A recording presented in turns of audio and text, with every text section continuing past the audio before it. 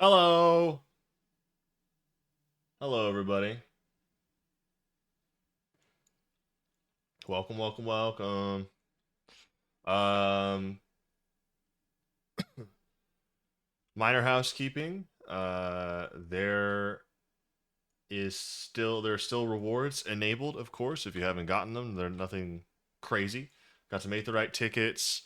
Um, I believe there is a mount you can get if you haven't gotten it. That's a pretty common mount, so I'd be surprised if you haven't. I'm saying that, but I'm about 90% certain that I don't have it, but I also don't watch Twitch streams very often for drops. Um, but it's probably popped up in a lot of other places. Uh, and I forget what the last item is exactly. One second. Uh, EXP boost meal set, 10 of those. So keep watching and you should get those things hopefully as things progress. Um, but other than that, there's not really. Say 4% boost food instead of the standard 3%. Ooh, 1 extra percent. That's, I mean, hey, any XP you can get with those 90 level 90 earrings, that's pretty good. That is pretty good. I'm gonna grab like a class you don't really care about, but some of the last ones you need to level. Just kind of grab one of those, boost up real quick. Slap the background music back on there. Let me turn it down just slightly for the stream. Just slightly. Okay. I hit that on an even 35. That felt real good. Oh. I'm not gonna lie, I'm super excited. I'm trying to see if the mic can pick up these dogs that are barking literally right outside. Oh, they're so loud. Our neighbors, I got like so they had like a chocolate lab, very cute chocolate lab. Um, but I guess they recently got this other dog. I'm honestly not sure what breed it is. I don't know how to describe it. Yeah, I'm not sure what breed it is, but it's very cute. But they're very loud. They're very loud dogs. It's a little much, I'm not gonna lie. So, if you do hear them, I apologize. I don't think you should be able to. Pretty sure. Ojika Slunjika has a message for you. Oh, I'm so hyped. I'm actually really hyped. Welcome back, Aka. I've just had word from Erenville. It seems he's managed to secure passage to Toral aboard a guild ship vessel. Why don't you wait in the main hall while I go and inform your travel companions? Should only take a moment.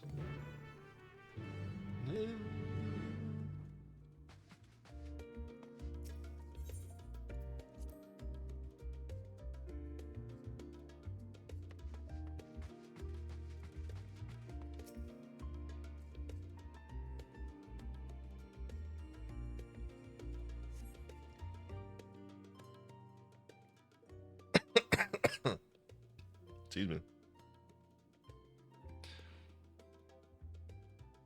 I've had coffee, a big dinner, use the restroom. We should be pretty much locked in. I got some water. I'm locked in. I'm ready to play. Ojika gave us the good news. We've made ready to set sail at a moment's notice. The only one yet to arrive is Erenville himself.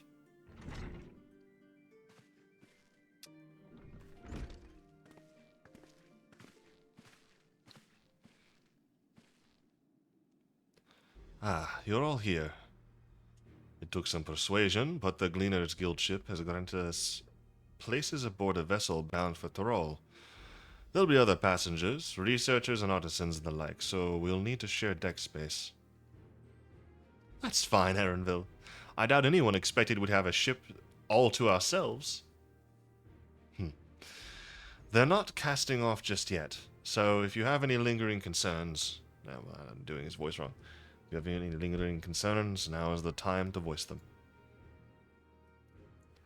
I wouldn't call it a concern, but everyone's still clear on what it is we'll be doing in Thoral, yes?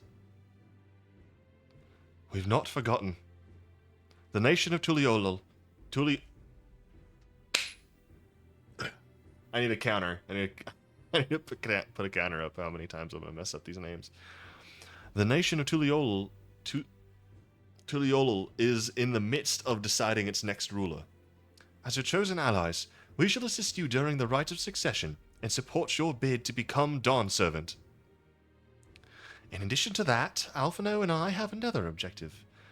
As part of its reconstruction, Garlemald seeks ways to reconcile and re-engage with its neighbors.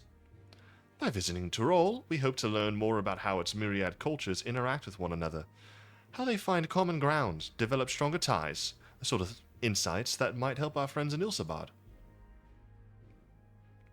But we'll pursue this goal in our own time. You can be assured that we'll give the contest all due attention. That's all I ask. Otherwise, you're welcome to do as you like. You wanted to find out about your grandfather, right, Cryle? Yes. As far as we could determine from the old missive I found, he had been tasked with investigating the Golden City by your father, the Dawn Servant. Yet oddly enough, we have no record of that investigation in our archives, and nothing to explain the earring which accompanied the letter. Thus, for reasons both official and personal, I should very much like to get to the bottom of this mystery. I'm sure there will be a chance to speak with Papa, who can get your answers right from the source. I look forward to meeting him. In any case, you're not the only one with an interest in the City of Gold. The Golden City is a children's bedtime story. I am part of this expedition only because the Third Promise has commanded that I serve as guide. Still playing the part of a stoic servant, I see. What of you? Don't you dare tell me you've changed your mind.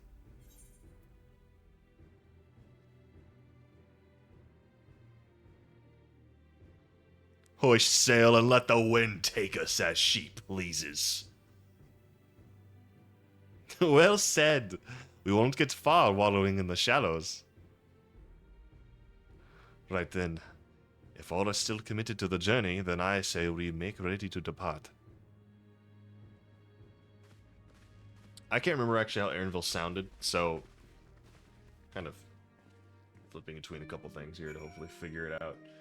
Ooh, my camera. I think the sun went down and all the extra light in front of me just kind of died. I can't fix that back up real quick. Just a little bit, just a tiny. Whoa, not that much. Solar flare. That's probably good. Yeah, that'll work.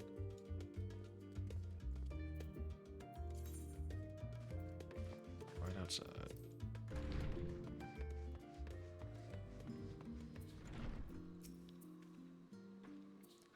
Eager as they are, the others have already left for the harbor. We're not in danger of missing the boarding call, but perhaps we should be on our way as well.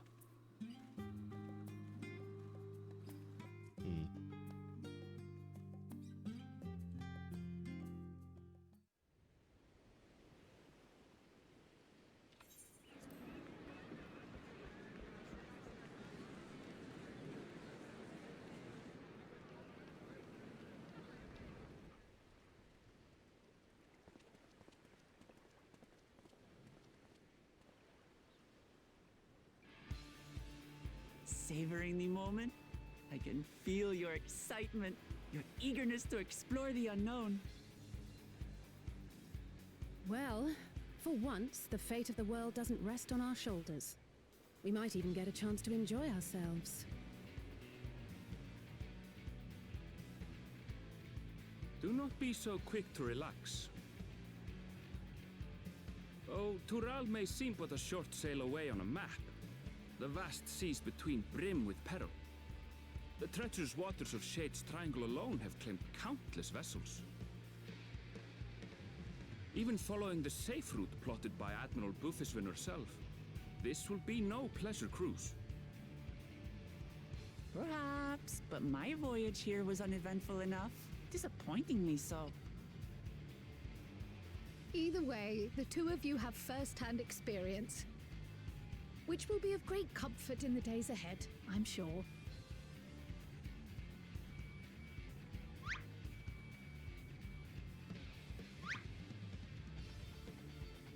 Aye, it's nothing new to us. All aboard! We're casting off! That guy It's went time. in on that I line. trust you have everything you need? His one line.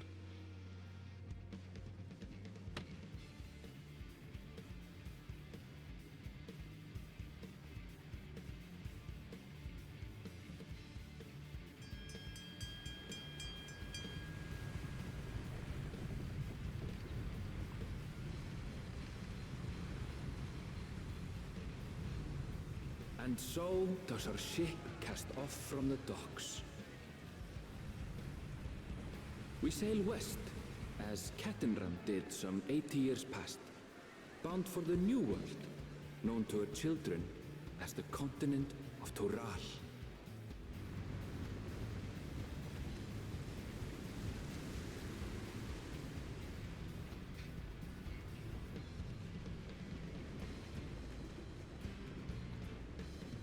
Just wait, Papa. When this contest is said and done, it'll be your daughter who sits the throne.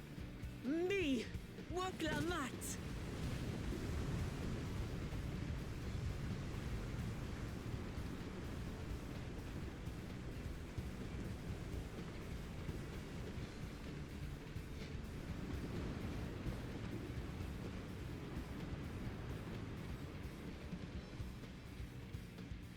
Ah. The ocean looks better than it has in the past. Wonderful. Oh! Map travel! Yay!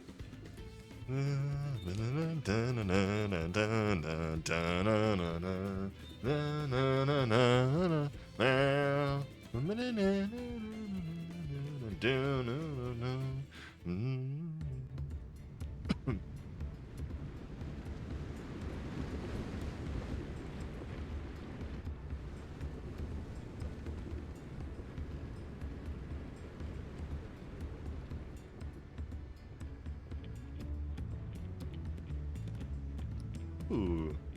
Bum, bum, bum, bum, bum, bum, bum, bum. Smooth sailing so far? Aye, so far so good. He got 2 lines. But this sea, 3. she's a fickle one. Calm one moment, blowing a gale the next. I'll take my rest while I can then.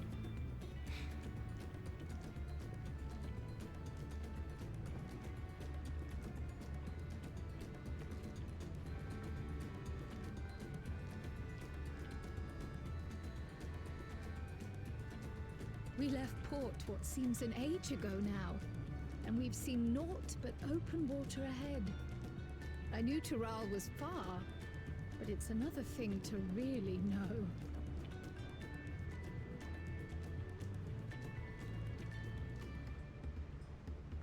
Speaking of which, some of our fellow passengers have made this trip before.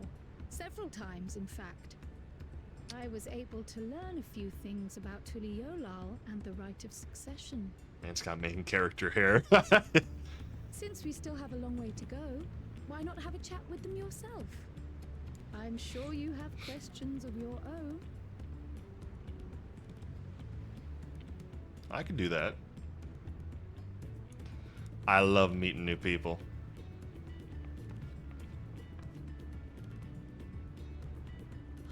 Did you look out across these same waters, Grandfather?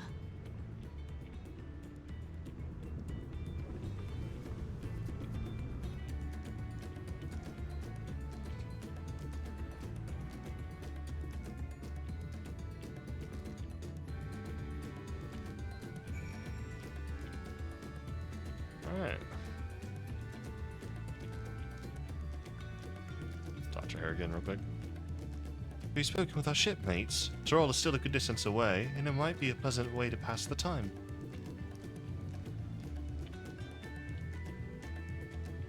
Wow. why did you have to have that type of name? Why is it so long and complicated? I can feel my edge start to dull on these long sea voyages. How about some light sparring later? I will consider it.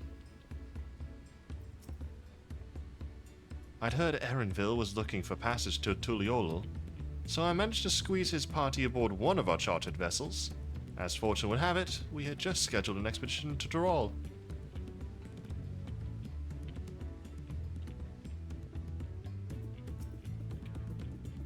I'm told this vessel has been equipped with a barrier generator to protect it from storms. A reassuring thought, though I nevertheless pray there will be no need for it. I don't see any signs of storm potential. Did you want to make a wager? We're taking bets on who will be sat next in the Dawn Servant's shiny chair. There are 4 claimants in the right of succession, your young Wook Lamont being one of them, of course. But from what a mammal job bloke was telling us, the other 3 are all strong contenders. Not too many keen to risk their coin on the third promise.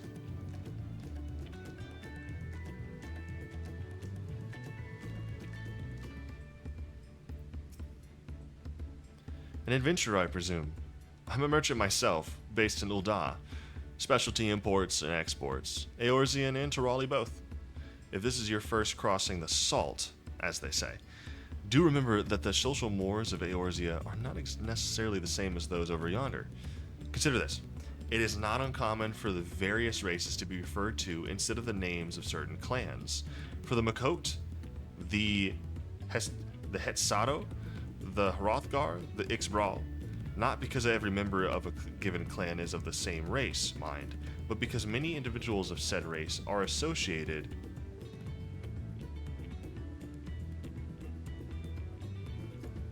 with that clan. A fair assumption in certain cases, but take care not to give offense. I will do my best. There's some of the wording in this DLC is a little extra confusing. A story?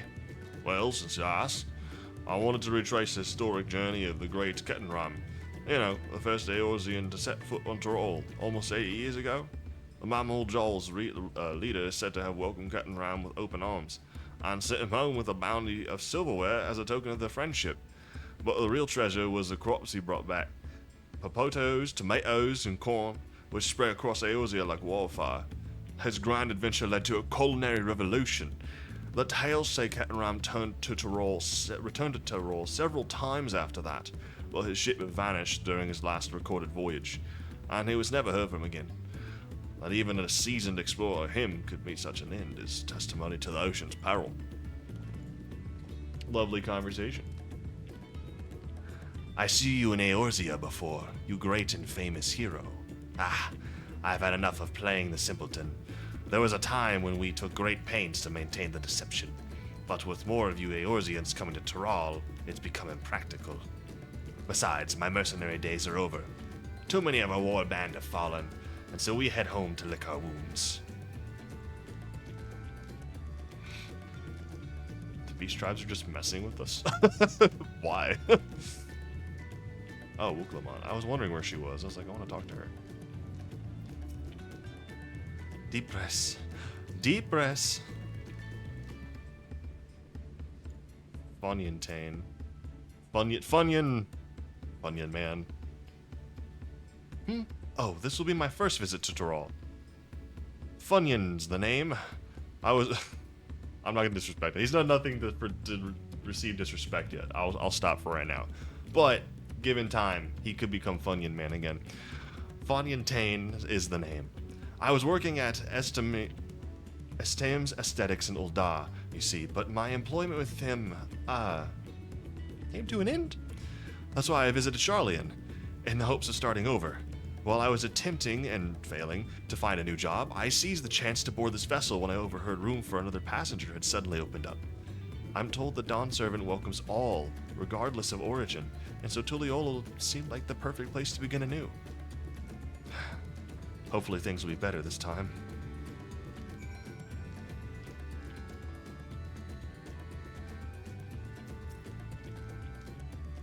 Did you learn anything of interest? Oh, I hadn't heard that about the clan names. We should have Wooklamont and Aaronville teach us the ones we should know. Actually, it's getting a little chilly up here on deck. Let's all gather in the cabin.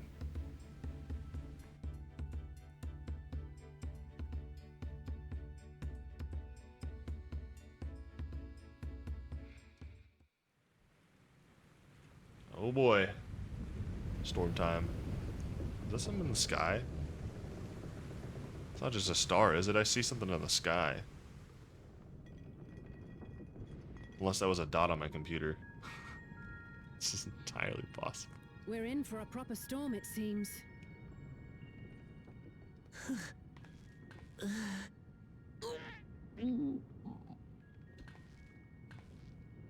How's your stomach? Any better? I don't know what you mean. I don't get seasick. I'm just feeling a little nauseous is all.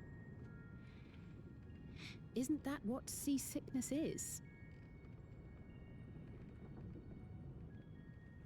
Aaronville, you were born in Tural, yes?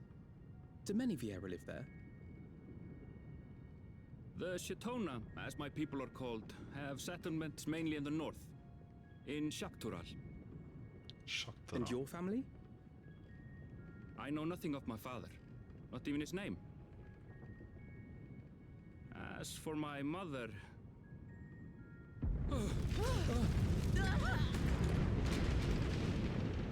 Oh boy. 4 lines. This man's gotten 4. Oh dear.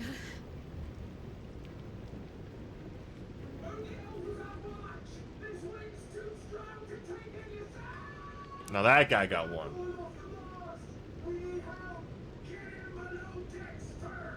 5.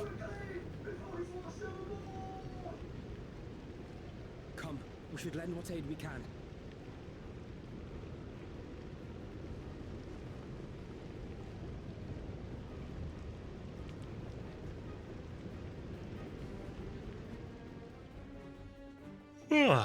Excuse me.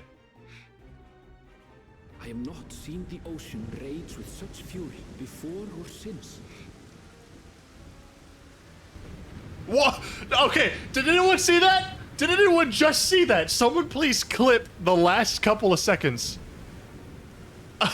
There's someone floating in the mast. Sending sailors tumbling. The dauntless Alizé, There's just someone floating in the sky.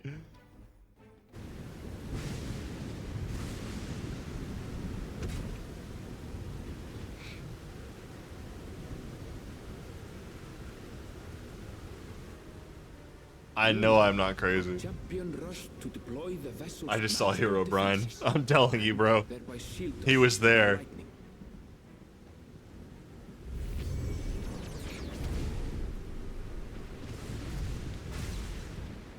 What an extraordinary life he must lead to be able to operate such a device with practiced ease.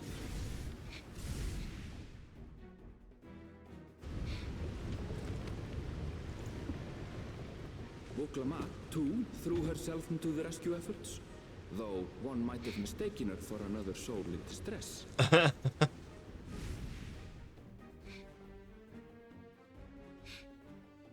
I hope one of you got that clip because yeah, no, I definitely saw that man flying. By the time the unruly seas had calmed, our strength was all but spent, and we had yet to even glimpse the shores of Tural.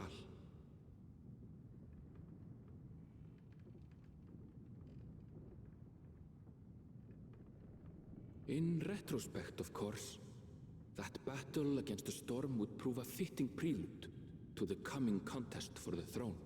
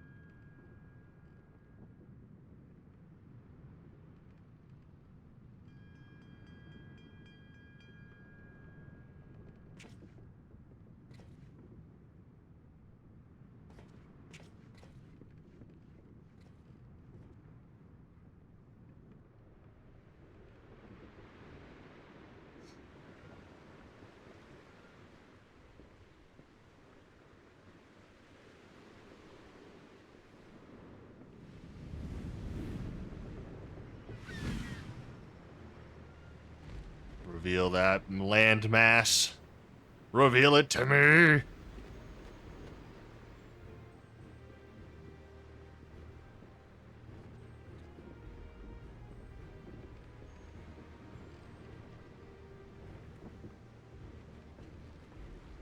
Morning. Joining us for some fresh air? Seems my belly has settled along with the weather, but I'll feel much better once we're on solid ground.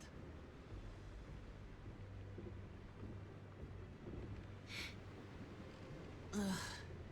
Can't be much farther now, can it?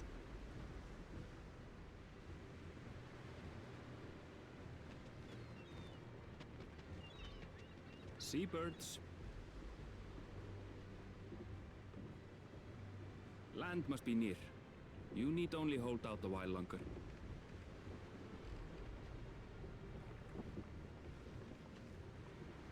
For a dark moment, I thought the ocean might swallow us. Glad to have my pessimism proven wrong. In other good news, I examined the sailor who took a fall, and he's faring well. I'm sure he'll make a full recovery. Good news indeed. If all's well, then we needn't delay in launching the landing boat. Ships have to lower anchors some way from shore. Too close, and they risk having their underbellies ripped open by the reefs that crowd Tuliola's coasts. Come. Makes sense.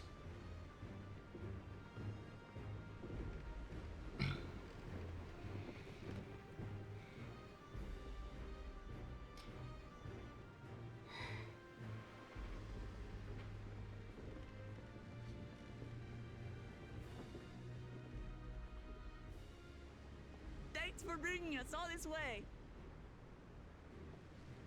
Ha! We only did what we were paid to do. Couldn't hardly set you adrift halfway. If anything, it should be us thanking you for helping us through that beast of a storm. As a matter of fact, everyone's starting to fancy your chances in the contest. At this rate, we won't be able to lay wagers no more. Then I better not let you down.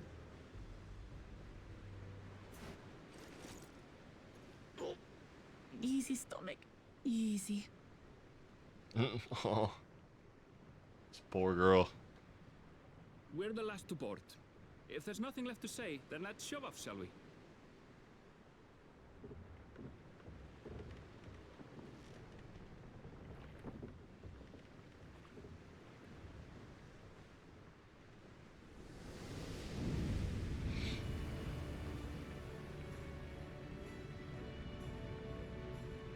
Yes.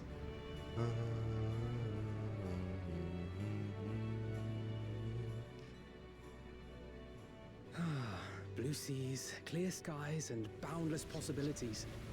I dare say our destination will soon be in sight.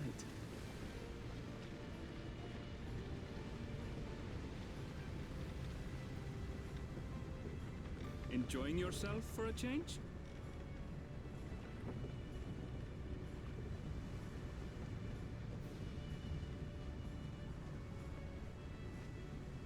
There, look, my friends.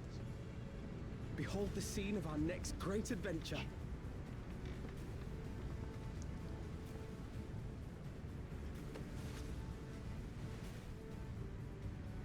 At last, we are come to the land you call the New World. To my home, Tural. Ah. Look at it. Ah. Title sequence. Finally, we're here. Pretty hype. Pretty hype.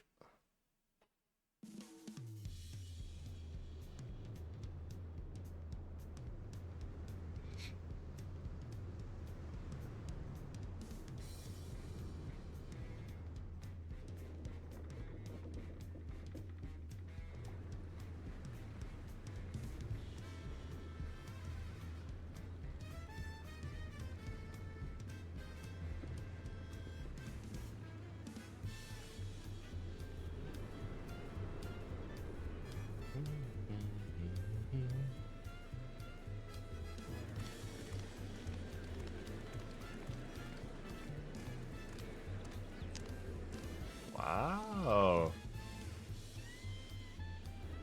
The outfits are very, very nice, and the buildings are like this is probably the most different from Eorzea I think we've been in outside of like Amarat.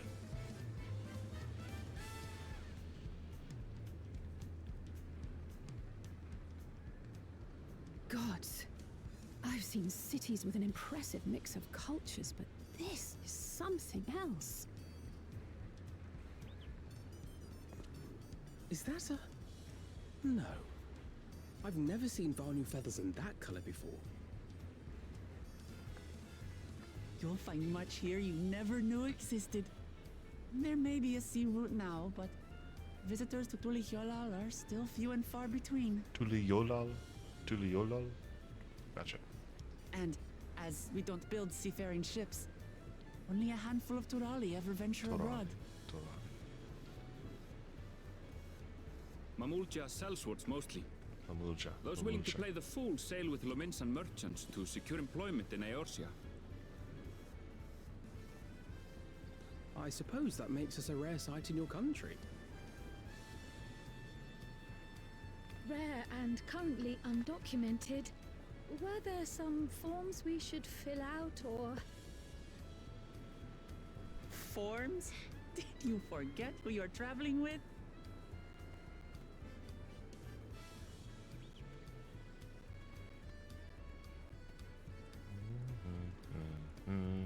And who are you? You are outsiders? Visitors to Tural? We are. Our nation is soon to hold a right of succession to choose its next Dawn servant. We will not abide interference from foreign agents seeking to foment trouble. What brings you to Tulihyolal? I can answer that. These fine people are allies in my succession.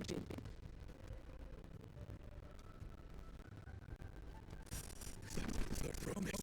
If you vote for them, then all is well. Of course. Please accept apologies. No need to bow and stray. That our soldiers are so diligent in their duties fills me pride.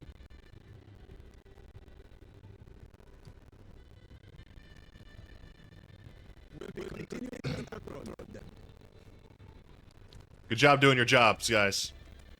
Also, Will Clement, you just earned some respect points from me. You really are a figure of authority here.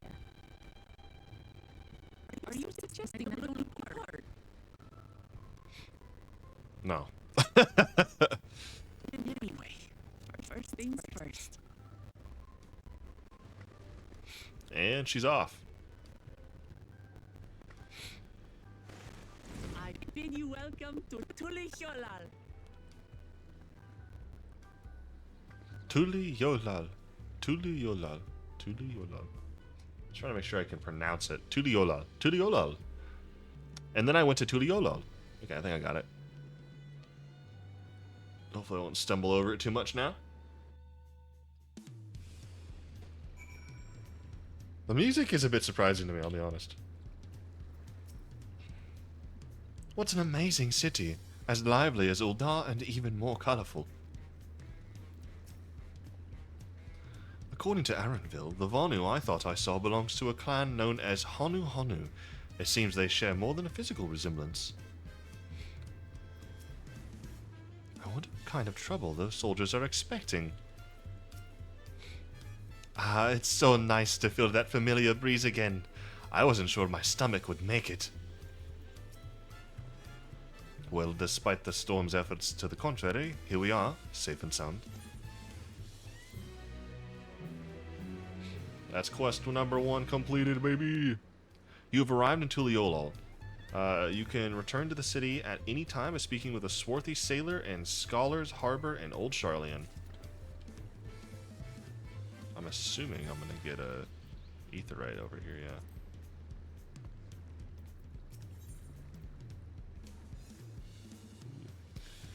While being on solid ground has improved Wuklamat's mood, her stomach appears to be lagging behind the nation of Tuliolol.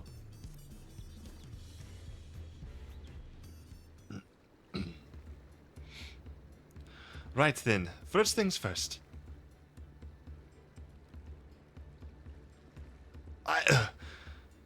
Still a bit queasy.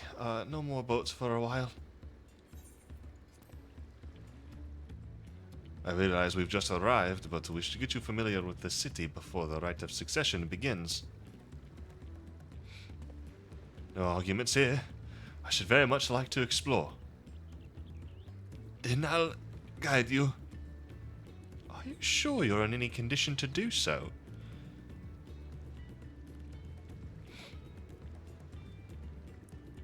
Aha! We were wondering who these strange folk were, so the Third Promise has found herself some new followers here then. Followers. Wuklamat, are you unwell?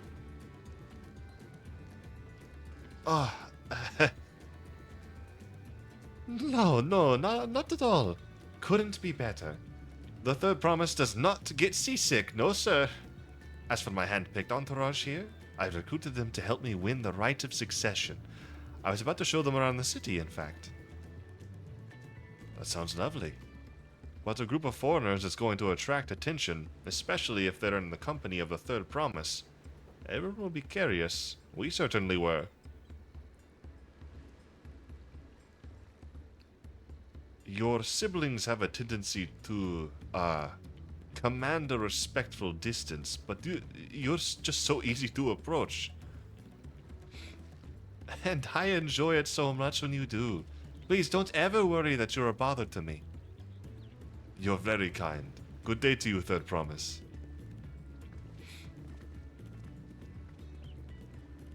They did have a point.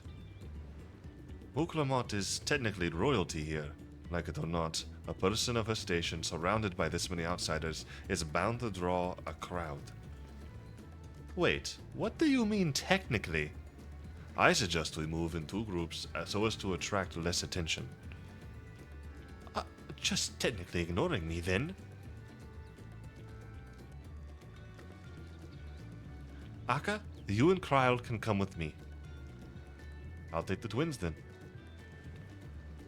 We'll get in touch once we've had a good look around. That voyage was hard on all of us, so take it slow and recuperate. We have enough time for that. Enjoy your wanderings.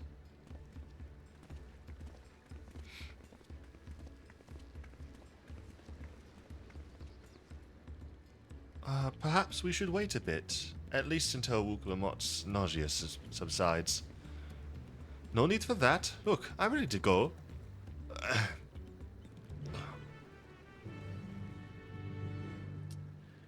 Alright, so she's a bit too focused on looking good. Rather than on being honest. Tuliolol isn't going anywhere. Let's give Wuklamat a little more time.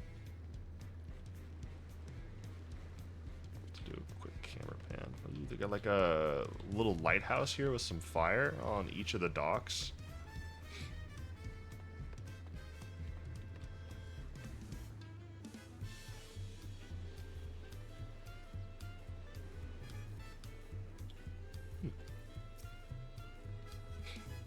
I'm fine now, really. I can't stand around all day feeling sorry for myself, what with the contest looming and all. Now then. Seeing as we're already here, I might as well tell you about the harbor. LvL already mentioned the reefs in our coastal waters, which explains why you don't see any big ships moored at the docks. Only vessels with shallow drafts can navigate the bay. Mostly small fishing boats or barges ferrying cargo up and down the rivers from inland settlements. Much of the incoming traffic is from Dawntrail, the southern landmass. The clans there produce various goods for export. Their wares are unloaded here and carted off to the merchant stalls in the neighboring markets. Speaking of which, Bayside Bevy should be our next stop. Wuklamat and Kryl are now accompanying you. Keep them at your side in order to pursue the quest objectives. Blah blah blah blah blah. Yes. I wonder when they'll finally stop giving me that tutorial there that I don't need. Just saying.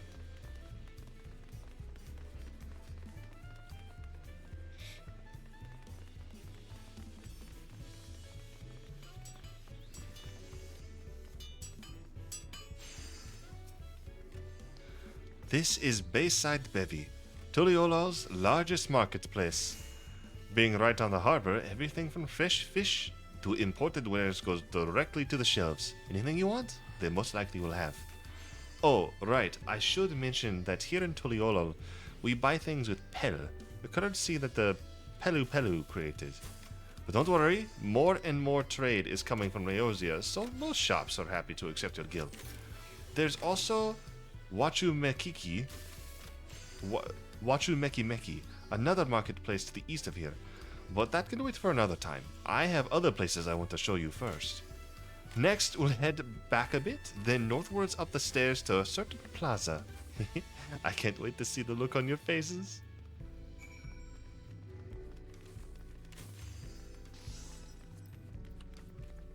What you thinking, Cryle? It's reassuring to know we can use our guild for shopping here. Suspiciously convenient. Yes.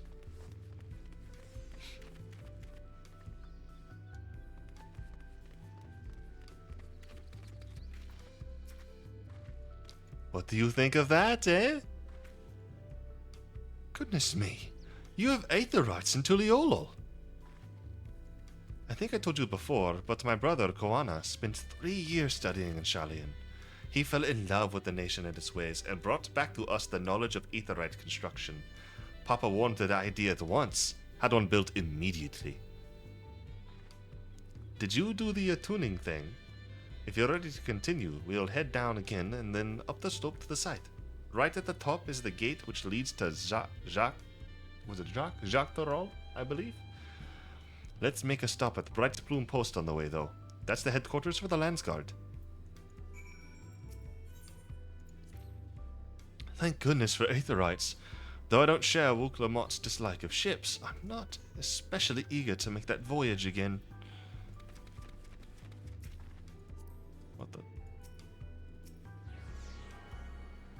And... boom. Acquired. I'm just gonna have to find all the Aetherites around the city. Little mini ones. Most boring part of the stream are going to be currents and mini Aetherites. Okay, I just went the wrong way. The music, like, is a half mix of making me think of like 1920s style, like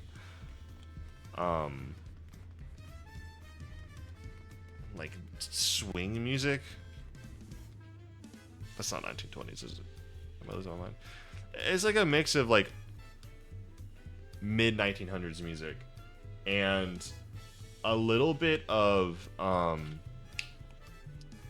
what is it? Dang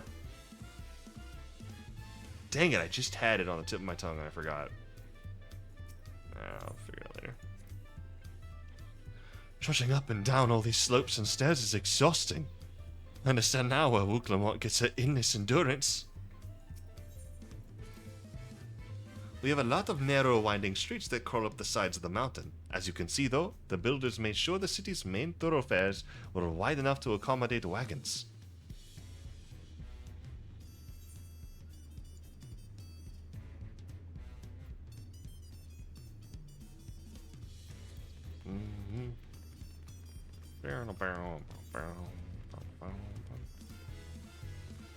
I cannot remember. I was gonna make like a comparison or something. Oh, to the music. It's old-timey, and also is making me think of oh, I almost had it. Come on.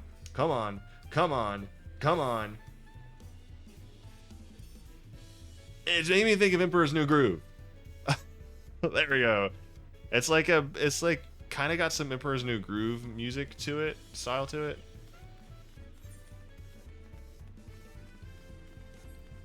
Now that's a weird comment. Not like right now, but sometimes it's hitting that way to me. Sorry, actually a little quiet to me. I'm gonna bump it up a bit more. Quick check. How is the sound quality of the stream and video quality? Everything okay?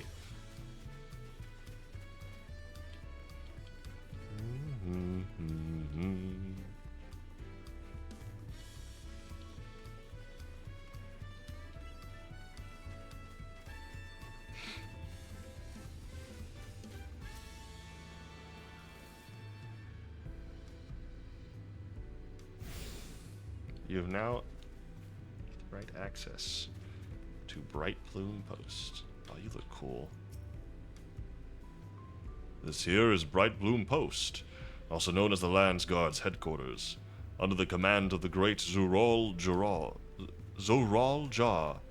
We hone our combat skills in order to apprehend any threats detected on patrol. You may come and go as you like, but don't cause trouble, you hear me?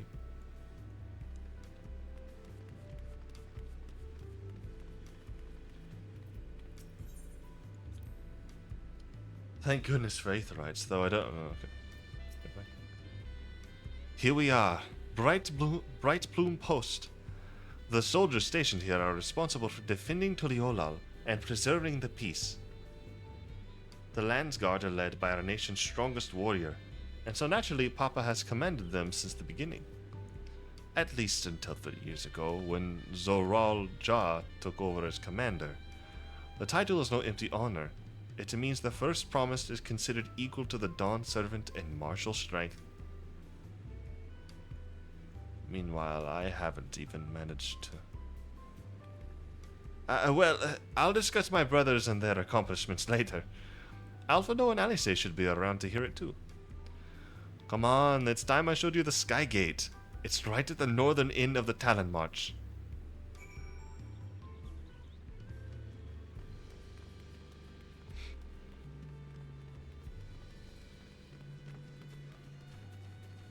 The Sky Gate. Now you have my attention.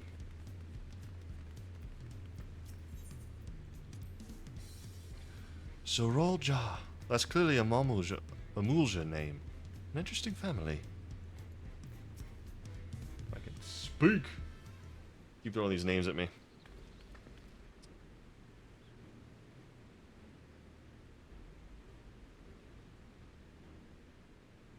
Massive, isn't it? And on the other side is an equally massive bridge to match. Both were constructed by a race of giants, the Yakhui. Strictly speaking, Torol is actually two separate continents. Yogg-Torol, the southern lands of the mother, and Jacques-Torol, the northern lands of the father, which lie beyond the bridge. Legends say it used to be one great landmass, but long, long ago, the two gods fought a titanic battle, and when one threw the other to the ground, the impact was so devastating as to split the continent in twain. A familiar sounding tale. I put in mind of the conflict between Hydaelyn and Zodiac. But getting back to Jacques-Torol, those lands are also part of the Tuliolal nation, correct? That's right. Isn't my father incredible? He united the peoples of two continents into a single nation. The many clans of Torol had been at war for generations. It was only when Papa traveled the lands and put a stop to the myriad of conflicts that we finally had peace. And that's the main reason I want to win the throne, so I can preserve the peace he built. But I see you're more interested in what's behind the gates than hearing about my aspirations. Crossing the bridge to Jacques-Torol requires a special travel pass. Unfortunately, they won't issue any new permits until the right of succession is over. I promise to get you one when I'm Dawn Servant, but until then, you'll just have to wait.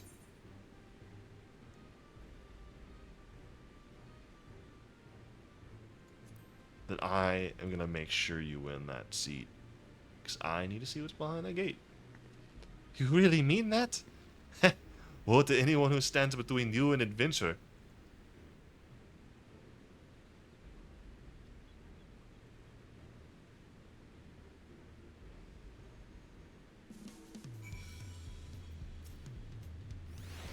tired from all this walking.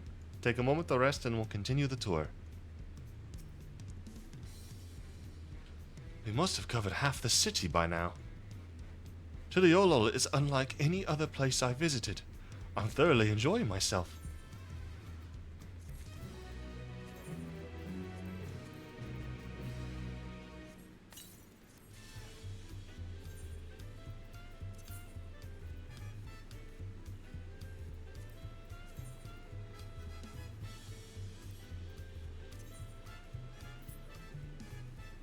Assuming these are better.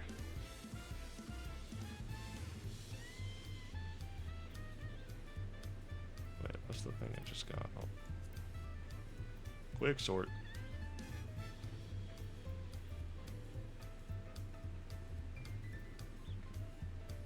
Oh. Why does it do that?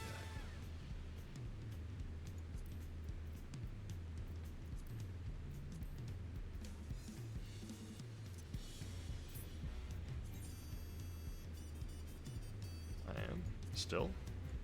Really? You're certain about that? Okay. Just to double check that.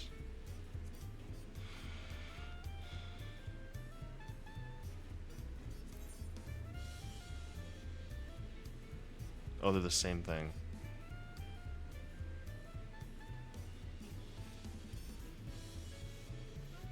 That would be why.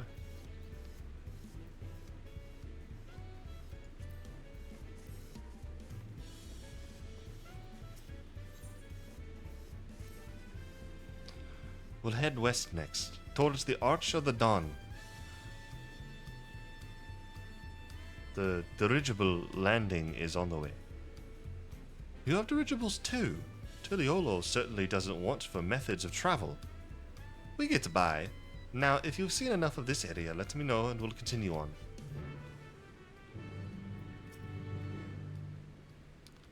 The Arch of the Dawn is on the other side of the city, so speak up if you see something that interests you as we walk.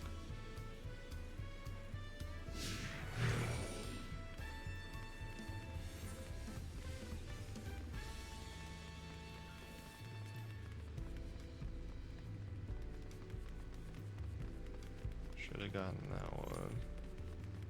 See, there's one over there. 1, 2, 3, 4, 5, 6. Container locates. There's a market board here. That's pretty good. This is a huge city with a market board. That's, I mean, is this the biggest open like city that we've had in the game? Like, I'm really trying to rack my brain here because Ul'dah is large. I mean, all of the cities are large, but like Gridania is just kind of like squished in between like a bunch of trees and hills and stuff like that. And Limsa is like small circular platforms that go into hallways and more circular platforms. And there's like, and what I specifically mean is going through a room and having to pop out into another instanced area or another, like, you have to load into a separate section. But so far, at least from what I'm seeing, compared to like Ul'dah, Sharlayan, Rods at Han, like this is the largest fully functioning area that has retainer bells, vocates, market board, shops, mender, chocobos. I mean, I don't know. There's not like too much it's missing for a hub, if anything. Like, this is pretty good, and I'm sure like a bunch of quests and stuff are gonna pop up here soon. I'm still struggling to conceive how one could construct an entire city on the side of a mountain. This was originally the site of Yakhui Temple. The giants built it when they were first making the bridge to Jacques Doral to appease the god who slumbers in the Great Ocean Trench. After the Yakhui withdrew, the temple stood empty for centuries. So when Papa was establishing his new nation, he saw a structure he could refurbish into a palace, sitting practically in the center of Toral. He gathered artisans to do the work, and the houses they built for themselves became the foundation of the city you see today. Speaking of houses, we'll be passing through the Resplendent Quarter, the biggest residential district in Tuliolol. We climb these set of stairs here all the way up.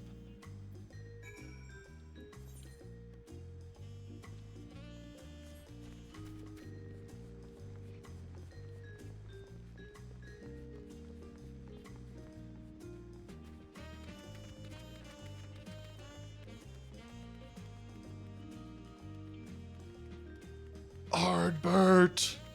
Hello!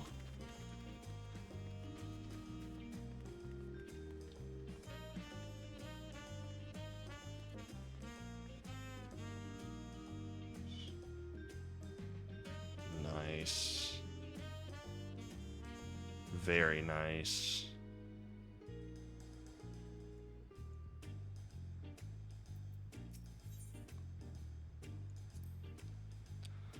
Papa's palace is called Volok Shunsa, which roughly translates to Invincible Resilience. You probably want to take a closer look, but we'll be coming back here later. Let's move on for now. The sheer scale of this palace is incredible. I wonder what that carving at the top represents. It's like two birds.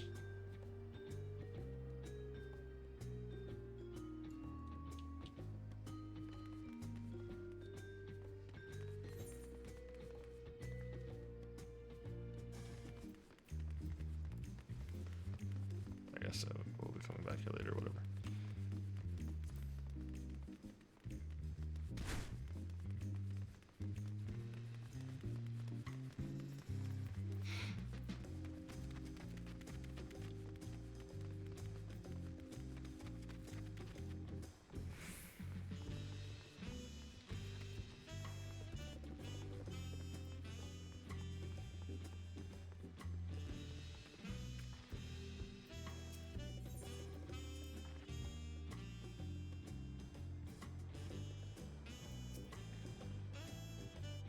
So this is Resplendent Quarter. What manner of people live here? Oh, we have residents from all the Octoral clans. Amulja, Isbral, Pelu Pelu, Moblin, Hanu Hanu. We also have Tano Watawat,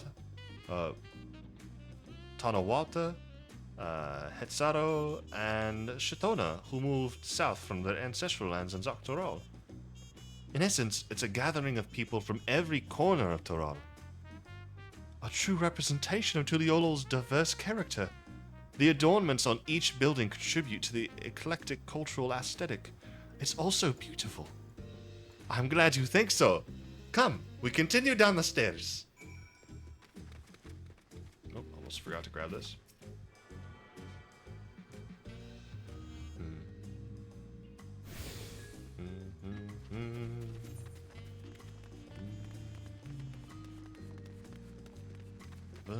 Dun, dun, dun. This is the etherite in the market, like a goober.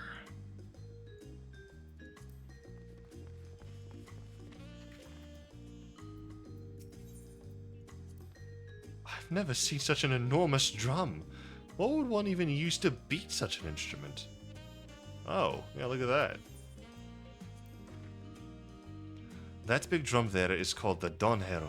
They play it for formal occasions, like when honoring the Landsguard's returned from a dangerous duty. I tried hitting it with my axe once and ripped the skin. Earned me a proper scolding, let me tell you.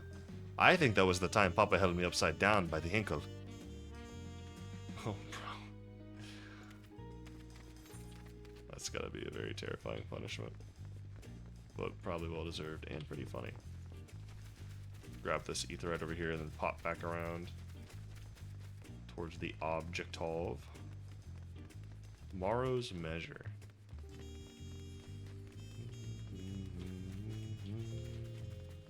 Should just grab one from the palace. I don't know why I didn't. Wow, there's a lot of people over here.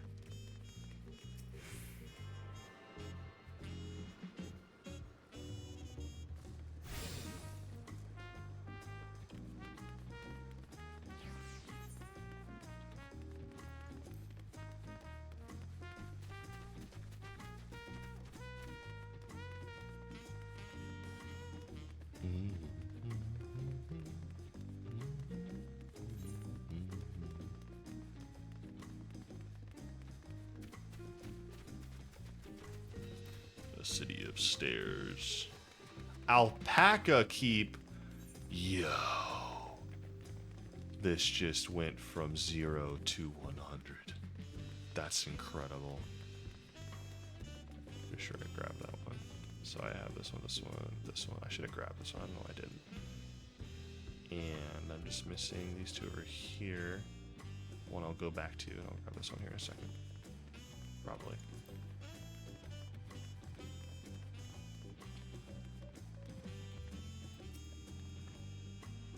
And here are the dirigibles. Not bad, eh? What are... Oh, they're hot air balloons. I hear other nations use airships to sail the skies, but you'll only find balloons in Tuliolol. We have them for the exact same reason as the Aetherites. Goanna brought back the plans from Shalian, and Papa thought them fantastic and commissioned their construction. This was around 3 years ago? Since that time, we've added flights to other settlements. Trade with frontier communities has never been easier. But that's enough about dirigibles. The Arch of the Dawn awaits. Am I saying that word right? Dirigibles. Dirigibles. Dirigibles. Giblis. Dirigiblis. Derivative.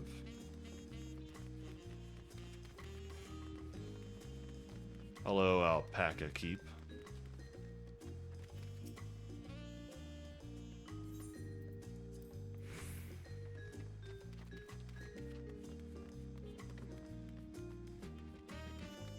Alpacas acquired.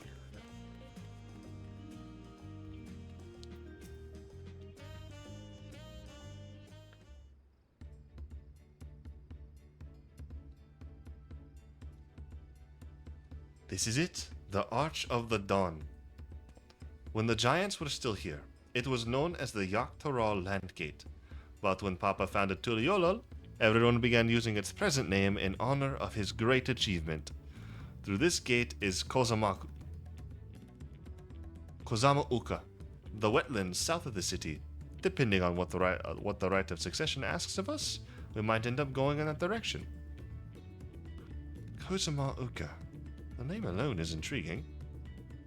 Speaking of which, what are those fluffy animals we passed earlier?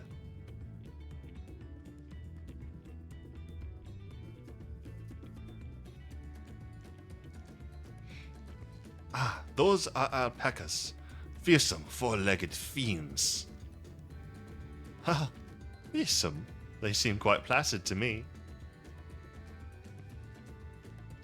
Oh. You'll learn soon enough, Kryl.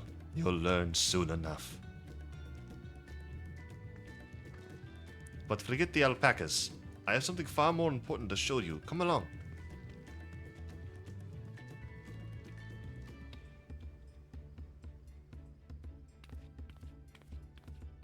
Dude, alpacas can be pretty brutal. And they spit at you. They spit. It's disgusting. Probably got blasted with nastiness. I feel for her on that. That sucks. If you wish to learn the history of Tuliolol, then look no further. These stone pillars, you mean?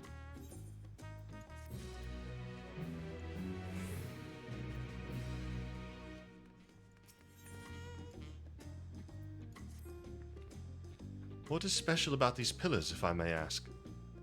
At a glance, they might look like ordinary stone decorations.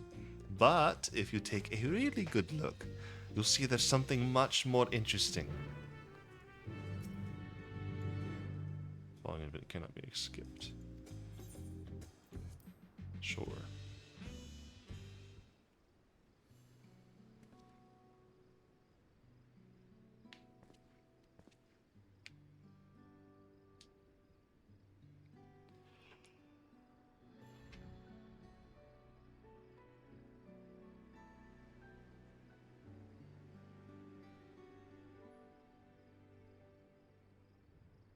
These don't look that old in their construction either.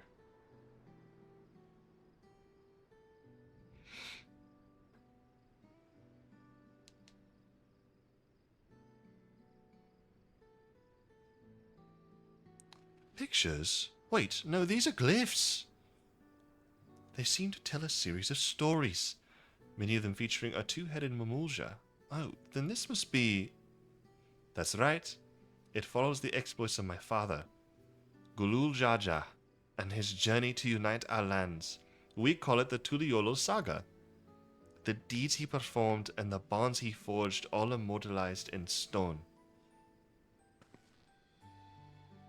There's no better way to learn how Tuliolo came to be. Study them as long as you like.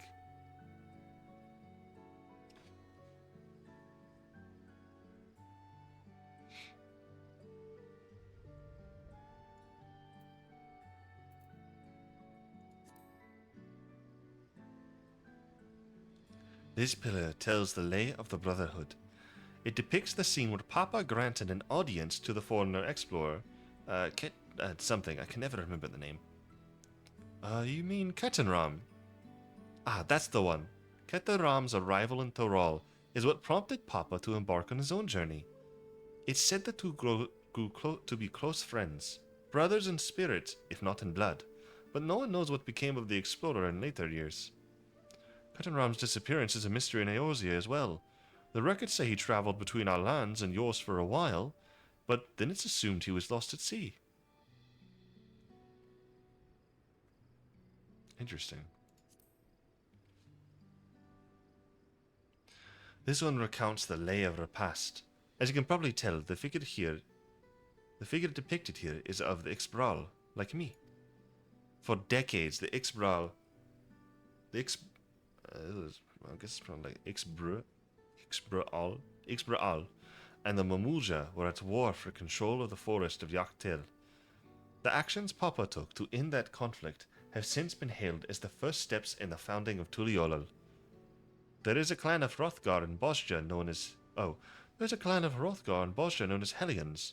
In their society, the women rule as queens, and the men serve as devoted subjects. Yet here in Tyrol, Ixbral men and women appear to be of equal status. How dramatically culture can vary with location.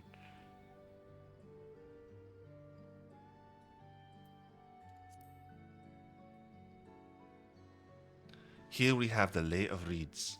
This is the story of when Papa visited Hanu Hanu in their village in Kozamak Uka.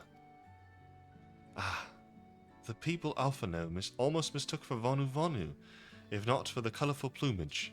He spent a fair bit of time among the Vonu in the Sea of Clouds, so it's no surprise he took an interest to your countrymen. I don't know how it is with your Vonu, but our Hanu are a bright and cheerful sort. They hold this one festival every year, very famous and a lot of fun. Her voice is so much fun to do. Let's see. This one is the Lay of Pots, which depicts the Moblins of Kozama Uka. They might wear odd masks and sound weirdly muffled when they talk, but the gold and the silver work they sell is the best you'll find anywhere. Moblin goods are the standard when it comes to gift giving. Clearly, the Vonu aren't the only people with distant Tyroli counterparts. If you're done with the first staff, we can move on to the second.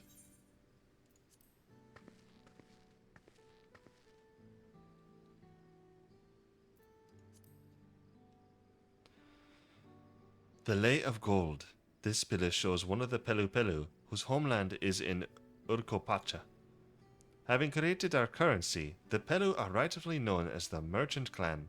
They oversee Tuliolo's markets, and their traveling peddlers are a common sight no matter where you go in Toral. Don't let their size fool you. They might be mistaken as children, but beneath those beaked masks, they are clever and calculating traders.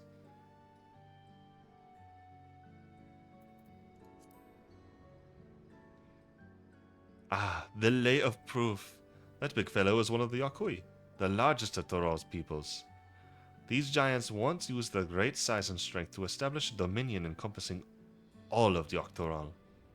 Having brought the southern reaches to heel, they then turned northwards, setting their sights on Yogg-Toral. You'll recall that massive bridge they built beyond the Skygate. Sometime after launching their northern campaign, however, they just gave up. They abandoned the lands they'd conquered and withdrew into the mountains of Urkopacha. I've never even seen any of their kind so much as set foot in the city. This was a people with the power and resourcefulness to raise a temple on a mountaintop and build a bridge across the sea with stone. What would move them to renounce their ambitions and their place in Tiroli history? Well, I'm assuming we'll learn. And it's going to be dark and horrifying. Oh, this one is my favorite. The Lay of Ice. It depicts the battle with the legendary Toral Vidral, Valigamanda. I should explain. A Toral Vidral is a creature that has lived far beyond its usual lifespan and awakened to preternatural power. Tataru described the Far Eastern auspices in a similar fashion. Could this be the same phenomenon? Valigamanda itself was dubbed the Skyruin, a name earned for its destruction and terror it visited upon Tirol every time it stirred from its slumber. But 80 years or so ago, its ruinous reign was brought to an end. After a great struggle, Papa and his comrades managed to overcome the raging Vidral and seal it away in the Urkopacha mountains. Despite his reputation, however, Valigamanda is also a symbol of power. That's why you'll see its likeness on Tuliolo's national emblem and adorning the banners at the palace.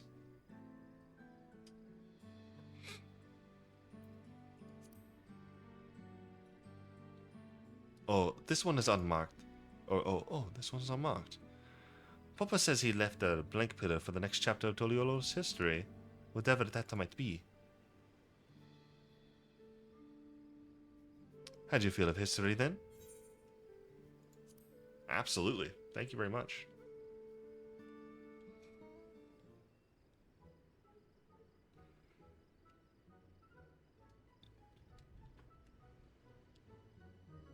Glad to hear it.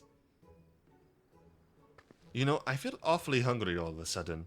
No surprises there, seeing I couldn't keep anything down for a while. But now I think I'm ready to eat again.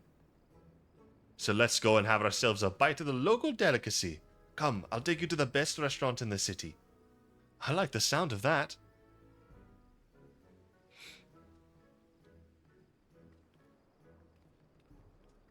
I see it ain't the right. Locked in.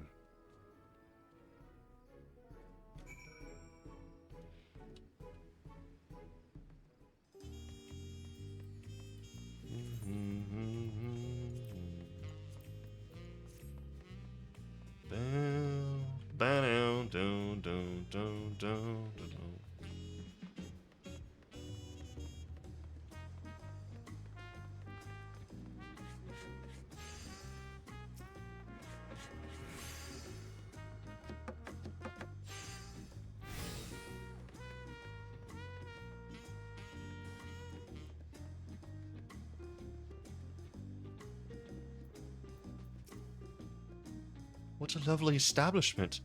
I'm reminded of the Bismarck and Limsa Laminsa. Have you ever had tacos? They're a Tuliolo classic. You bake a crunchy shell made from corn flour and fill it with meat and salad. A lot of shops and stores sell them, but I like how they're made here at... Why have they done this to me? Why are they doing this? Here at Exbaliav Tier Best. And I need one right in front of me right now. Let's head downstairs and place an order with old Brook Evu. Brook Evu. Brook.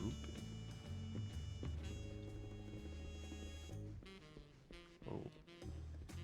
Not expect all this down here. Have I gotten that one? Yes.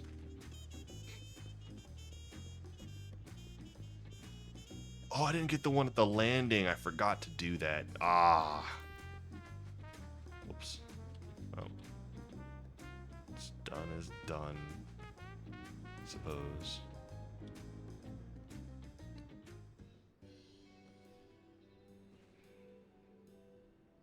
Brook Evo!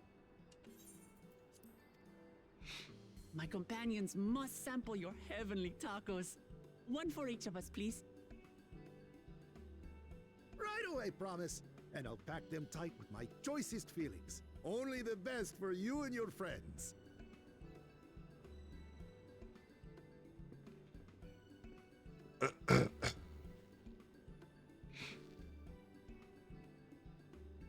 Did you hear the Silver Scares are back? Seems their overseas foray ended in disaster. More than half their warband is missing, including their leader.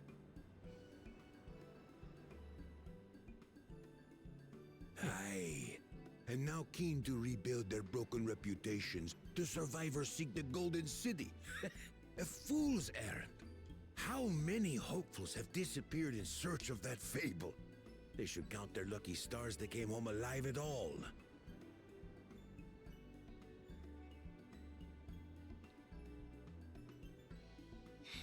The legend of the Golden City is well known here, I take it. It is, but as no one's ever seen it, many question if there is any truth to the tale. Like our skeptical LvL. I can't imagine the Dawn Servant would request a formal survey for a place that doesn't exist. Unless he didn't place the request.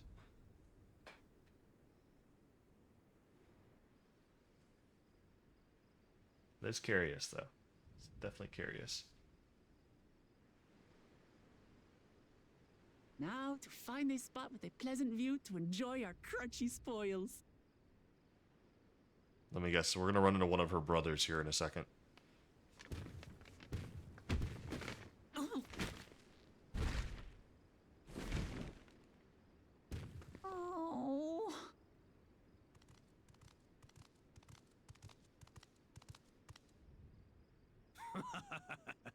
If it isn't the third promise.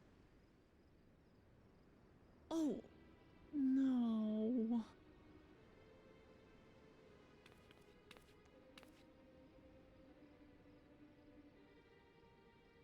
I don't know these ones.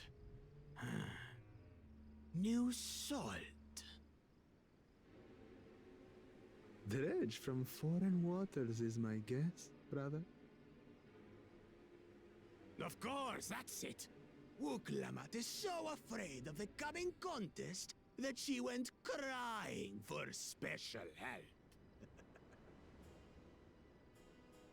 Was there something you wanted, Bakul Jaja? The third promise remembers us! Such an honor. Glory on your name, brother.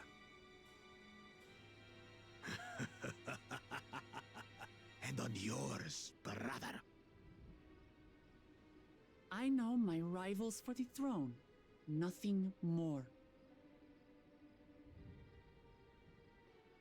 Another child of the Dawn Servant? No, this brute. We have no ties to their farce of a family.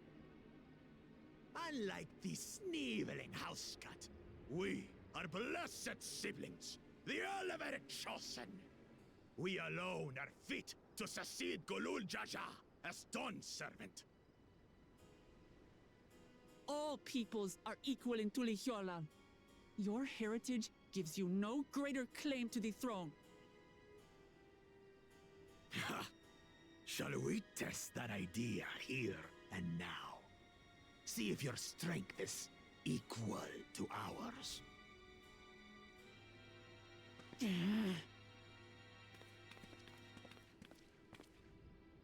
None of this has any bearing on the right of succession, correct? Best not waste your energies on pointless scuffles.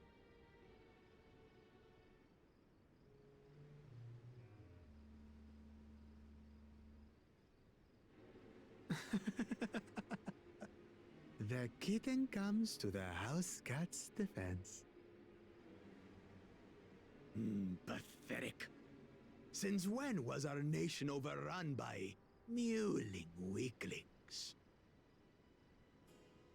Listen to me, you.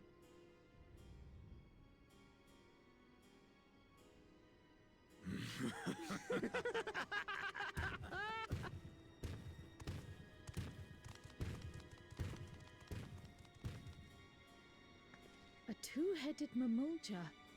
I knew of them, but that's the first I've seen in the flesh. Some get it into their twin heads that they're destined to follow in my father's footsteps. So they travel to distant lands to hone their battlecraft. Those are likely the ones you've heard about. Are there other two-headed claimants? No, just Bakul Jaja. Even in Tural, his kind are far from common. The Mamulja people largely belong to one of three clans. The Hubigo, the Bunewa, Bunewa, Hubigo, and the Dopro. Dopro. Hubigo. Every once in a great while, a two-headed forgot. offspring is born from a union between the brown-scaled Hubigo and the blue-scaled Bunewa. The child grows to possess immense strength, both physical and magical. Blessed siblings indeed.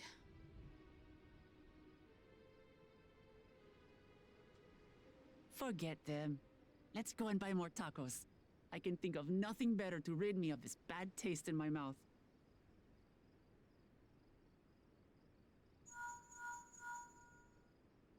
Enjoying your tour of the city, I trust. We've seen our share of notable sights and took a moment to rest. As such, we're ready to present ourselves at the palace for the rite of succession. Shall we meet you there? The palace it is. I'll let Wuklamart know. Destiny calls. Perhaps we can return for more tacos later? So it goes.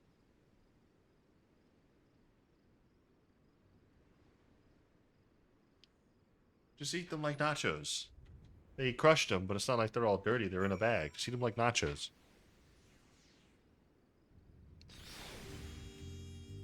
Easy fix.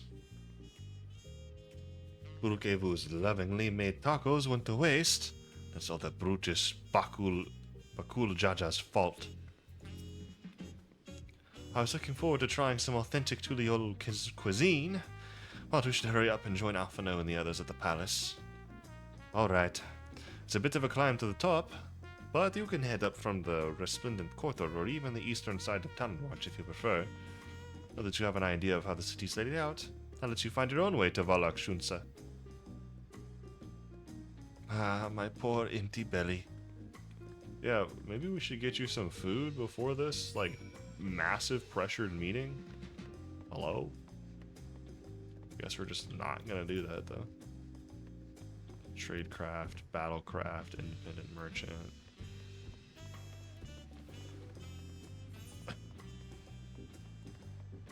Let me grab this one over here.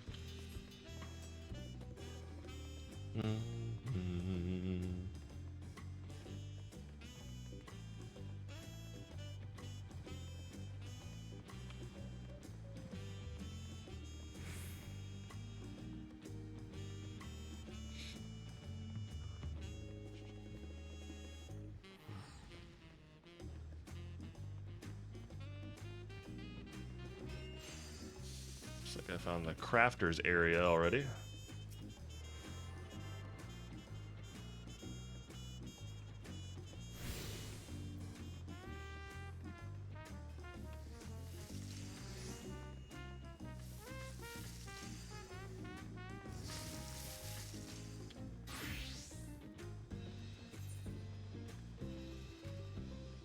See, I'm missing.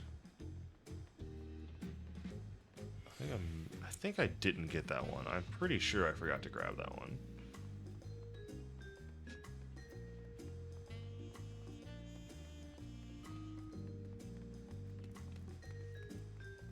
I think.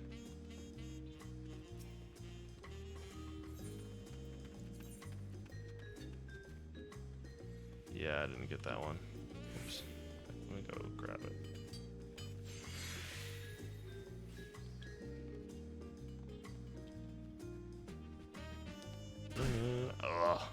Oh.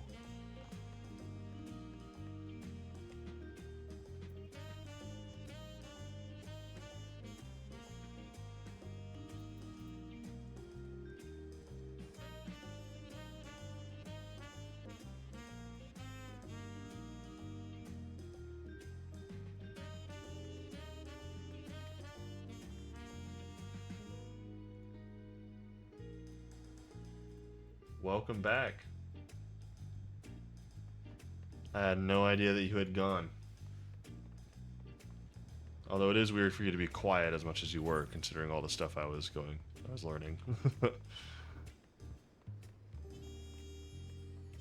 Pretty good. I'm already crafting theories in my head as to what some things could be. Not 100% certain.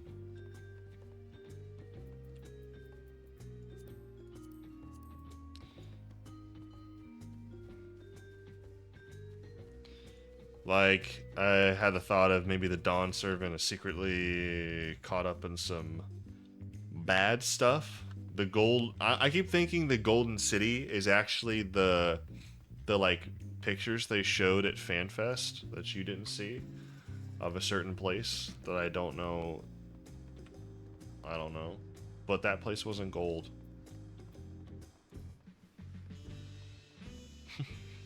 So I don't know.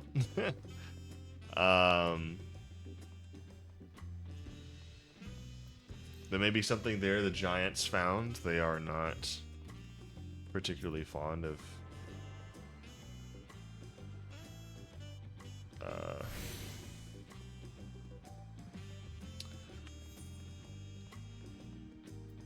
continuing what they were doing because they found something horrible there. I don't know. I don't know. The music here in the city kind of is surprising. I don't dislike it. It's good music. It's just I didn't expect this sound for this type of city. It's a little jazzy. Like I was saying earlier, yeah, it's nice. It's good music. But it feels like a mixture of like mid-1900s music and the music from... Man, I forgot it again. I had trouble remembering what it was earlier. It was, oh, like Emperor's New Groove. Like right now, this sounds like Emperor's New Groove when they're like chasing them down and like Yzma and Kronk look down and see that the map is leaving marks, and so there's like a path behind them. Like, you remember that? Like this feels like that music. Or they're just kind of like... I just... my immediate thought when I heard it. I will say this I think has to be the biggest hub that they've released ever. That doesn't require you to like load into other areas. Cause like Ishgard, you still had to load in to get to the other section that's this high up. You have to load in everywhere around Limsa. You have to load into 2 different sections of Gridania. Ul'dah is just like one big street, and everything else you have to load into to get in the back streets.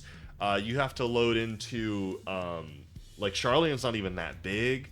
Razit Han is a decent bit bigger, but there's like, you know, I don't know. It's just kind of odd. Like, I don't think we've had a hub, like a city this ginormous that actually not only has functionality in it, but you don't have to like load into other sections. Like, I think this has to be the biggest place. Oh, hello.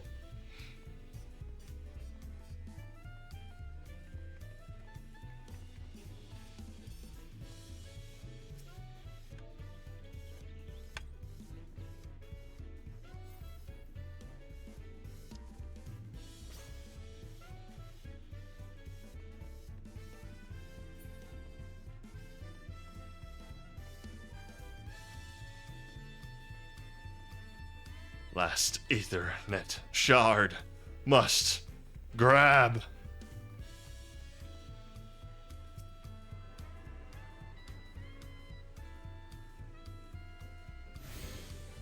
Woo! Attuned, baby. Oh. Big palace. And see, I didn't even have to load into here. We're just still going. Like, what? This place is huge. Kind of for no reason, almost.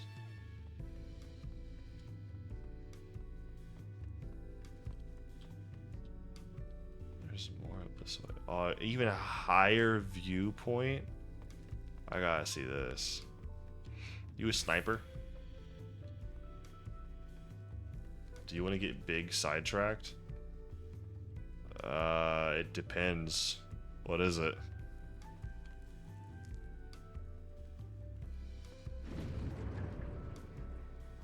Oh, I can see the water coming off of that. Oh, man. Like, you just think this is more ocean. No, it just drops. That's crazy. When they meant Skygate, they meant, like, Skygate. There's a Kugane jumping puzzle. Where? Here? Is it right here?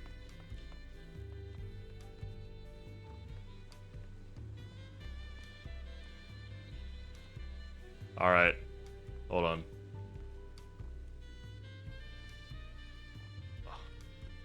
Here's what sucks, is I'm nowhere near as good as most other people.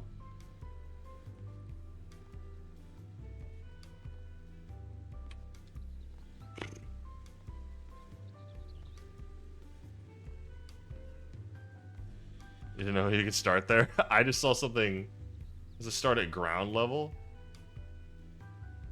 Oh yeah, look at that. Time to play fair.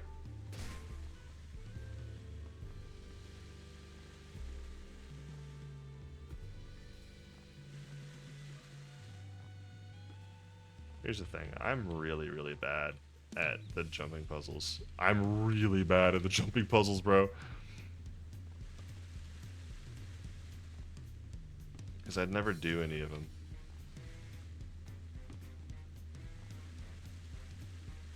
Okay. So I need to be up here to get on this one.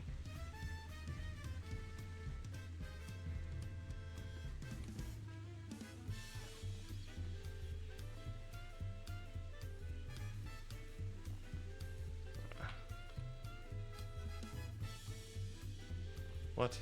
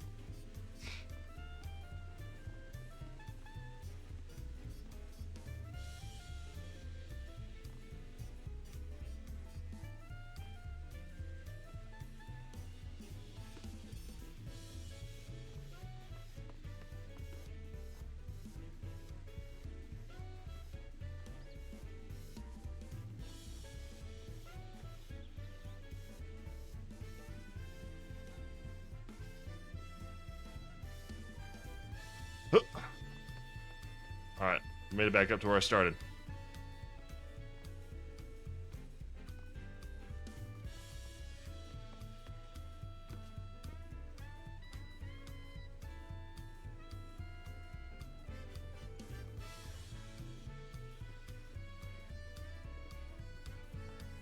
Maybe I actually didn't need sprint there.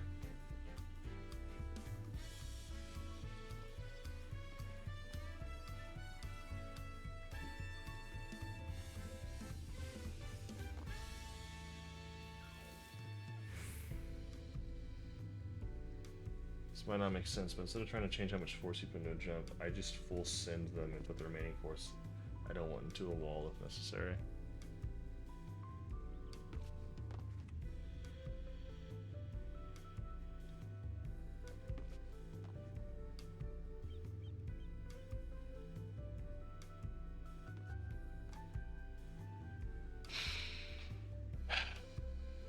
My hands are so sweaty right now. They are so gross.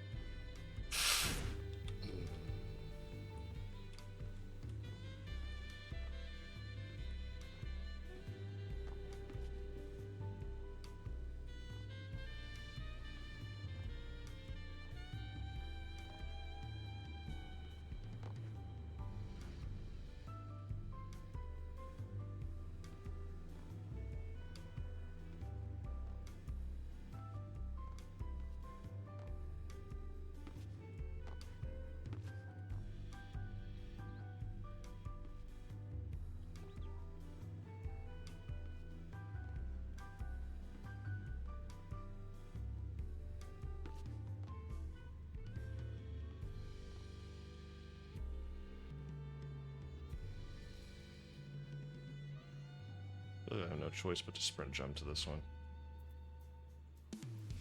That's where I'm supposed to jump to. Okay. Am I missing something? I didn't see another way to go.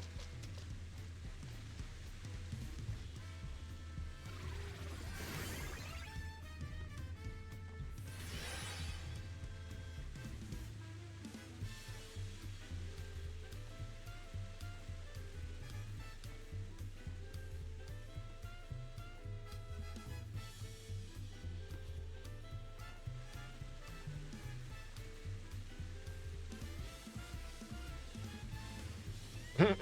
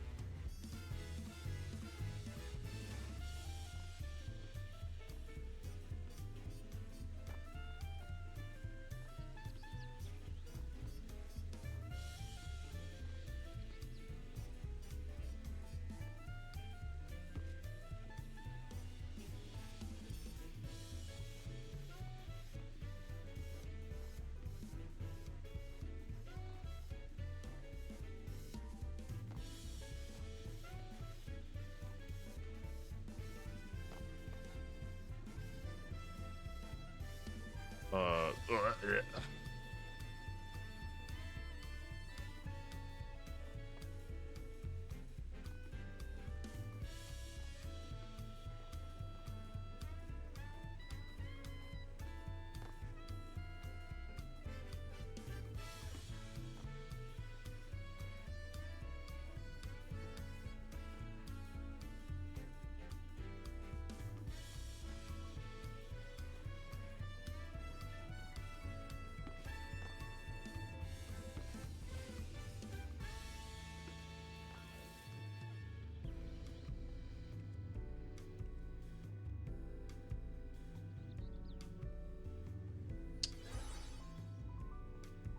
Oh, wait, maybe I need to jump from this one. Okay, I think I need to jump from this one here up to this one. That's what I need to do. Not from here to here. Which I don't think is possible.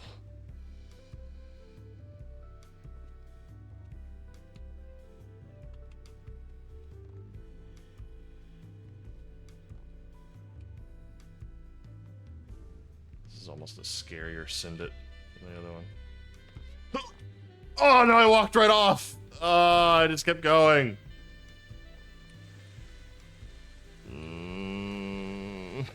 I hate...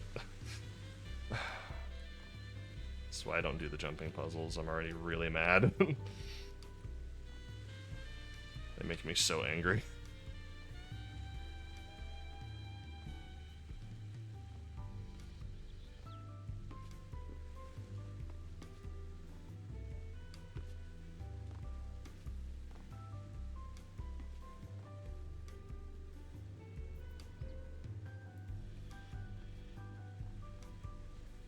Okay.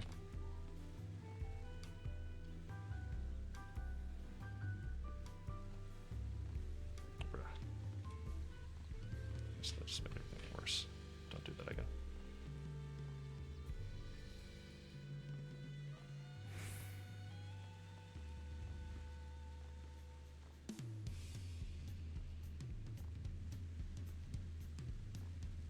Bruh.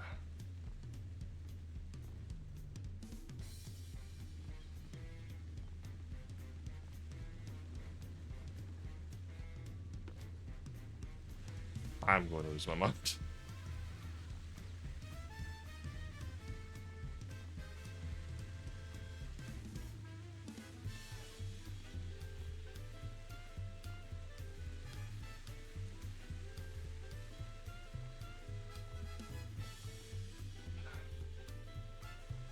Chump Knight gives me this exact same feeling.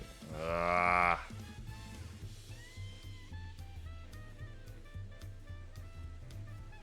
Forgot about that, like, slightly lowered platform.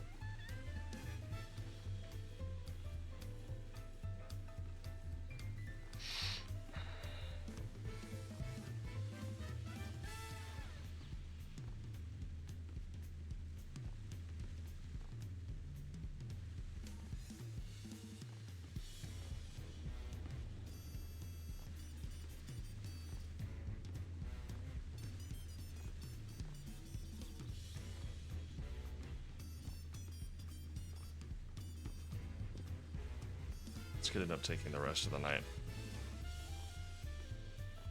I'm being real.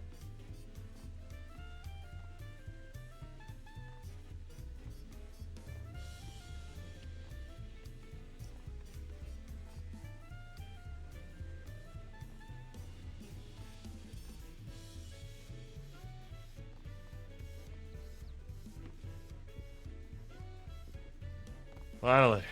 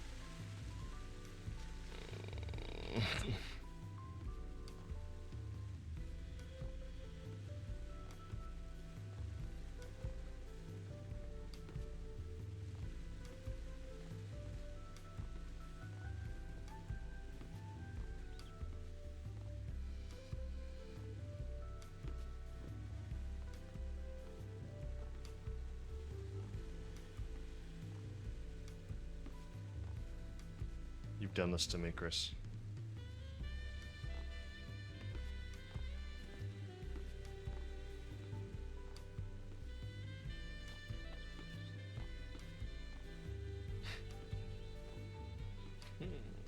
Oh my goodness. This lighting is changing. It's also throwing me off a little bit. What? Why? Why would you do this? I'm going to lose my mind.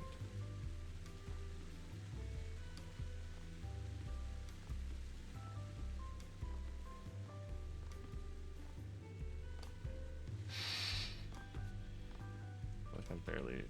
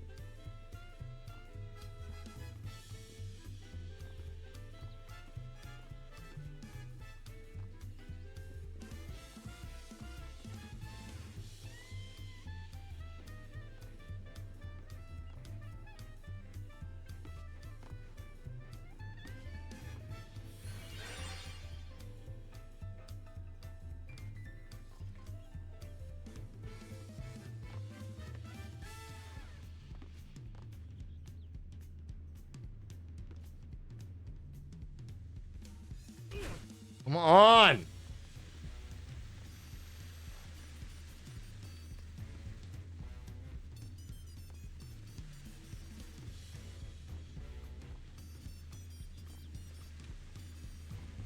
I can't do it anymore.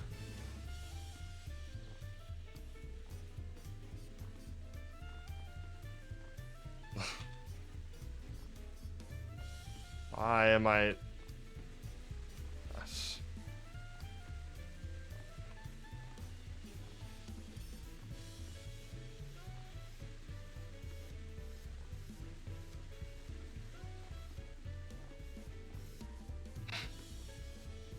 You got to be kidding me, bro. Can't even get the first stage. I'm about to just stop.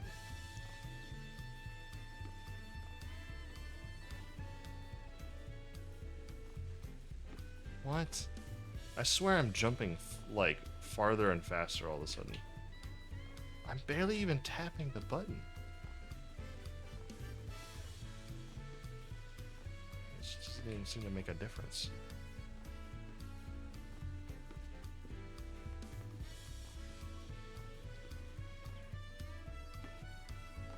What? What the?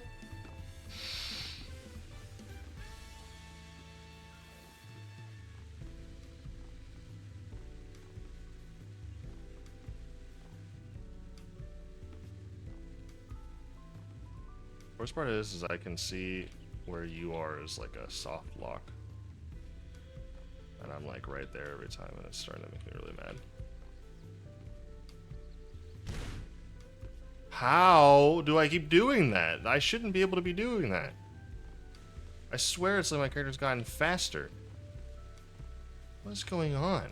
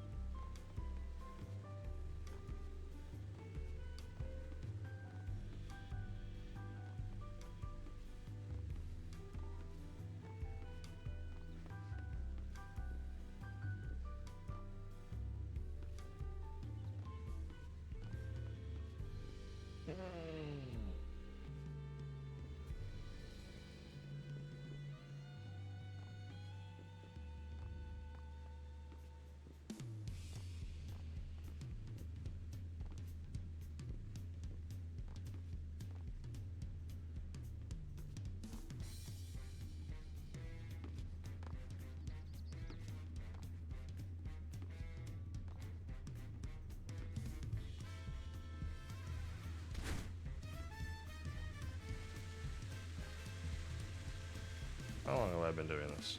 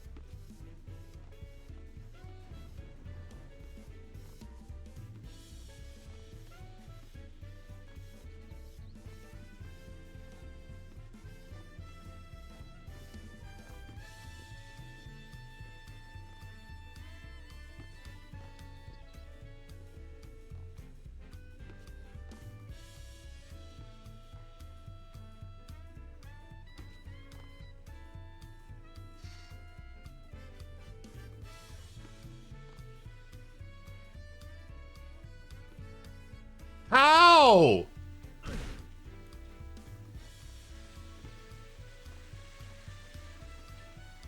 I don't understand how I am overshooting that all of a sudden. I'm not doing anything different from when I did it before.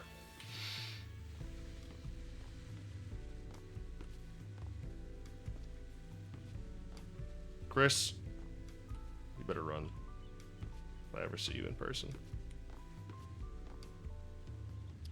Better find a place to hide.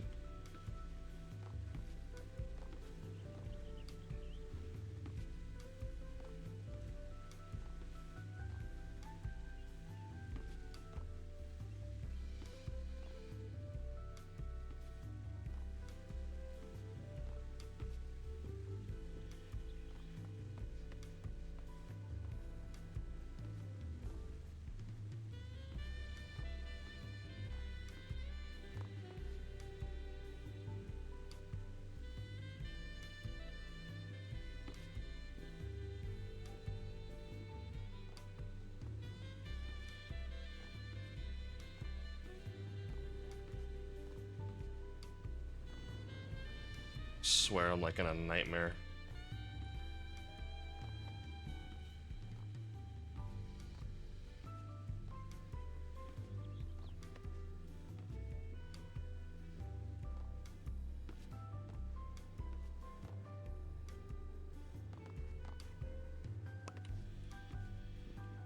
Should have been paying attention there.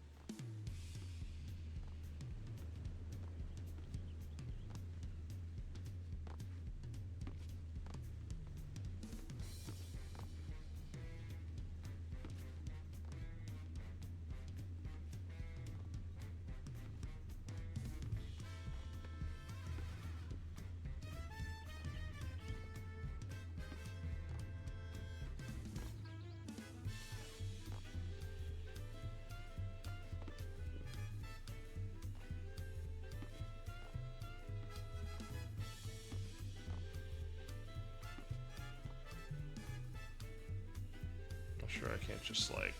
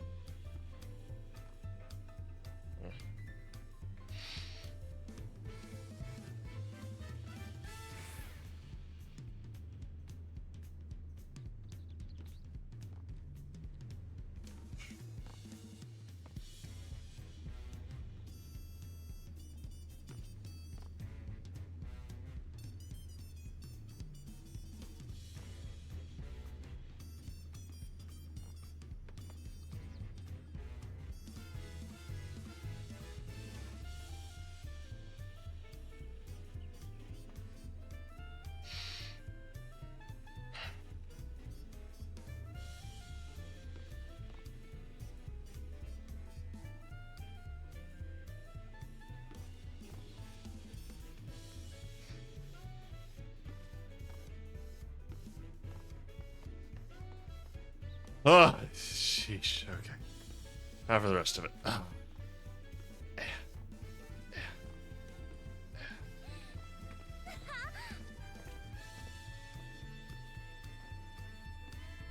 Thank goodness for the soft lock.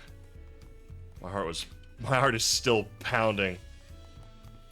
I swear it's making me jump farther than I was before.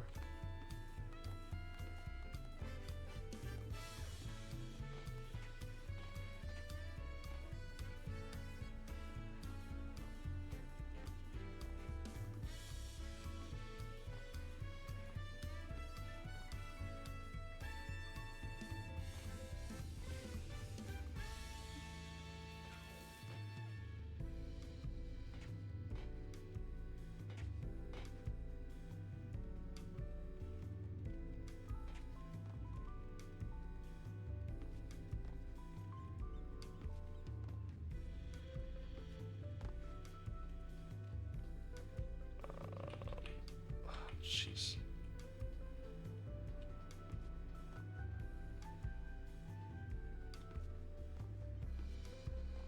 Oh. Ah. Where's the vista?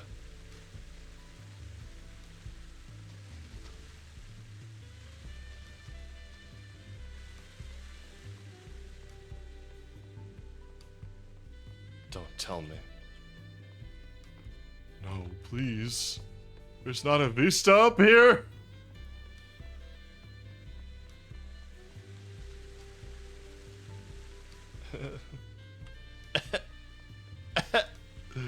Why? Why would they do this to me? That's because I haven't unlocked the vistas yet.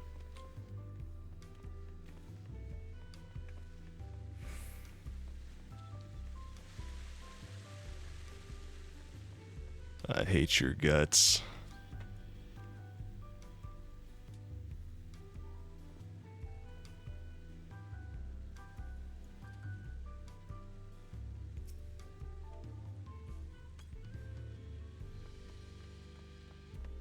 Take that slash anger, whether it exists or not.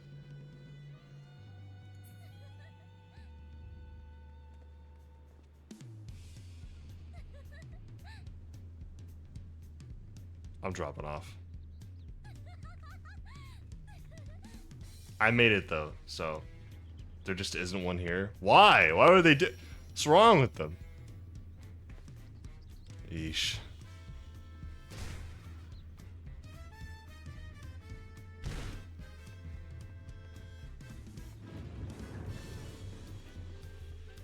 Well, I've done it. It's on stream. Hallelujah. Almost lost my mind.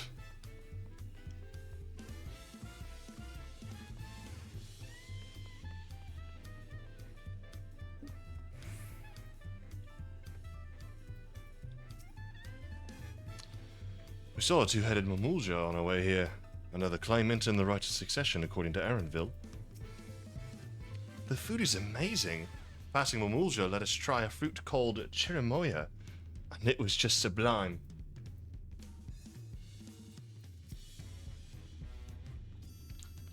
There are just so many narrow, winding streets, but even if you get lost, all you have to do is keep heading up, and you'll arrive at the palace eventually. You've made it up to the top before, haven't you? Also, thank you. Do you have a better feel for the city now? You made it. Good. Then we're all here. I'm still hungry enough to eat a whole roasted colubri, but the contest won't wait for us forever.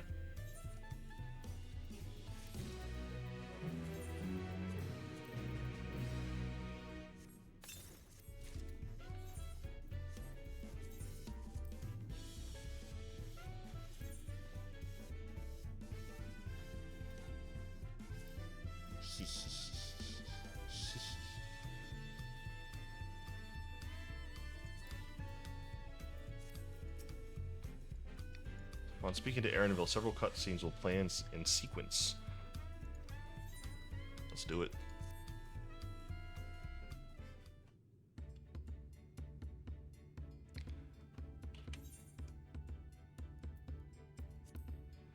I've acquainted the twins with the city as best I could in a short time. Their unbridled enthusiasm made it rather difficult. Invariably, something would catch their eye, spurring them to run down an alley to investigate. It was like herding a pair of unruly corals.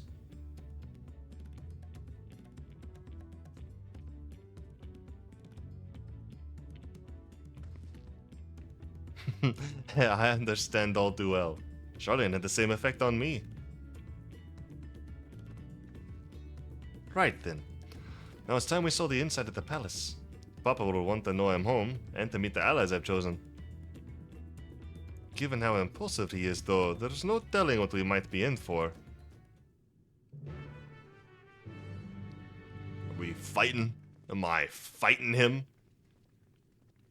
Little spar action. Little hi-ya. I guess the Mamulja.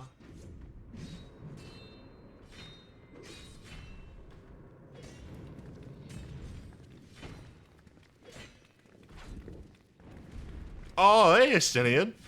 I saw that. I see that body armor all over the place.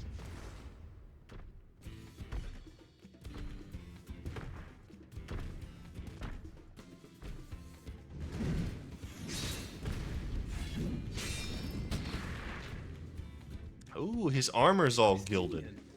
When did he get here? What's the point? Why is he here? Good fight. Oh, you know this man? Whenever my father spots a promising opponent, he invites them to Sunpurge to duel. Pressing duties or no, he can't resist a good fight. So the one Estinian is crossing blades with.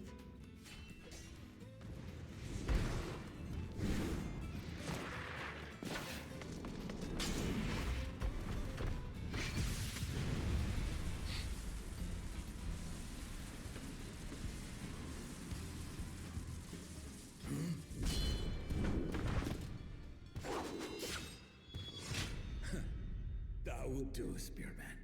I will receive my darling daughter.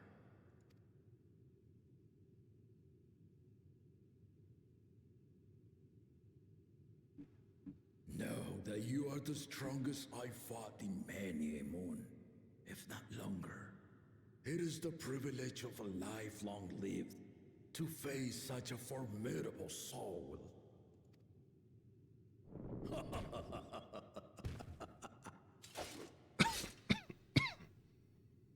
If it's formidable you want, then look no further than that man there.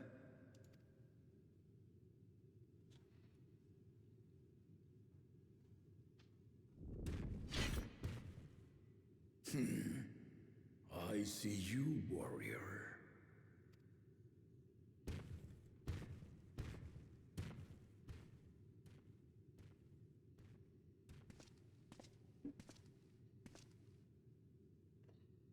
We had no idea you meant to visit Tiral. I've seen what lies east. This time I chose west.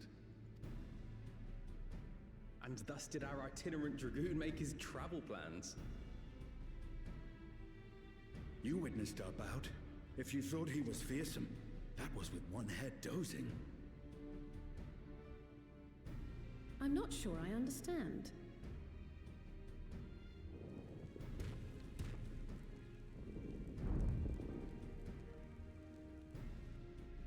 The old man has been feeling his years.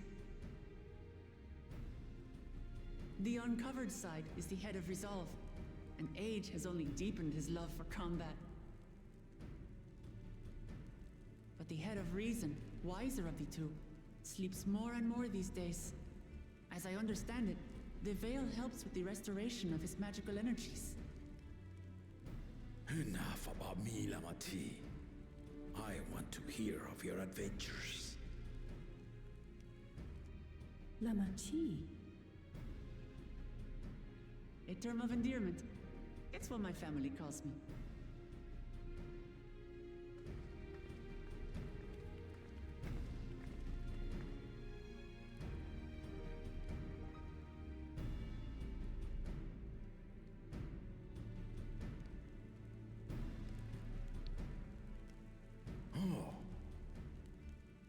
When last did we see you in the palace? Greetings, Solanesh. It's LvL now, Dawn Servant.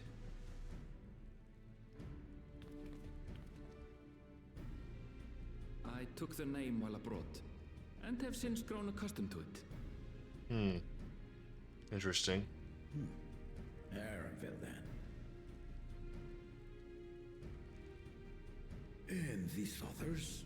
I assume are Lamati's recruited allies.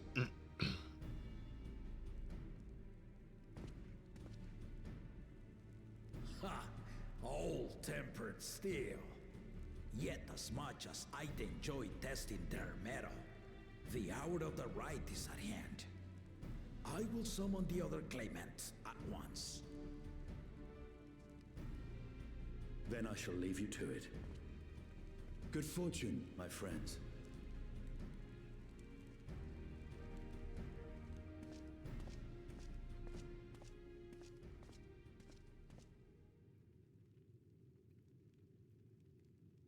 Yeah, I do like the Dawn Servant's voice. I don't know if I could replicate it even like at all. Like, I know I'm not like an absolute beast at pulling it off, but I'm not.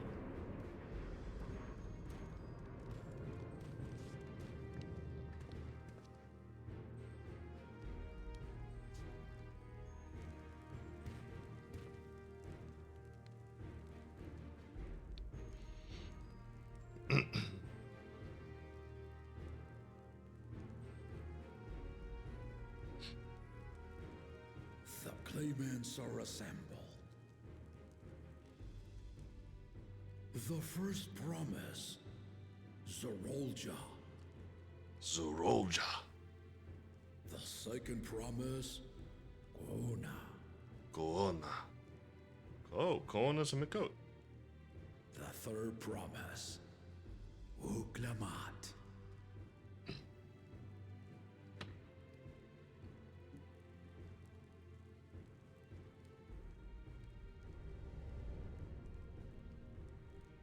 And lastly, the chosen of Mamuk, Bakun Chacha.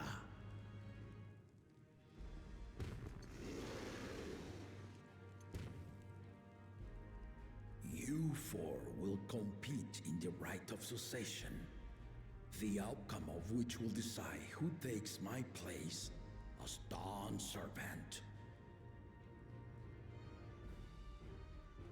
I am not the man I once was.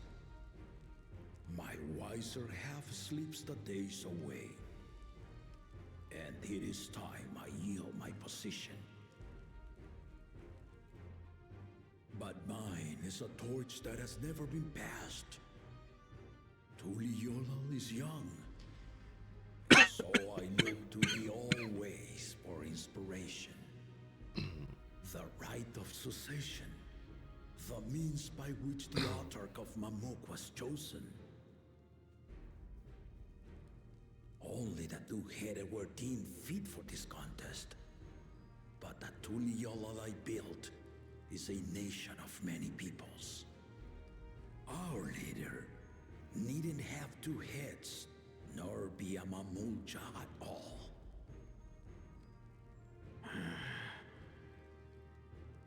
So I gave the right of claimant, not only to the son I sired, but to my adopted children as well. Yet the opportunity to rule was still not equal. That is why a recent tournament offered a place in the contest as the winning prize.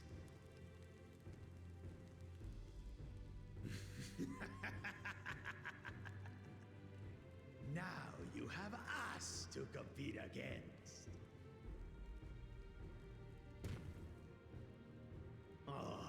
Though it seems the one-head was already too afraid to face us in the tournament.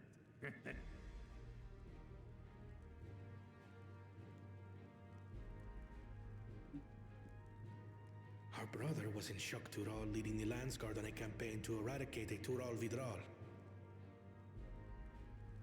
Anyone with sense would know he was too busy for games.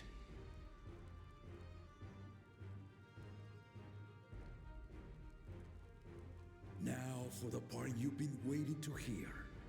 The nature of the contest itself. Find the Gold City. To triumph in the right of succession, and thereby claim our nation's throne, you must travel the lands of Yogg-Tural. And find the City of Gold.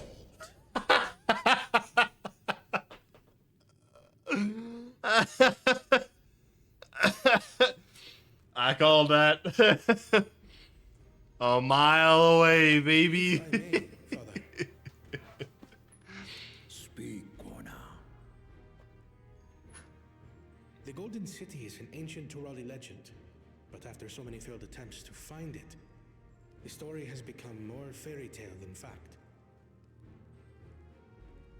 If you would charge us with such a quest, are we then to assume you have proof of the city's existence? I offer as proof my unbroken word. for I have seen it with my own 4 eyes.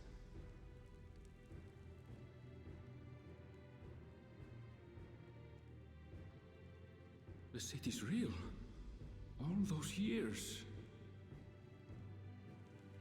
This was before the founding of LvL. I traveled the lands of Tural with my companions, and we ended our journey at the gates to the Golden City. I mean to have you do the same, but in order to achieve victory proper, you need to break the seal I put in place. Bring them.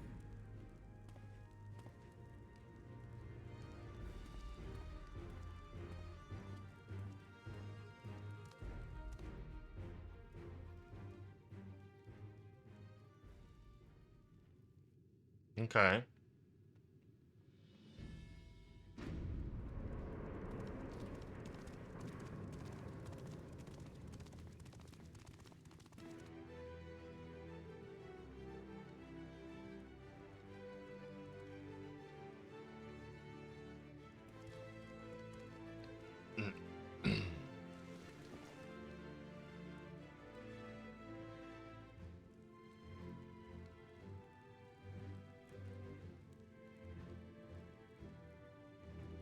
Okay, the pieces of history.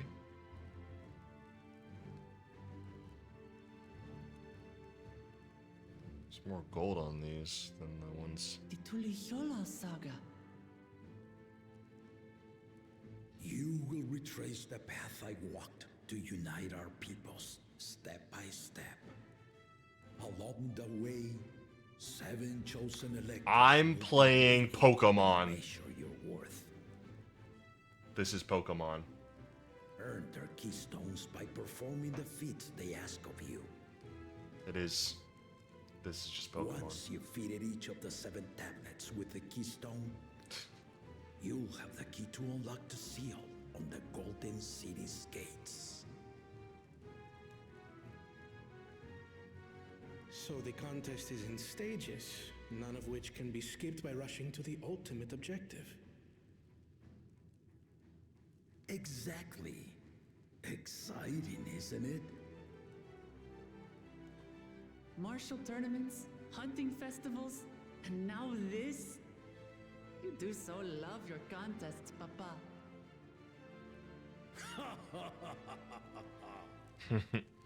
Were I a few years younger, I would have joined in myself, giving you a proper challenge. You may think the ride is tedious or nonsensical, or both, but I am yielding our nation's throne. Let me have this final indulgence. A waste of time. Just name Bakunja just successor and be done with it.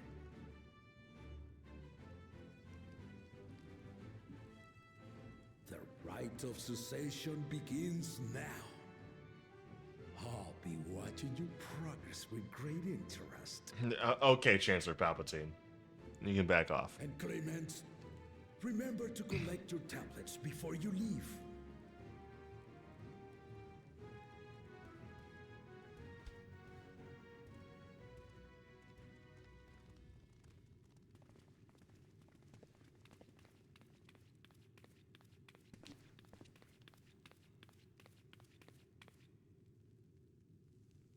You are one of Lamachi's allies. Speak freely. I am Kryl Baldessian, representative of the students of Baldessian. My name is perhaps familiar to you? Ah.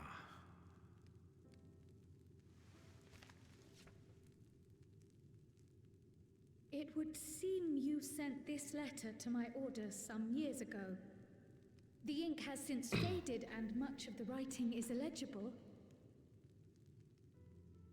Even so, we managed to determine the essence of it.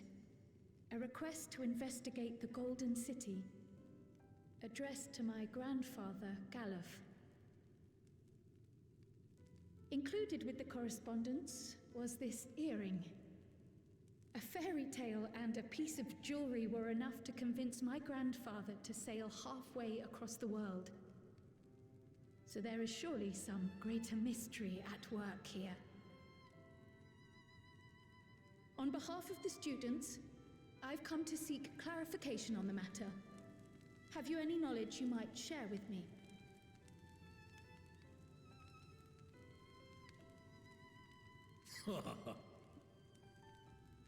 No, not at this time. I have tasked the claimants with finding the Golden City. To fulfill your request would afford one of them an unfair advantage in the right of succession.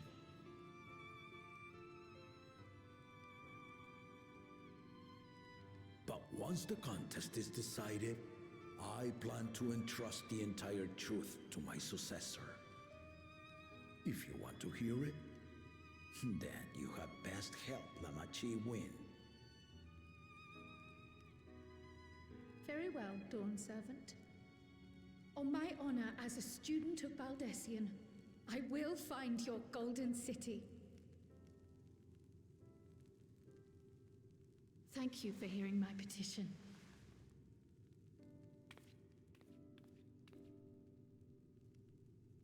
I'm so glad Kryle's in the story, man. That she's like doing so much more, asking so many questions. She has a plot to actually discover herself and have a character arc. I just feel like she hasn't been involved much. How about that? She's grown into a remarkable young woman. You should be proud, Galov.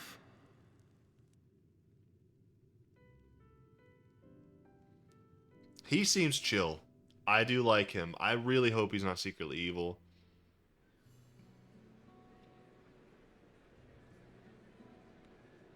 Oh, goodness. A lot of character models at once. Too late to change your mind now, I suppose. But are you sure you wish to be part of this? Yeah. Bro, come on. Our third promise is not wont to take no for an answer. Though you may have agreed to help, I worry that you were swept up in her relentless enthusiasm. Trust me when I say that no. Or perhaps you've been lured by the glory of the Golden City. Either way, this contest for the throne will place you and yours at the heart of political turmoil. Okay. If you are second-guessing your decision, tell me now. This may be my last chance to help you withdraw.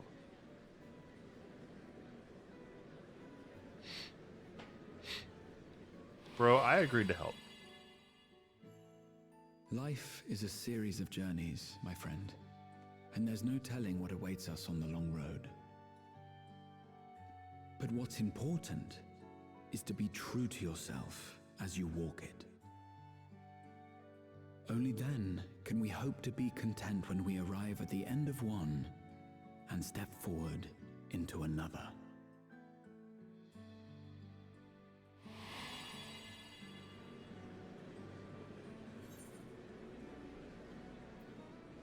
I've made my decision, and I mean to see it through. But thank you, Erenville. Is that so? I will speak no more of it then. As for my own involvement, I can no longer conduct myself as a mere guide, I think. Not after the Dawn Servant's revelation.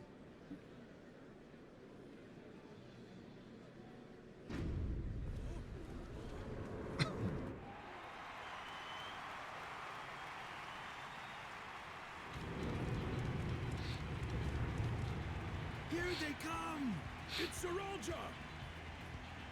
Such a fearsome mien. Make no mistake, there goes Tuliola's mightiest warrior. First promise, our village needs aid. The cold weather stunts our crops, and the children of our village go hungry. Once you ascend the throne, I beg of you, grant my people new lands, please! Serelja. Take heart, tiller of the soil. The Resilion's son, blood heir to the Dawn Servant, has heard your pleas.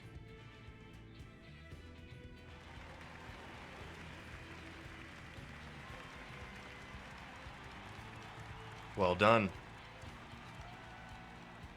Soralja, the first promise and commander of the Landsguard. Serelja, the Palaceer. As he was so careful to remind the crowd, Soralja is indeed the natural child of Gulul Jaja. And Resilient Son. Is that another title, like the first promise? After a fashion, common knowledge has it that two-headed Mamulja cannot sire children. Yet Soralja was born all the same, with the head of Resolve's features and the head of Reason's scales. An extraordinary example of life's unyielding resilience. And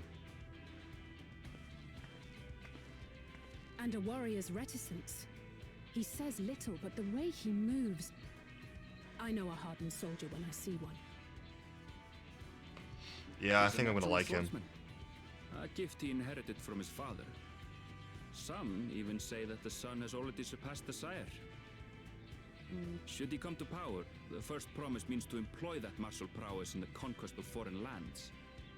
For this, he and his supporters have been labeled expansionists. Oh, This puts him in direct oppositions to Wuklamat. yeah. Advocates for the preservation of peace. I didn't know he was I about. recall that she spoke of a claimant who cannot be allowed to rule. That is Soralja, the warmonger. Never mind.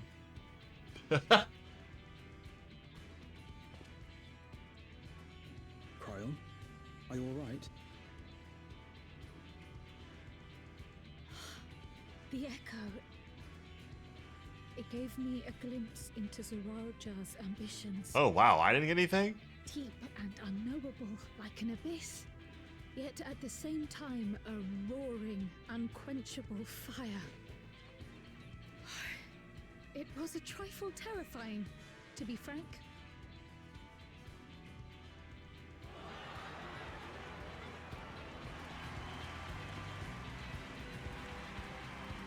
I bet you Koana is the one that Urion J and Thinkard are working with. Because they wouldn't work with the Warmonger, and they definitely are working with the Chosen. Second promise. You must bring us And we know who marvelous Wuklamat's people are, so conveniences. it has to be this guy, Vehicles man. and trains and the like. We need you in charge to make trading easier. The elders, they complain and complain about abandoning tradition. But we're not like them, afraid of everything foreign and new. You have our wholehearted support. With your ingenuity and knowledge, you're sure to win the contest. Forgive me, but the right of succession is barely begun. I will hear your petitions if and when I am named Dawn Servant. If you will excuse me.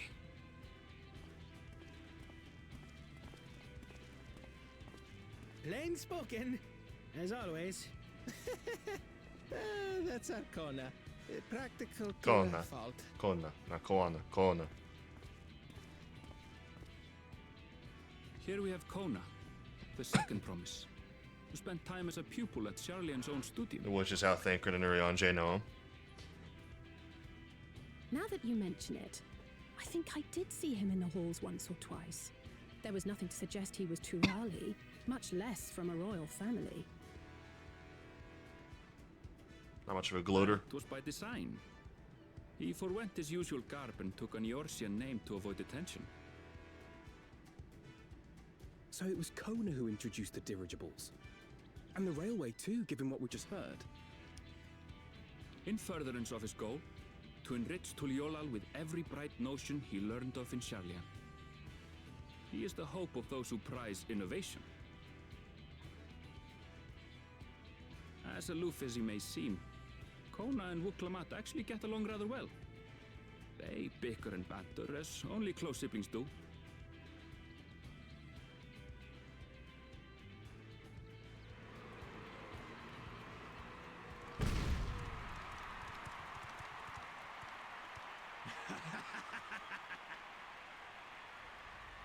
How gracious of you all to cheer the lesser claimants.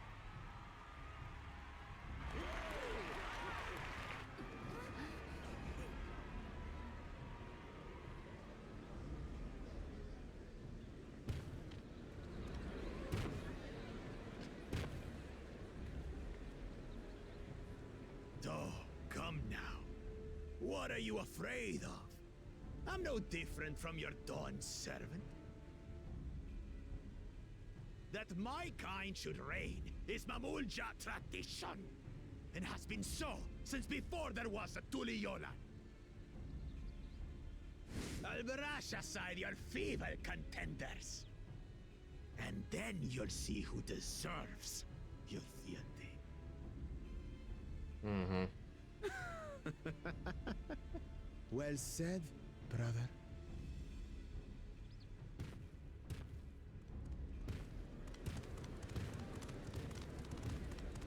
The Mamulja have finally found peace in Tuliolal. A pity those fanatics are intent on keeping that tradition alive. The chosen of Mamuk, Bakul Jaja, winner of the recent martial tournament, and the only claimant not of the Dawn's promise. His strength is undeniable, but you see how he is. A few devoted Mamulja are his only supporters. What would he do with the throne should he win it? His policies and so forth. I doubt he's thought much beyond winning the contest itself. But one thing seems certain. If he does become Dawn servant, he will see the Mamulja exalted as the ruling class. And all others forced into subservience. Sounds like another that cannot be allowed to rule.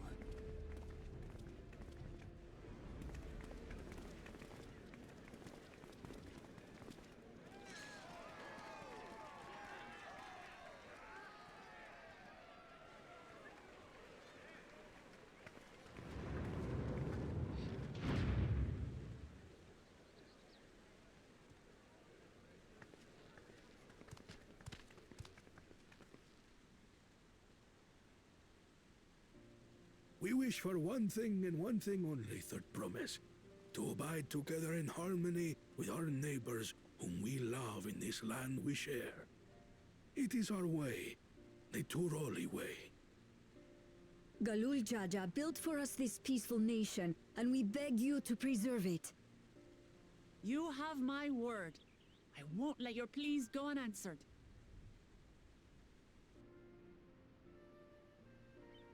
Until Tuliolal was founded some 80 years ago, this continent was ravaged by war. The eldest among us remember that dark era, and they are Wuklamat's most ardent supporters. Apologies. It's hard to get away. This is Namika, my childhood nursemaid. She's been like a mother to me my whole life. I told her it wasn't necessary, but she insisted on seeing us off.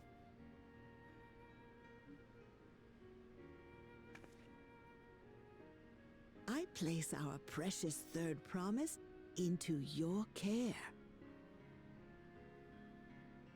Did you know Wuklamat was taking part in the rite of succession? Of the Dawn's promise, I thought it was only Zoralja and Kona. If she has any accomplishments to her name, I've yet to hear them. Compared to the two Mamulja, she pales in martial prowess. And then there's Kona, who's far and away the most educated of the bunch. I hate to say it, but it's hardly a competition. It's fine. More than anyone, I understand how much better my brothers are than me. Better? Wuklamat. I have never thought of you as the lesser sibling.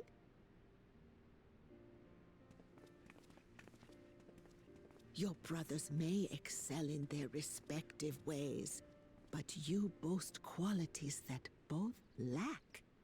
A strength that is yours alone. Having cared for you for so long, I should know. Thank you, Namika.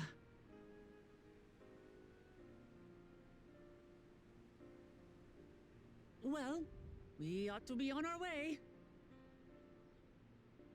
Yes, hurry along. I await word of your victory with bated breath. She's sweet.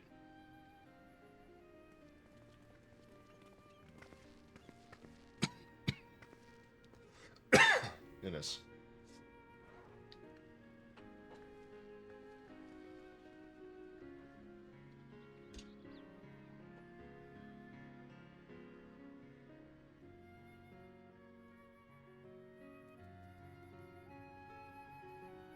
Dang.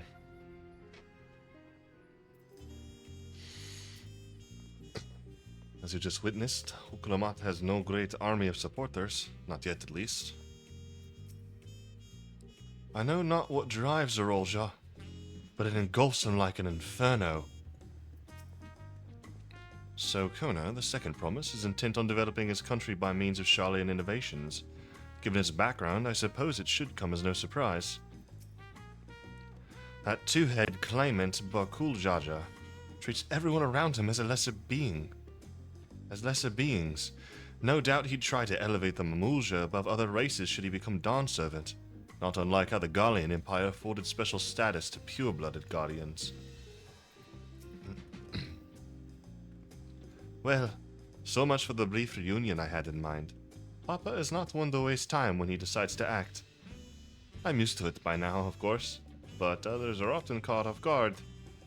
In any case, we should talk about how we're going to find the City of Gold. All we have to work with are the 7 tablets and their connection to the Tuliyola saga. Might I suggest first comparing the tablets against the pillars?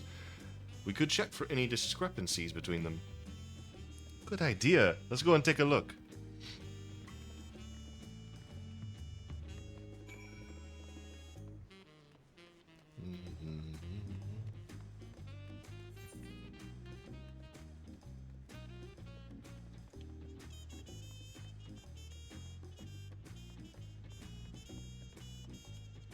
Actually, what if I just like... Hey-ya!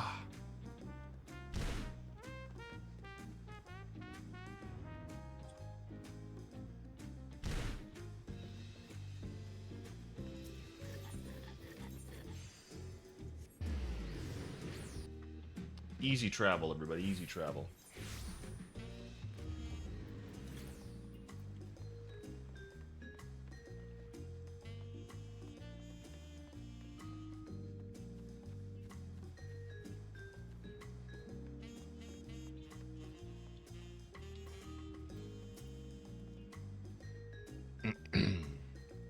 The preparation of intricately carved tablets for every claimant must have taken considerable effort and forethought. We should consider them weighty reminders that this contest is no light-hearted matter. At a glance, they seem much the same.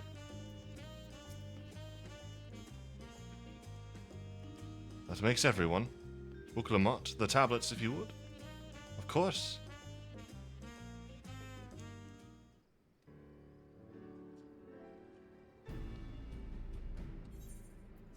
A theory, but I don't know. Everyone has a tablet, then let's compare them to the respective pillars. Keep an eye out for even the smallest differences.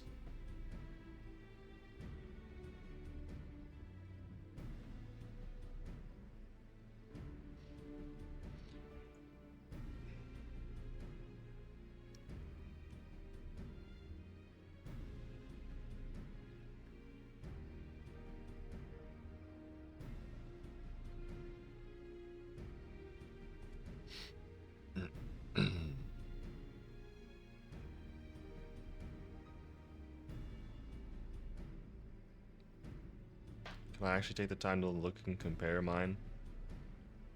And spot a difference? No. Unless I'm missing something, the glyphs appear to be identical. The only difference being that the tablets the tablets have hollows where the keystones are to be fitted. So now that we've established the scenes are the same, where do we go from here? The Dawn Servant said we were to retrace the path he walked in uniting Tyrol's peoples, and that we would encounter 7 electors along the way. Then we have the answer here in front of us. Papa's path is all laid out in the Toliolo saga.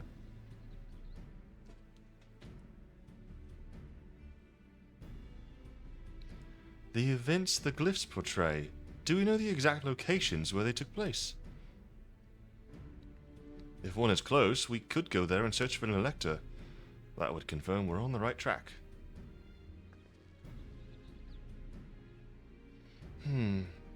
Let me think. The Lay of Reeds was in the nearby Hanu settlement. Papa took me there once. It was during festival season, and the whole village was alive with good cheer. There's also the Lay of Gold. That one involved the Pelu Pelu village, which is about the same distance from here.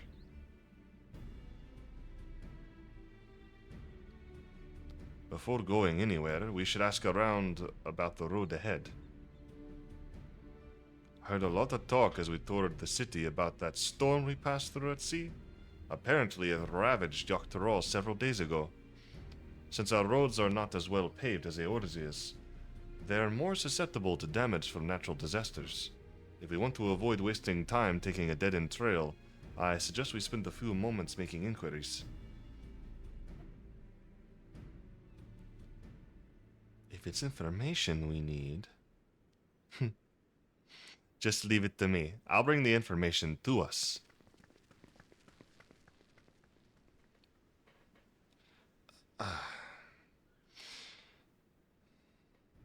It would be prudent to ensure we're prepared for the journey. I'll guide you to the accommodations I've arranged.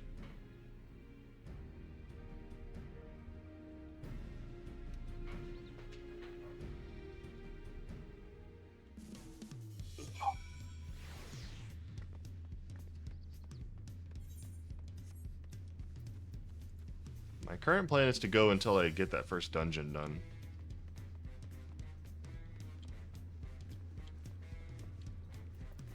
Not sure how long it's going to take.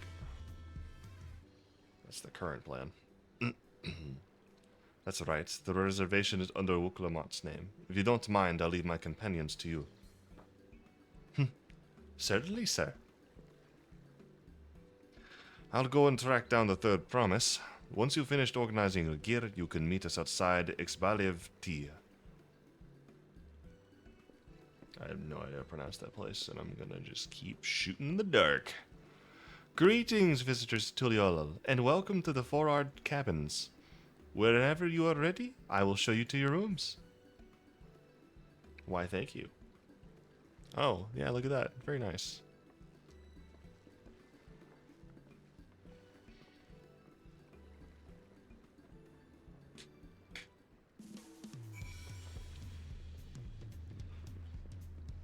Little people. So many people.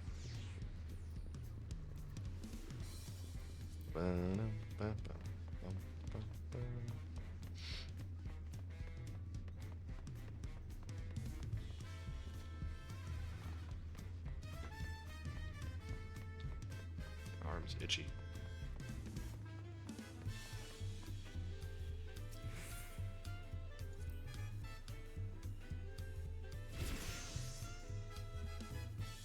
Dead-eyed aura.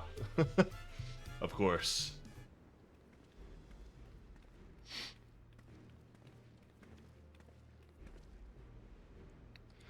Trust you to be the keenest to head out, Akka.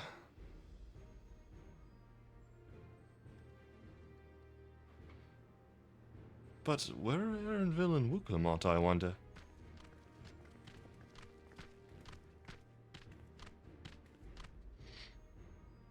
Oh good, you're all here. Who might your companions be? Seeing as we needed information, I thought who better to get it from than the locals. These two hail from the villages we're thinking to visit.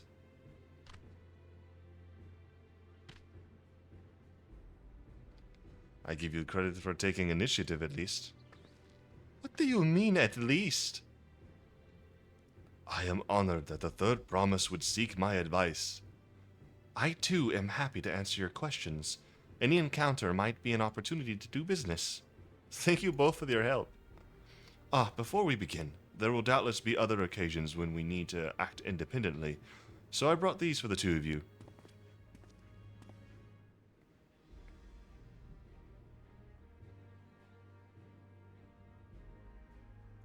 What's this? 'Tis called a link pearl, a gemstone harvested from a special shell. When linked together, they allow people to communicate across great distances. Is that so? What a handy thing to have.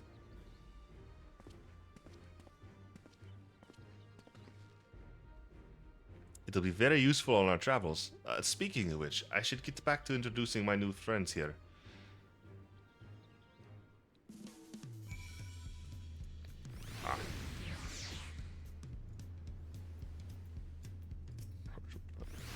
What a stroke of luck to forge this connection to the palace.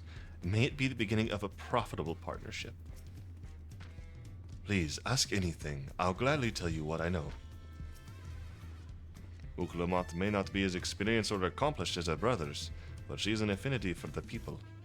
For her, finding those willing to cooperate is as simple as asking.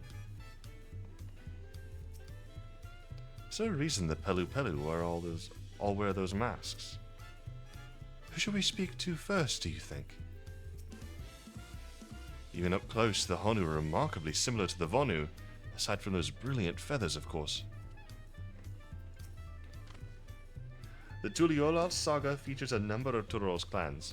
Two of those, the Hanu Hanu and the Pelu Pelu, have settlements relatively close to the city, so I brought a representative of each. As I mentioned before, the Hanu are a cheerful people who love their festivals. They make their appearance in the Lay of Reeds, and their home village, Okano, is located in Kozama Aku. The other, smaller fellow is one of the Pelu, a kind of business-minded folk from Urkopacha. They appear in the Lay of Gold and craft all kinds of marvelous goods in Wakumbelo, the village. Now, as for deciding which village to visit first, why don't you put that adventurer's instinct of yours to work for us, Akka? Pick our destination.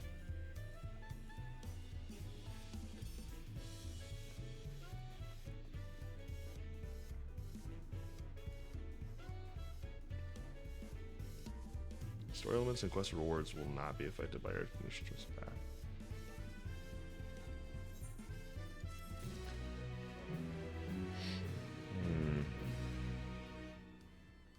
The honor.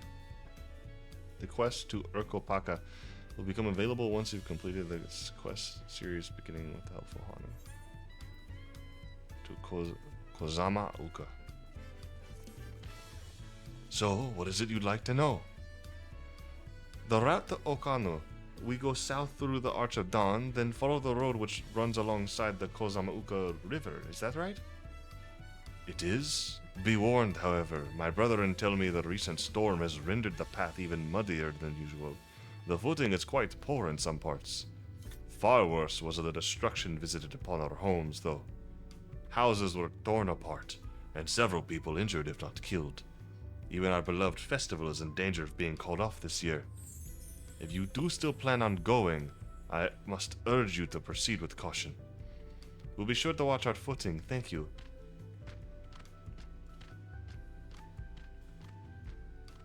Now I'm worried for the Hanu. It sounds like they were hit hard by that storm. Anyway, if we're bound for Kozama Uka, we should head over to the Arch. We'll be back to talk to you in good time, Master Merchant. Meanwhile, you can eat and drink your fill, Exbaliav Tie. It's all been arranged.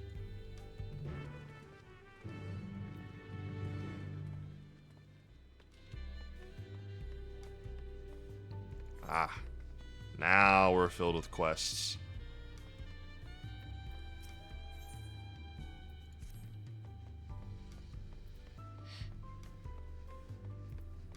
You know, when I first started playing this game in Heavensward, I remember that I would jump around and I would genuinely do like every blue quest that I could. It was some point in Stormblood that it was becoming overwhelming, and I stopped. Which I did not record my adventures in ARR, HR, or SB. So, unfortunately, that footage doesn't exist. I also didn't record Shadowbringers. I only have Endwalker and this now, which is kind of sad, actually. I wish I had all that. I don't see how in the world I would have recorded the other ones, though, considering the fact I played ARR and Heaven's Word on my laptop. I think I also played Stormblood on my laptop. I think. I know for a fact Shadowbringers is on my desktop because I got the desktop in when I was living in Evansville forever ago. So the Honu Honu are friendly folk who should welcome us with open arms, assuming they are not too preoccupied with the recent troubles, that is. Through this gate, and we'll be on our way south to Kozama Uka. I should have liked to observe the festival, but the Honu are probably not in the mood to celebrate. I swear that gate gets bigger every time I see it, considering the size of Galul Ujaja, though. I suppose it's better than having it to be too small. Are we all ready to leave? Then onward to Kozama Uka. Open the way.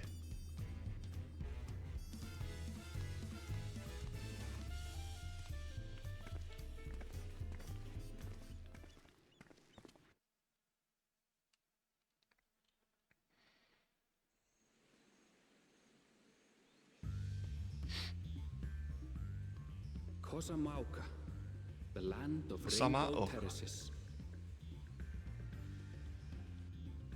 It commands the gaze of all who visit without fail.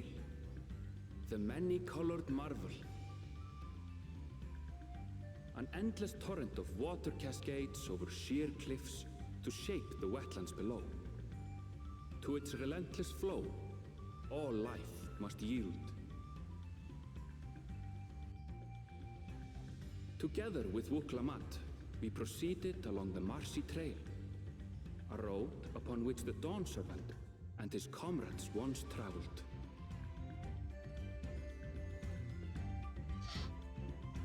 Kozama Uka. Kozama Uka. Just heard him pronounce it. I think he said Oka, not Uka. Slight difference. Could have just been the accent, though.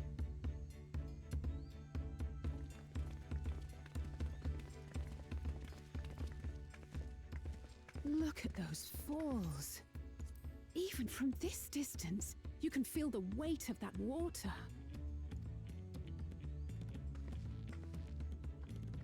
The Isle of Ham was impressive, but as you can see, Tuliyola does not want for natural wonders.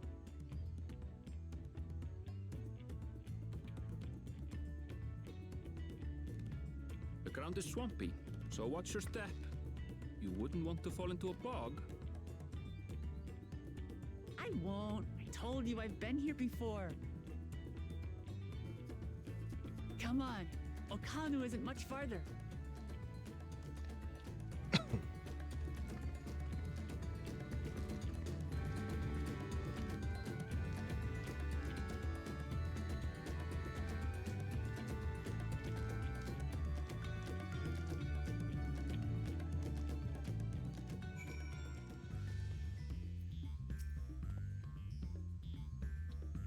Wetlands is an apt name. Much of the ground here is positively saturated. I'd love to stand at the bottom of those huge waterfalls and bask in the majesty of it all. Pity they're so far away. There's no stopping the third promise, is there? A good thing she has LvL to keep her from getting lost. For all his grumbling, he's certainly there for her. Everyone should be so lucky to have such a loyal childhood friend. Right, let's get moving. If we continue along this road, we should find ourselves in the village before long.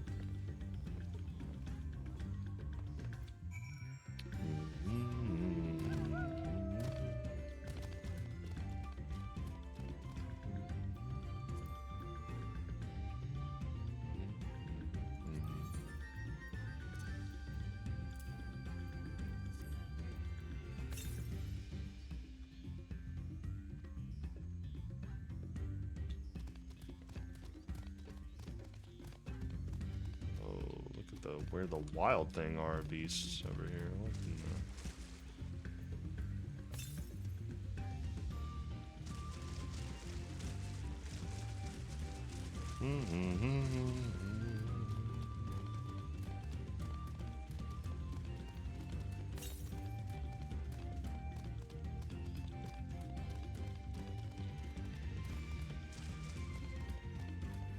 Oh.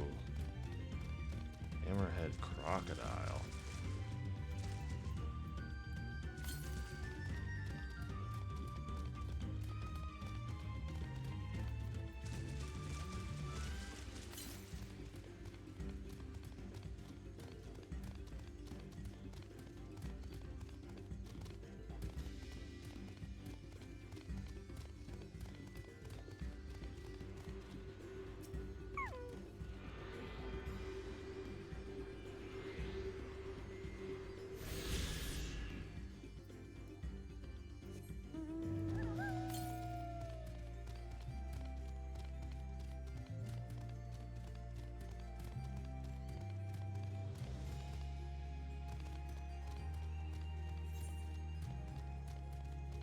Ooh.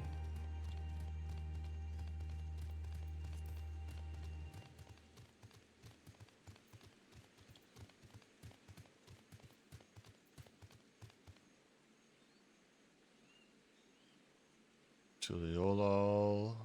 All the way. This is a couple of decently large areas, and this is only the, what, Yoctorol? So Joctorol's got to also be pretty ginormous. There's probably a third area we don't know about, too. Knowing how they like to do these expansions.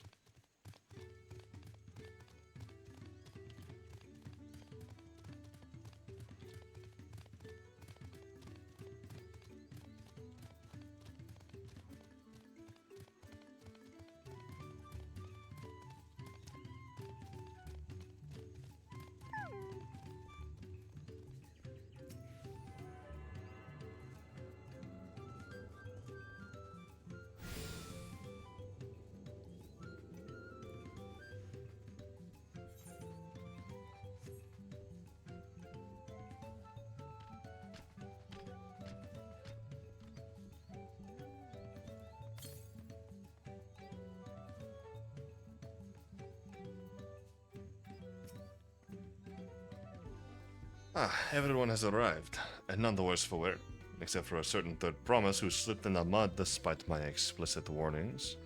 Hey, I asked you not to say anything! Anyway, this is the Hanu village I was telling you about. Okanu.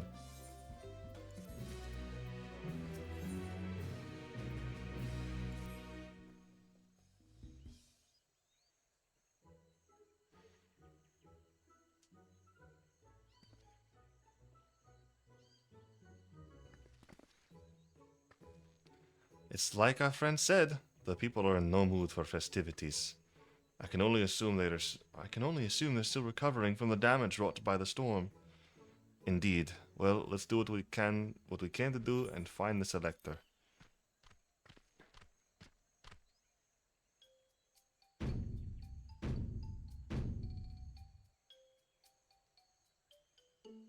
Oh, Kali! Oh, what now? It's a Hanu greeting. Surely you heard it the last time you were here. Well, I was busy enjoying the festival. Greetings to the third promise and her entourage. I, Zanuhali, welcome you to Okanu. As elder of my people, I shall also be fulfilling the duties of elector during the rite of succession. So our idea about the electors was correct. We just do as Papa said and retrace his path from the saga. I'm ready. Give me the feat and test my worth. All in good time, all in good time. In fact, I came to let you know that we are not quite ready to begin. For the moment, please enjoy the hospitality of our village.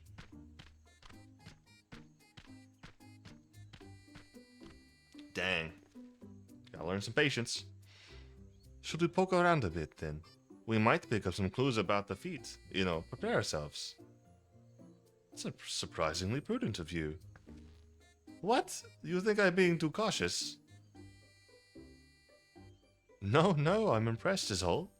You admire and respect your father, who is prone to decisive action, so I expected you to rush in first and ask questions later, or never. I do look up to Papa, but you should know that he has a pragmatic side too. The head of reason is the thinker who takes time to consider all the possibilities. With the long naps he takes these days, though, the head of resolve is less restrained by his wisdom. I can't fault you for thinking that's all there is to him, but there's more to the Dawn Servant than you've seen thus far. I should like to speak with the head of reason one day. Well, I'm sure you'll catch him awake soon enough. To return to the subject at hand, you wish to take a look around Okano then? Do some groundwork before the feat begins? Something like that. I mean, I could probably pass this test with my eyes closed, but it'll keep us busy while we're waiting. Uklamot has the right of it. As Elder Zanuhali is a resident of this village, learning more about it can only improve our chances in the feat. Might I suggest a division of forces? For instance, Aranville, Alice, and Kryl could concentrate on the southern half of the settlement, while meanwhile, Uklamot, Akka, and myself will handle this northern half. Sounds good to me.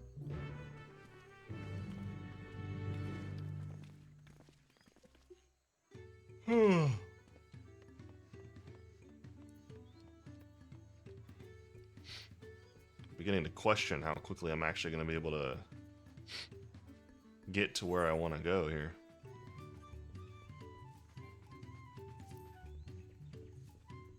On my hotbar settings.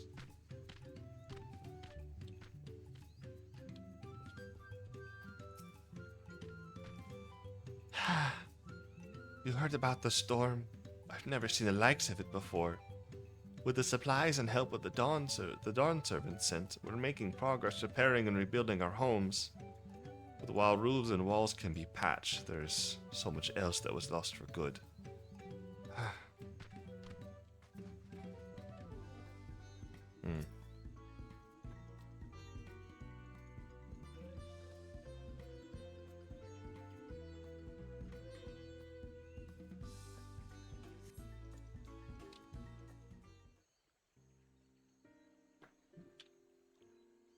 More fireworks going off.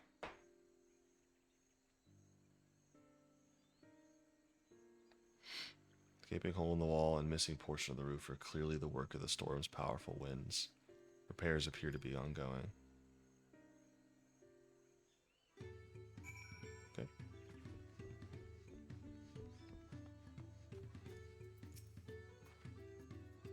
A lot of houses are still damaged, and the Hanu I've spoken to are not their usual cheery selves. That storm broke more than wood and reeds. There must be something I can do to help them. I'm going to look around a bit more.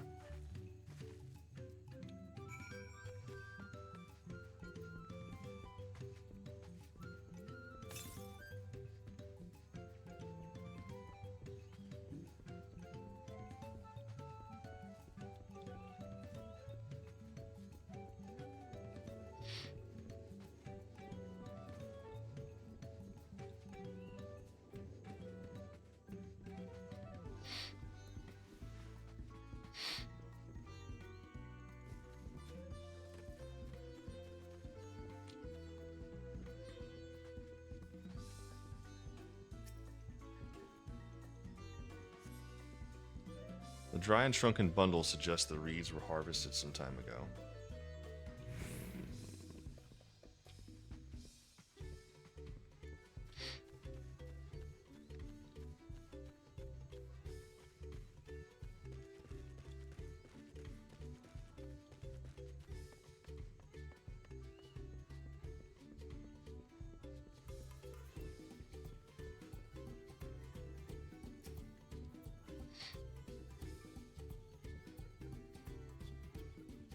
Woven from reeds, this boat-like vessel is reminiscent of a bird. Beak and feathered tail in particular stand out. This boat must be woven from the same reeds I've seen gathered into bundles here and there. The plants hold both practical and cultural significance to the Hanu, then.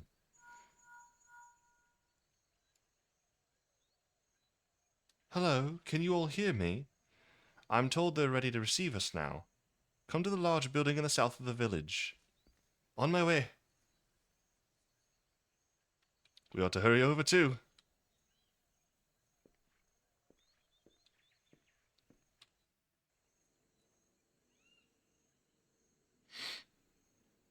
Is that Kona? Guess Kona's already here.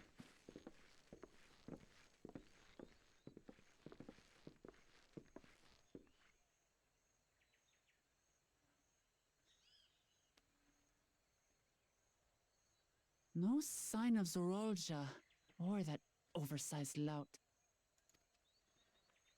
How much easier it would be if Soralja were to fail here. But that isn't likely to happen.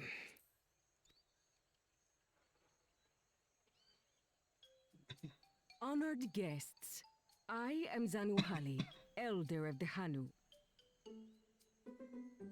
I am also an elector, charged with judging which among you is worthy of ascending the throne.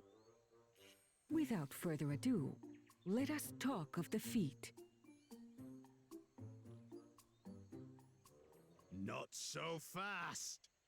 Surely you couldn't begin without us. But cool, Jaja? You made it after all. That's what I'm saying.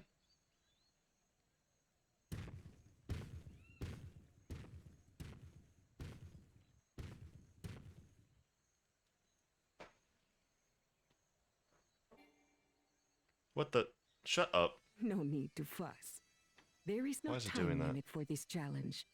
Now, if you would allow me to proceed. It is here, in Okanu, where my people forged a bond with the Dawn Servant during our own chapter of the Tuli Yolal saga. In homage to those events, I have prepared for you the Feat of Reeds.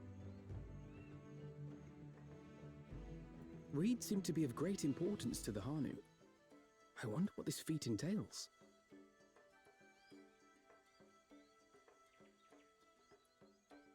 We use reeds in every part of our lives, be it as food or weaving material. I can see it in the ring behind you. But look around the nearby paddies, and you will see that this season, our crops are failing. How fortunate, then, that my appointment to Elector coincided with this predicament. For surely, those who aspire to be Dawn Servant would find the matter of an ailing harvest a mere trifle to resolve. Aye, well, it is indeed the duty of a ruler to address the people's woes. Exactly, exactly. Do well in this, and you will earn my keystone.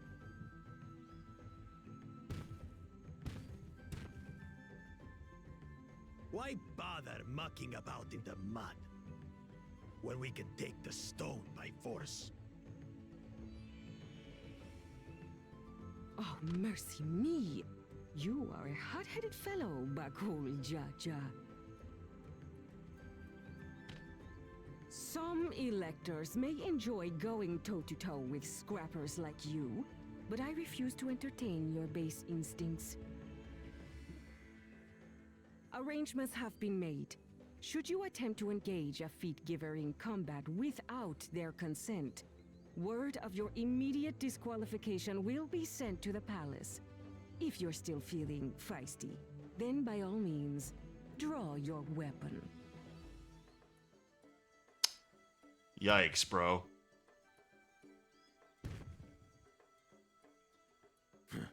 This contest is presided over by cowards. There's no sport in fighting you. Then we can return to the business of earning my keystone. The Feat of Reeds is begun. Claimants, I wish you the best of luck.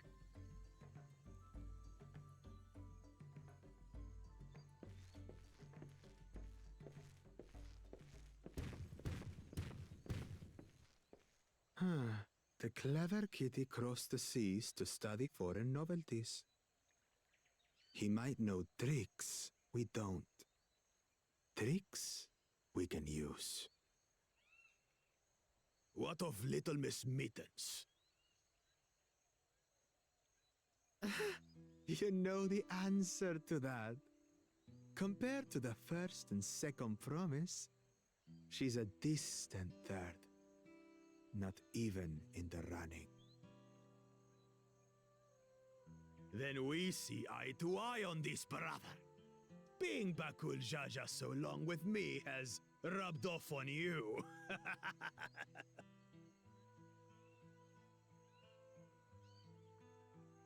These allies of hers, though, they might be a problem.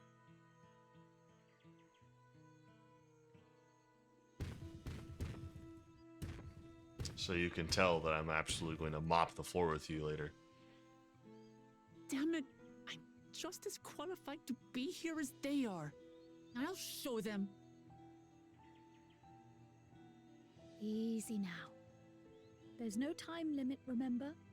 Let's keep calm and think things through. Right. You're right. I won't win against that lumbering Vidrol by losing my head.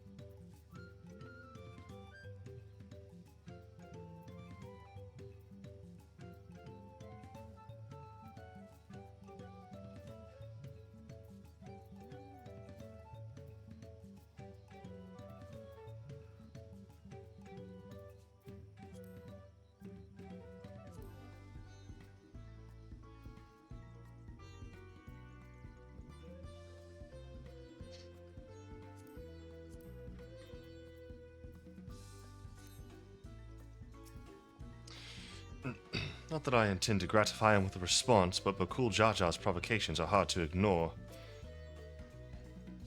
So the Honu Honu also eat the reeds. It's another way in which they differ from the Vonu.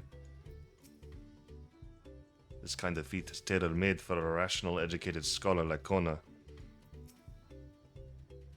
I understand not wanting to fall behind, but rushing ahead risks playing to our opponent's hands. Let's not do anything reckless and think matters through.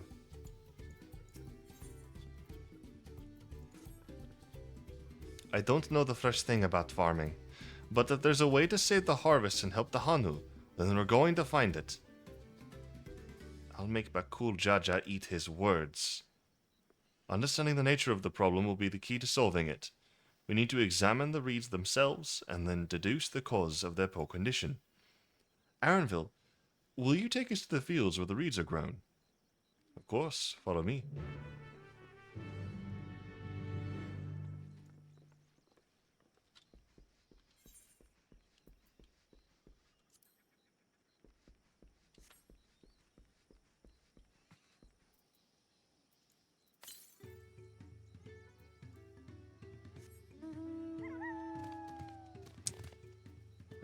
Northeast.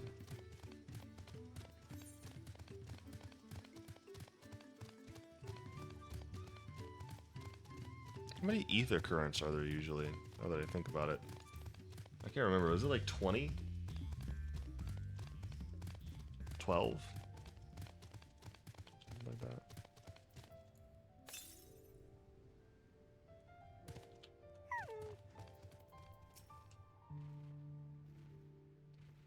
I see. They irrigate the fields by diverting water from the neighboring river. It is unlikely the reeds ever dry out.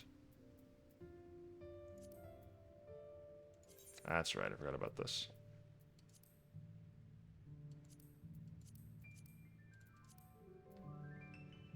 Okay. Yeah, that's right. There's 5 quest ones, and then there's always 4, 8, 10, 10. Okay, 10. Look at these fields. Why, this could be a painting. I know she wants to do her best, but she should be careful not to make promises she cannot keep. You can all stand back. I'll get to the bottom of this problem in no time. Part of being a leader is relying on advisors. Give me strength. Let's all of us scour the fields and help our bold leader identify anything unusual.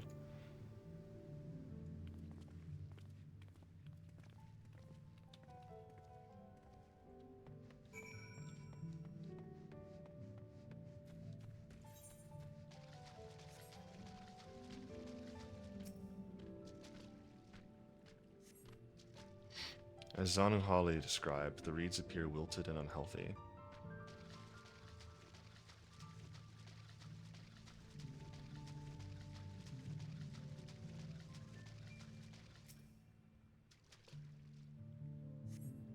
The water contains no obvious contaminants and looks fresh and clear at a cursory glance.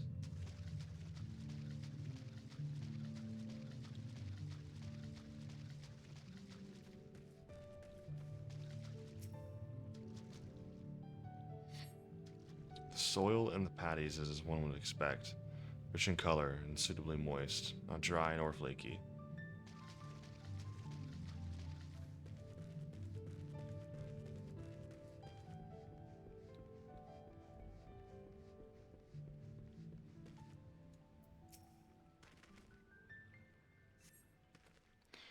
A small frog catches your eye, strangely lackadaisical. It doesn't even bother to hop when it eventually scurries away.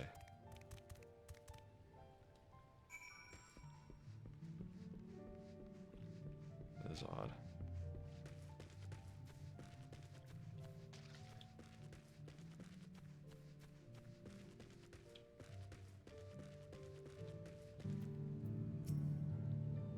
Oh, a water strider. Bit sluggish though. More of a water shambler. Not to miss with the paddies themselves, as far as I can tell.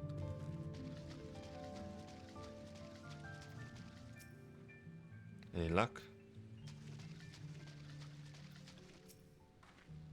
Seen enough. I've called everyone together, and we can share our discoveries.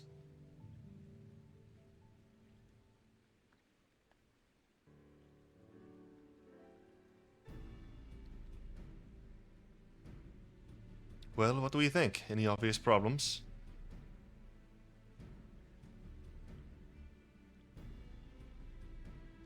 I agree. The waters look to be of good quality, as does the mud in which the reeds have been planted. The frogs and insects are unusually torpid. This suggests the problem is not affecting only the reeds, but also the creatures which live among them. Could something invisible to the naked eye be polluting the water? We would need an alchemist to know for certain.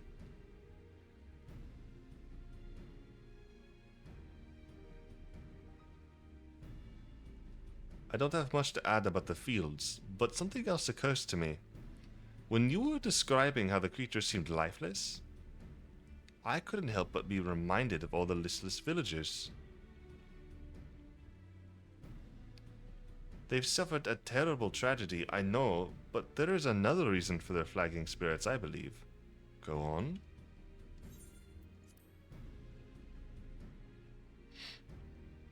The festival! This is traditionally an occasion for a celebration and renewal, so without it, the Hanu are struggling even more to recover. The last time I visited, the village was in the middle of the festivities.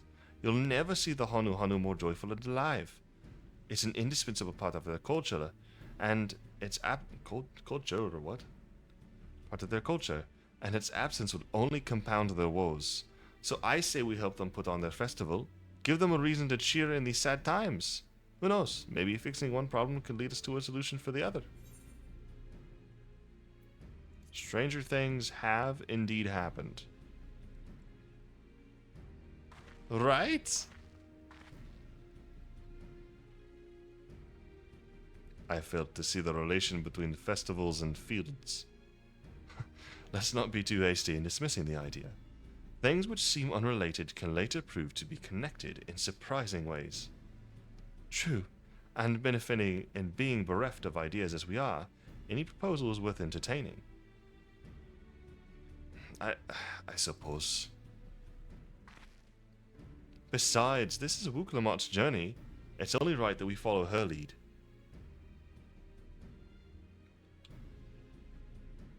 Thanks, everyone.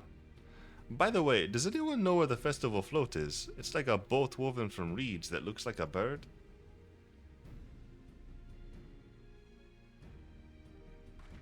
In that big building to the north. Let's go and see it.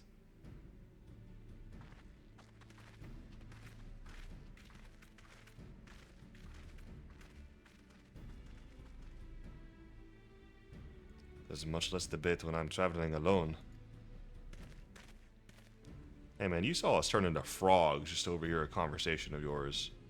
So I don't know, bro. I think it's gotta roll with what happens here with us.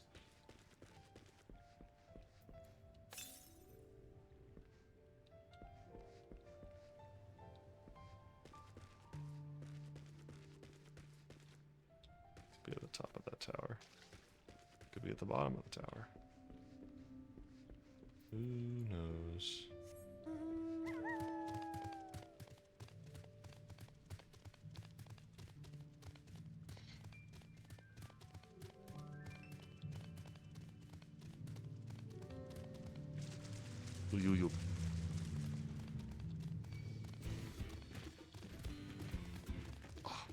You know what? I haven't gotten any combat in a bit.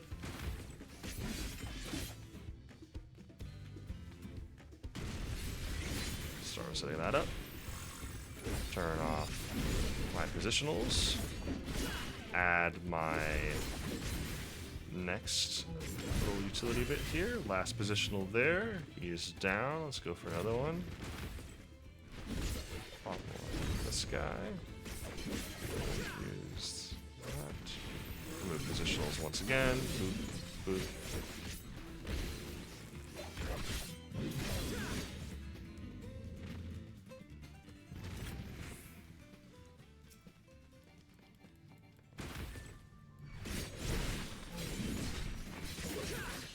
One of these.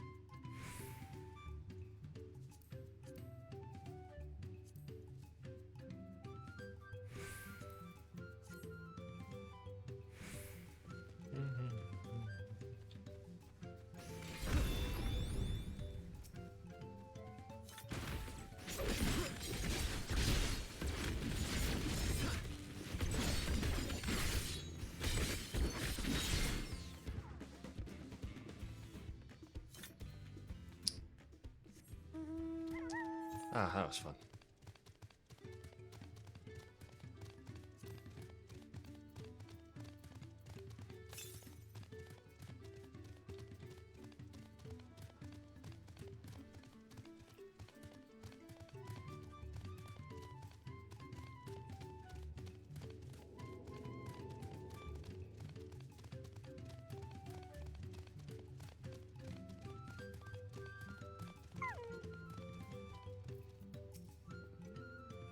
Yes, this is the float I remember.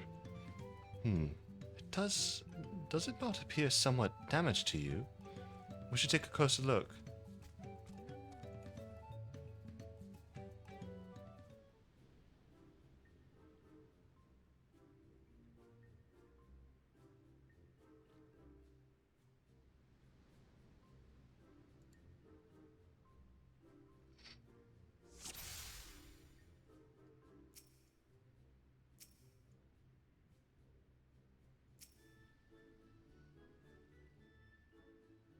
Oh dear, one of the bird's eyes seems to be missing a gemstone.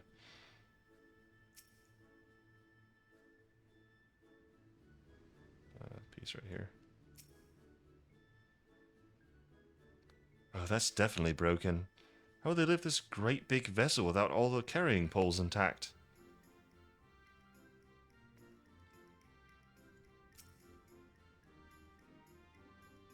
These tail feathers have seen better days. I swear the colors were a lot brighter the last time I saw them.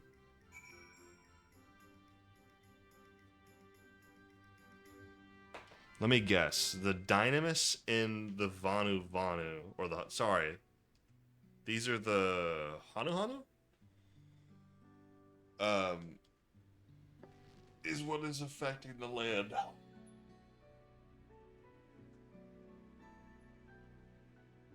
As they're low ether creatures or something like that. Well, I think we can all agree this bird boat is in dire need of repairs. Now, how do we go about fixing it?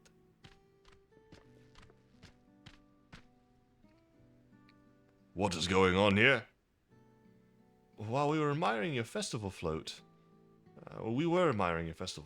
tis a shame it's in such a poor state, due to the recent storm, I gather. Yes, we had to leave it exposed while we ushered our people to safety. With a float in this condition, there can be no lifting of wings, no ihihana. Ihihana! That's what the festival was called. I want to help you hold it. Have you not seen our village? Homes are ruined. We're struggling to make repairs, and you want us to hold a harvest festival?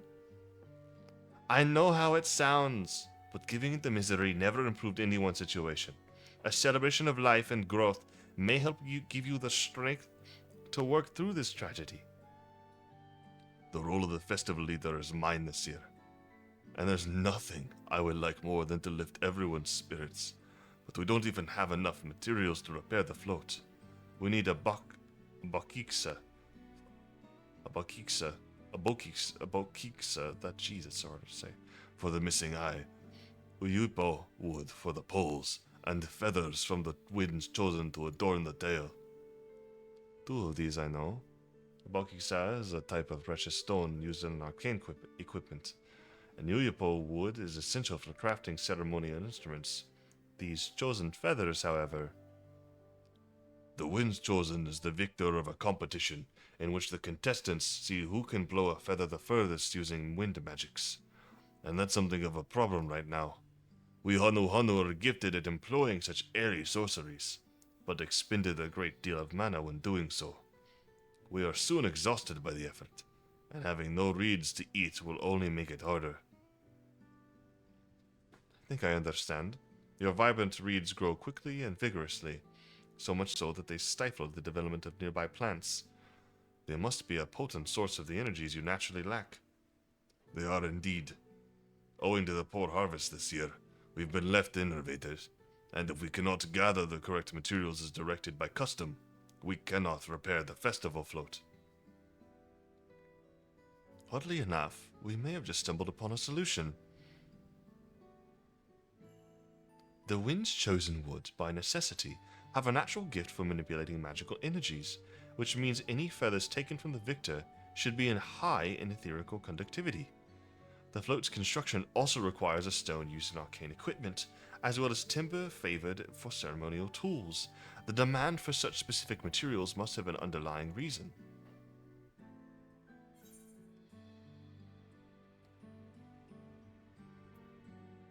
Pray continue, Alpha. Pray continue, Alpha now.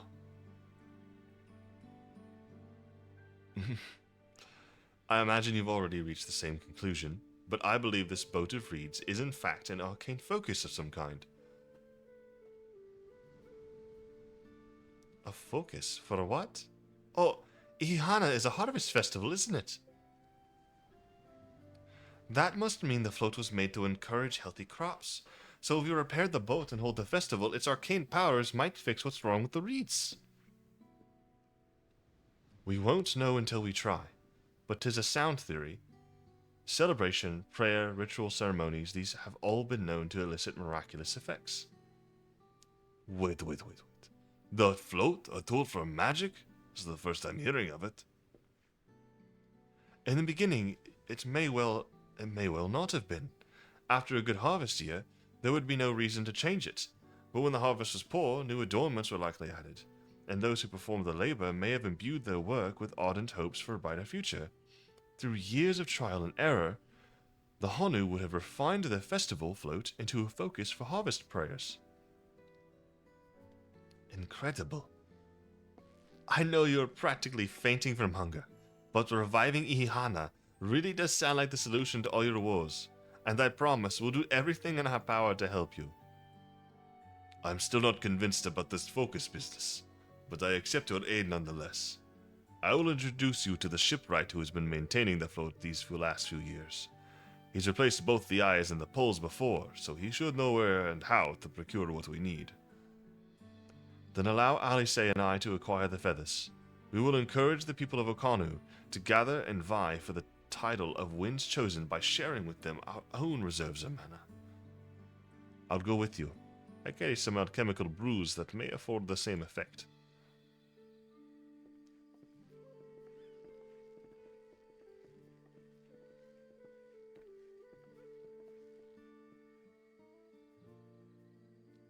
The three of us will visit the shipwright then.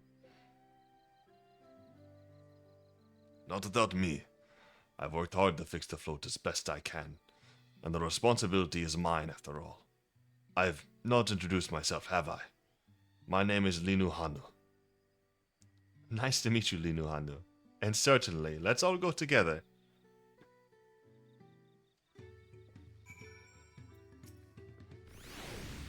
We're making progress now. The solution to Okanu's woes is as good as found. To find myself working alongside the Third Promise herself is unexpected, to say the least. Thanks to Wuklamat, we found ourselves a promising way forward. Experience and knowledge are valuable assets, but there is something to be said for following one's instincts.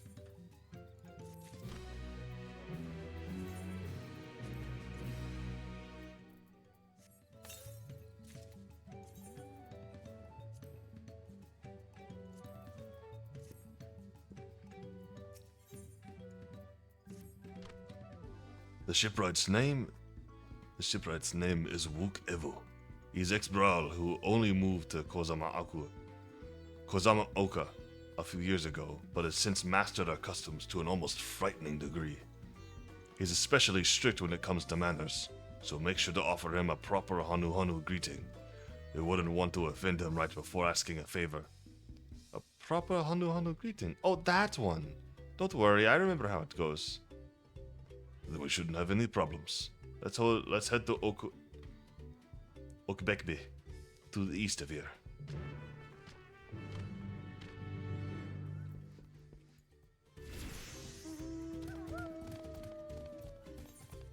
Still feel like I haven't hit a good stopping point yet, but I'm like, my body is vying for me to quit. To stop. But I can't.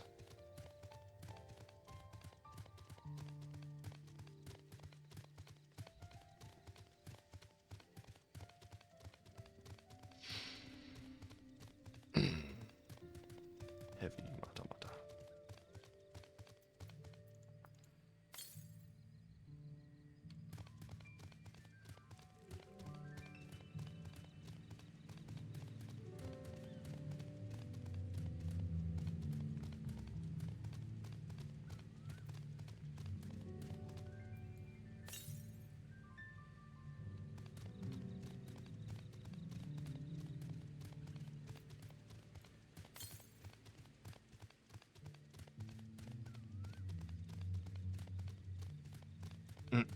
There it is.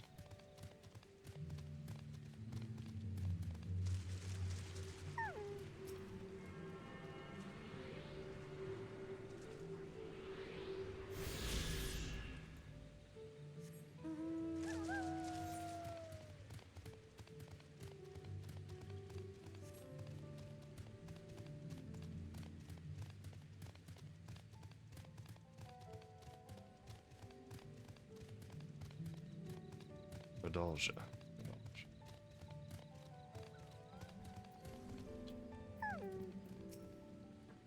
Look over there. Do you see that big winding staircase? Oh yeah. Oh, it seems they have a place here where visitors can stay. Looks cozy. Relax.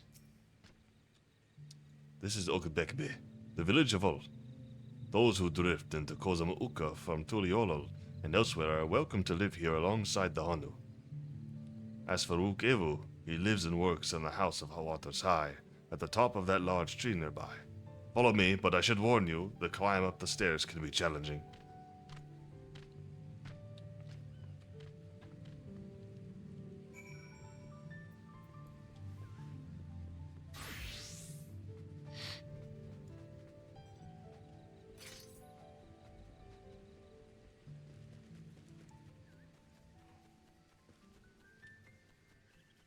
Ugh.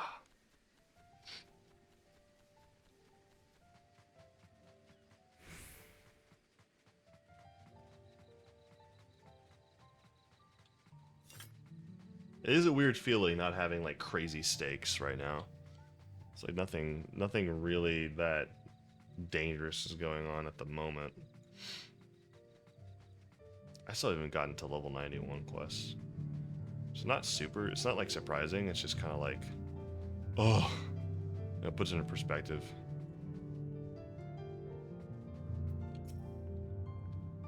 We are hoping to enlist the man's aid, so it pays not to be rude in any case. I should mention that the Wuk-Ivu isn't only a stickler for etiquette. He is also, well, you'll find out soon enough. Ohakali.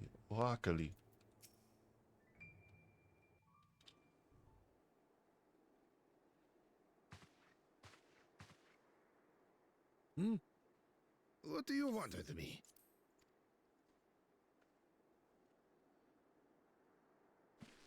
Right. The greeting.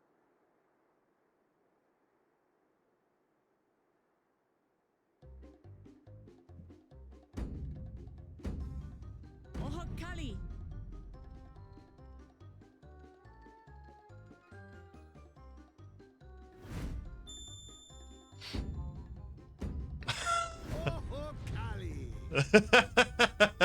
You like that?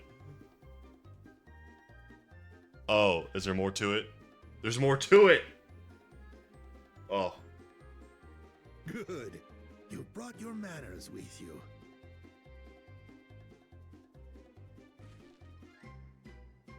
When in Ukanu, do as the Hanu do. For a country as diverse as ours, the preservation of harmony demands that we respect the cultures of all peoples who call it home. Well, that explains your familiarity with Hanu customs. And you speak truth, of course. To live together means to learn about each other. Concerns me the music's still going. I appreciate an open mind.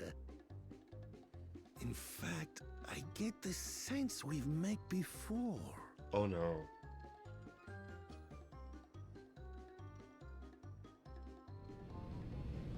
You're Wuk Lamat. Oh, what an unexpected honor for old Wuk-Evu. Here I am prattling on about manners, and I've gone and insulted the third promise herself. There is no excuse for this betrayal of etiquette. Oh, brother, he's OCD. Please, take up your axe and claim my impudent head. I will not. Keep your head.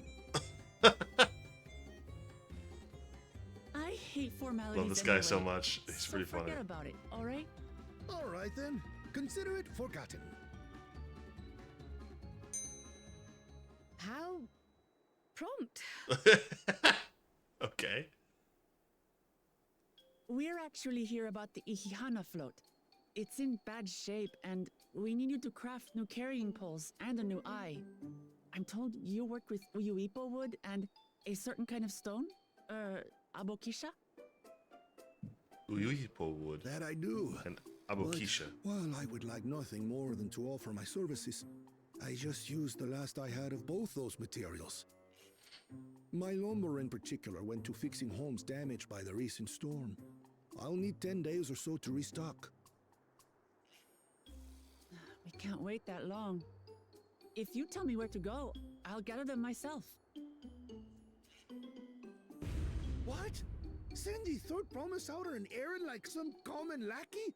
That's utterly unconscionable. A gross violation of social protocol.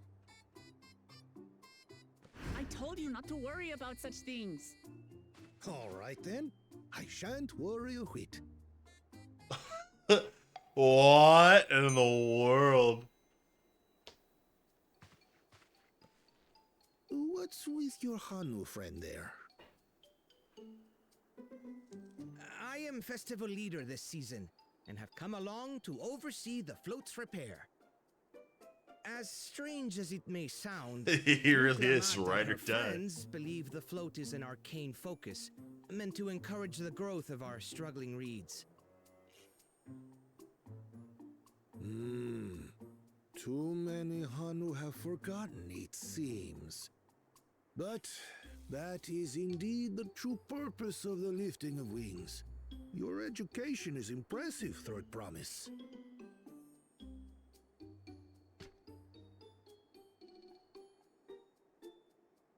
Well, maybe a little. Allow me to show you where to procure Uyuipo. We can leave the Abokisha to your friends, I presume? Take yourself to Cave Kikitola or thereabouts, and you should find the stones you need.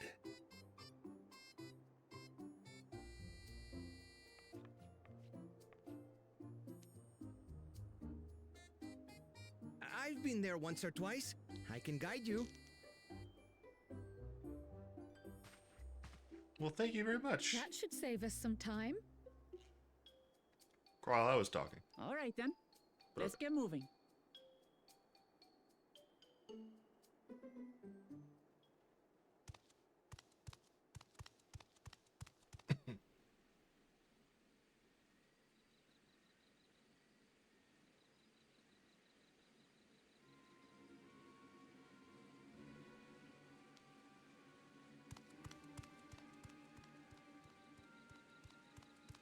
Chosen one of your rivals is making progress.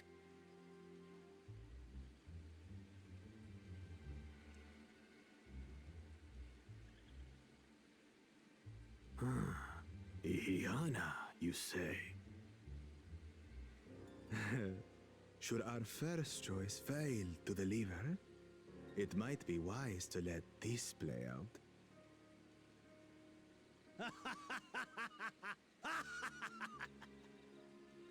The third-rate promise is making herself useful after all.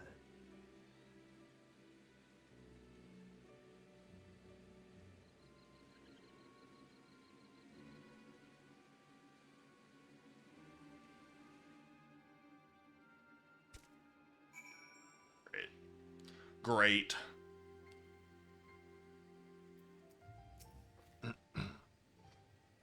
Cave Kikitola is southwest of Okano. We could return to the village first, then head there on foot.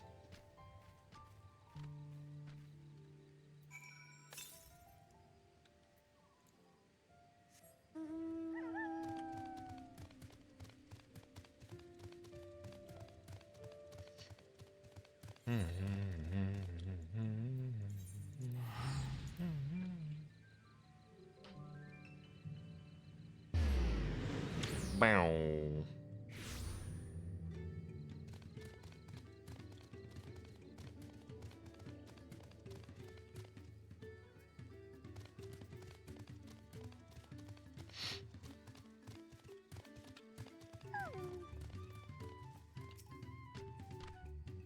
I almost envy how effortlessly he can shift from one mood to its polar opposite. At least I presume he does so by choice.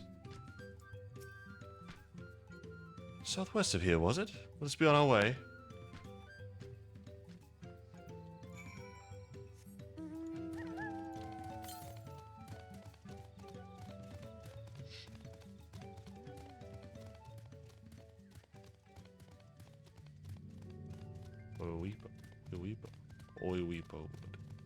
Weepo wood.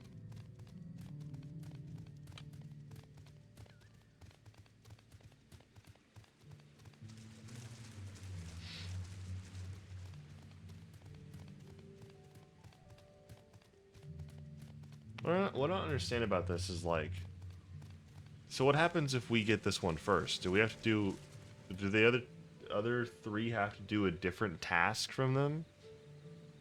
Like, how does that work? Look, you can see the falls at the back of the cave. These hollows must have been carved out by the constant deluge of water from above.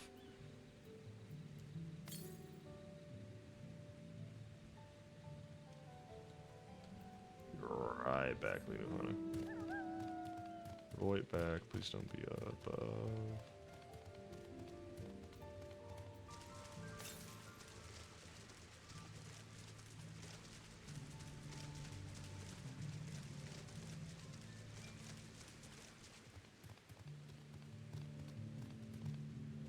This is probably where I'm going anyway.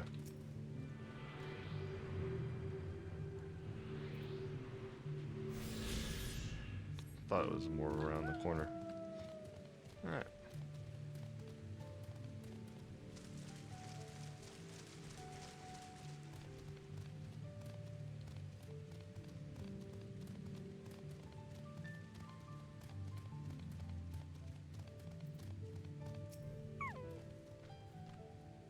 Cave Kikitola as promised.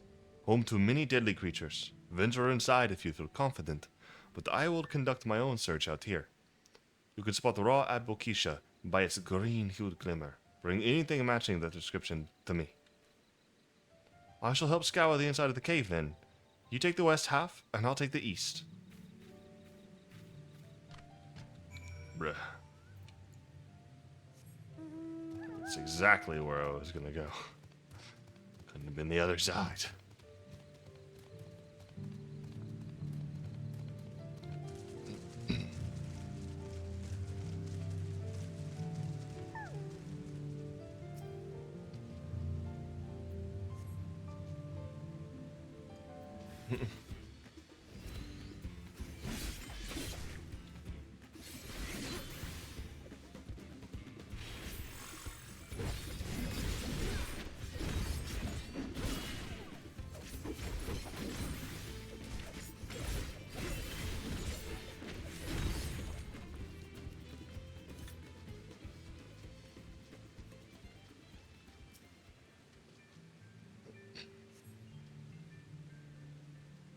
Let's go.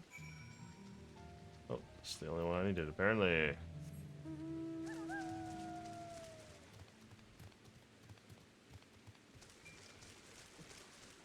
Oh.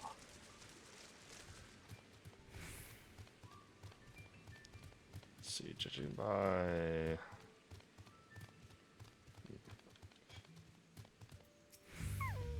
Another, like, 3 missions.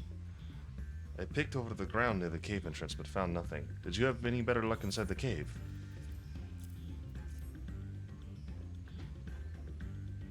Yes, this is Abokisha. Along with Cryo's contribution, we have more than enough for our needs. The stones you have brought shine very brightly.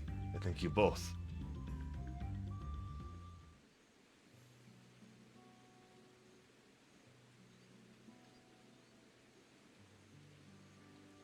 He would have been happy to know we were putting things right. Truth be told, a good friend of mine was meant to be the festival leader for this year's Ihihana. But when that big storm hit, he did not survive. What the? Why is this on the speed? It fell to me to carry on instead. That was why you agreed to Wuklamat's request. despite your initial reluctance. Yes, it hurt to hear, but she was right. Though I must mourn, I cannot let my grief consume me. Her words made me realize that the path to my recovery, our recovery, is already laid out before me, and I will walk it for myself and for my friend.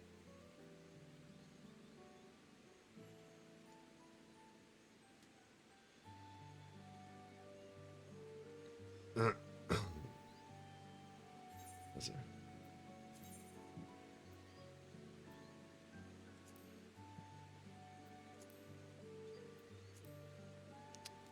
Thank you for sharing your story with us. Please, rest assured that we've taken your plight to heart.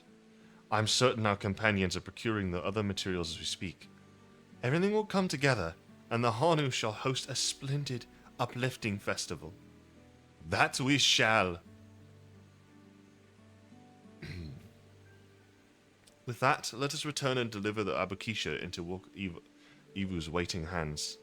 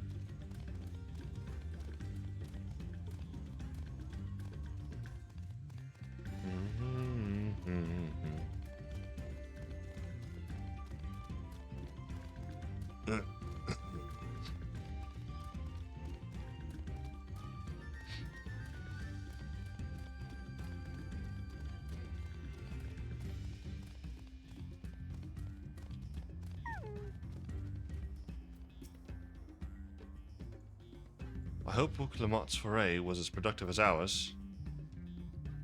We just got back ourselves. Did you find the stone we need? We've come too far to stop now. The lifting of wings must go on. Thanks to the third promise and her mighty swings, we've collected some suitable logs of Weepo. What of the Abokisha?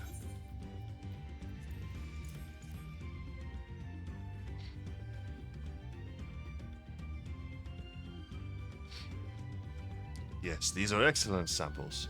A goodly quantity, too. At this stage, you've likely surmised that the lifting of wings encourages the crops to grow. But not exactly how, eh? Well, you're in for a treat. If all goes to plan, the results should be spectacular. Now, to get to work crafting these pieces for the float... I can use an assistant versed in the arcane arts to enhance the Uipo's conductivity. Then I'd be delighted to help. Everyone else should head back to the Okanu. We'll join you at the float once the work here is complete.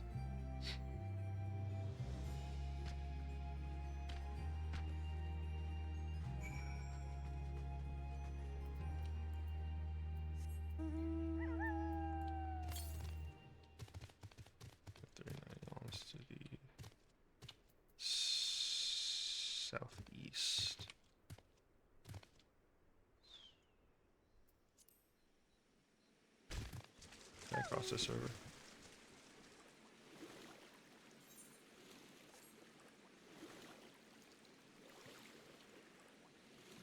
Yes.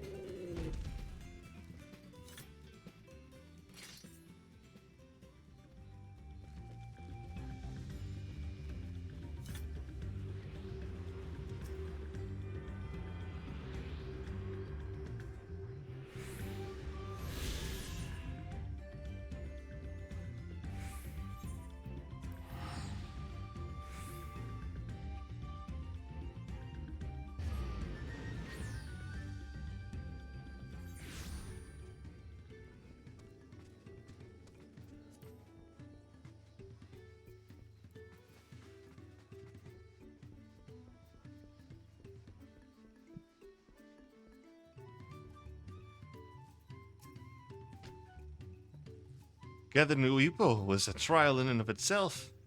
At first, Wokevu criticized everything I did. Then he suddenly yelled, "I've spoken ill of the third promise and must punish myself," and proceeded to slam his head into a new Uipo tree. I told him not to worry about it. Again, and it was like snuffing out the candle. He's an odd one, that's for sure. At least we've seen to the poles and the new eye. Now we just have to wait for the feathers from the twins.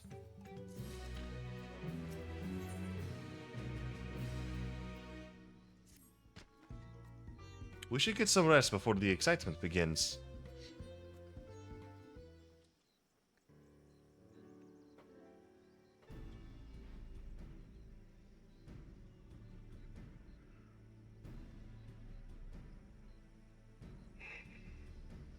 Yeah. Over there by the float. Isn't that the third promise? When the rumors are true, she's trying to complete the feat of reeds by reviving Ihana. The festival is a prayer for healthy crops, but does she honestly believe that will be enough to save our harvest? The second promise, meanwhile, barely glanced at the fields before leaving Okanu altogether. Maybe we asked too much of our young limits.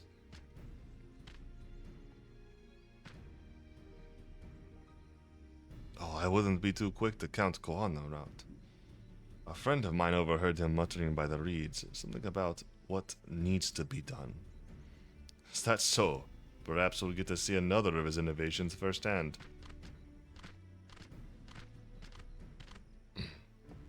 That sounds like our Kona. One look at the reeds is all he needed to think up a solution. Be that as it may, our own solution is nearly ready. Indeed, as soon as the others get back, our long-awaited festival can begin.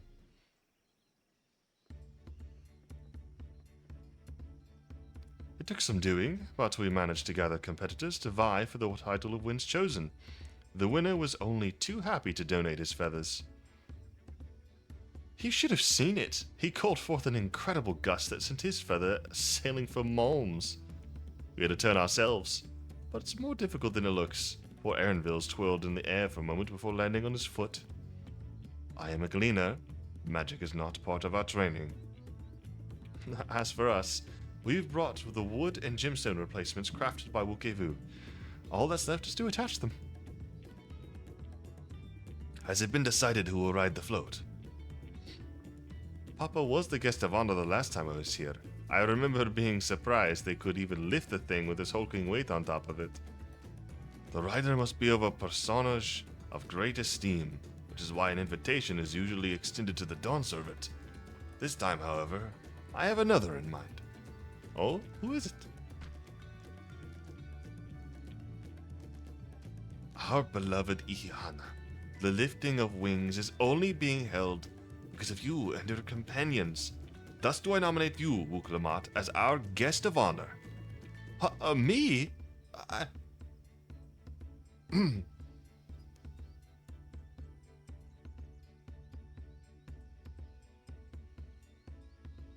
This boat won't make me seasick, will it? I don't think so. Then weigh anchor.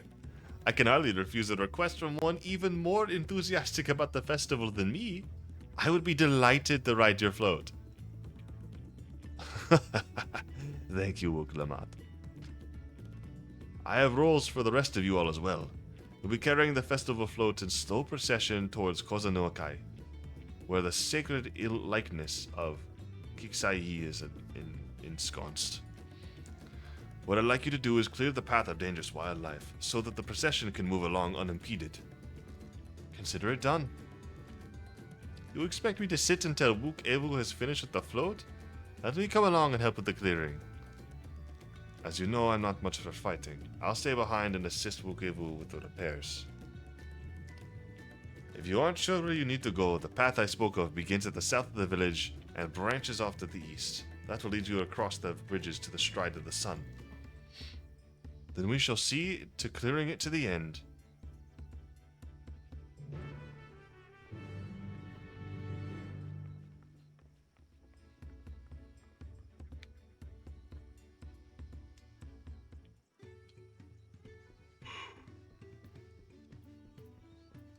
Ah. Massive yawn. Massive yawn.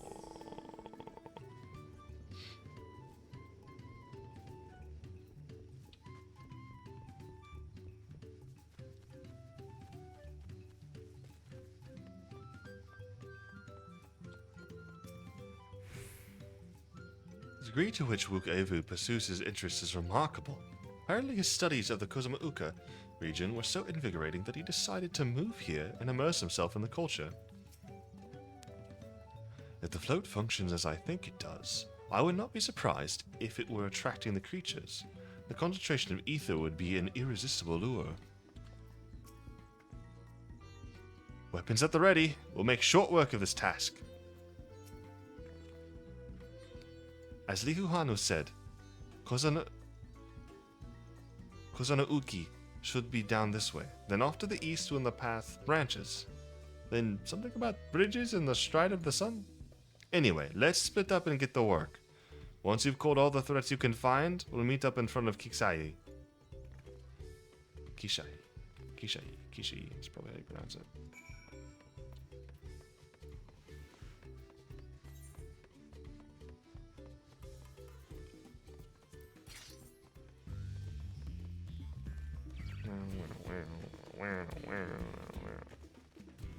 Tucalibri. Leave me alone, Tucalibris.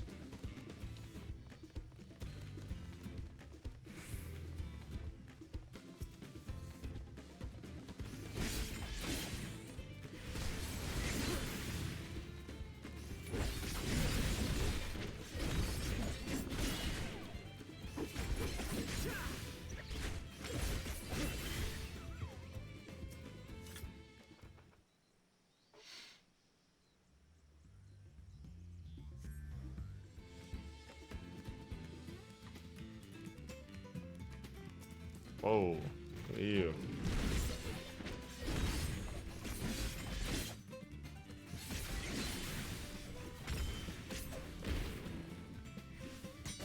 That did not stun him. Duly noted.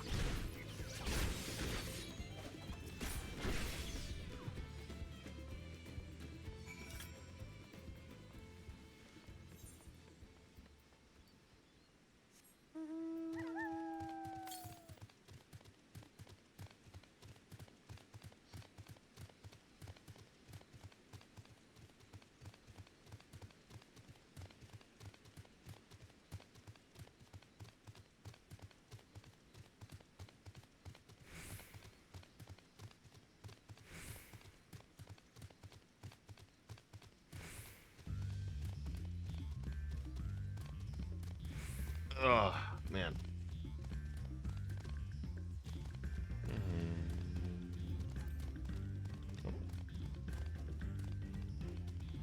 Nice frog kills, boy. At this rate, we'll soon have the route to Kuzenouki secured. Blah blah blah blah blah blah blah. Speaking ability ever just drop. Just leave your body.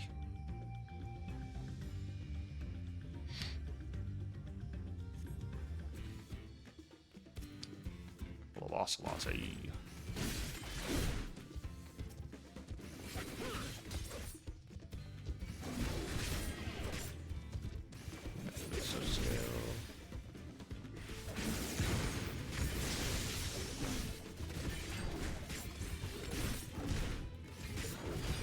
Instinct.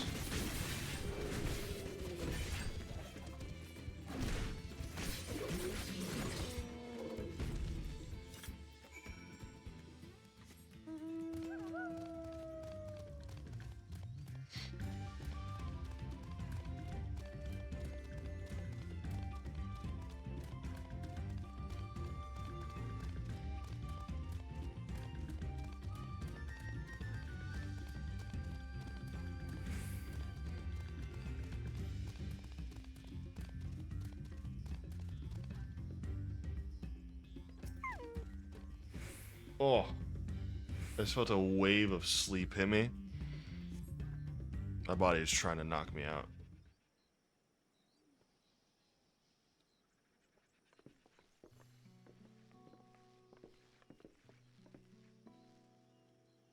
Ah, you are a step ahead of us. This must be the likeness of Kiksai, the Hanu Hanu deity of the harvest.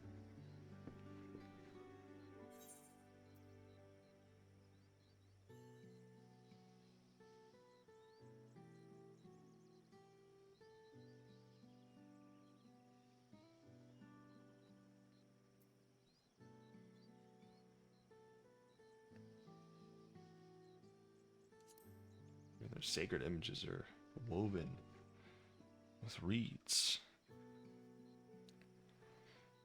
It makes you appreciate how much their culture revolves around the reed harvest, doesn't it?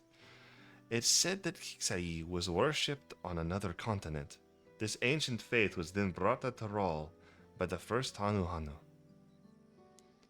The Hanu migrated here from another continent. Then mayhap the two do share a common ancestor. This is all very fascinating, but shouldn't we be getting back to Linu Hanu? He'll want to know the path is safe for the procession. Right, and I need the ride on the floats. I'll run ahead and tell him we're done here.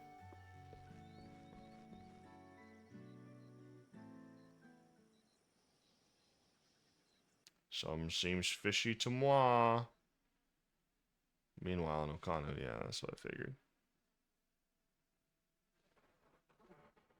Mr. Bakul Jaja is gonna step in and ruin things.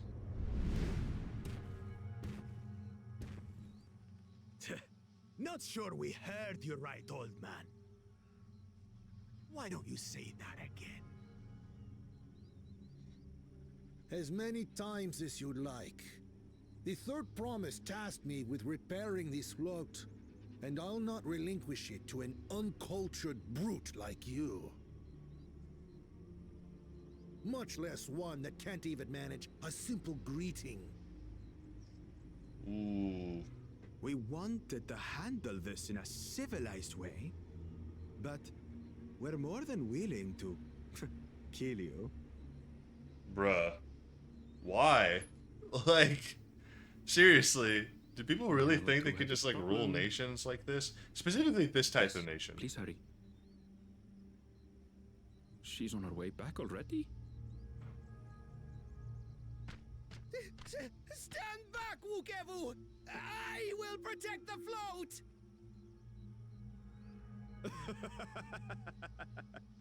Are you trying to be brave, little bird? I could never have repaired the float alone. Not properly. But thanks to Wuklamat and her friends, we can hold Ihihana again! This is a priceless treasure! And as festival leader, I would die to protect it! Let's go, Lunohana. Very well, if that's what you want.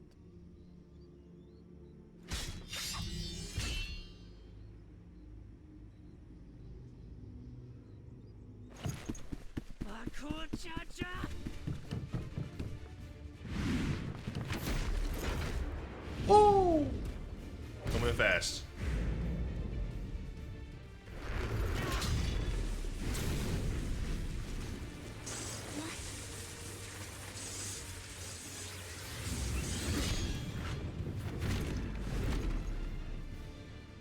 Everything into that blow. Can I try? I kind of want to go back to Monk. All of a sudden, I really like punching things. That gulf between us. But you need more lessons. We'll carve them into your mangy hide until you cry and beg forgiveness.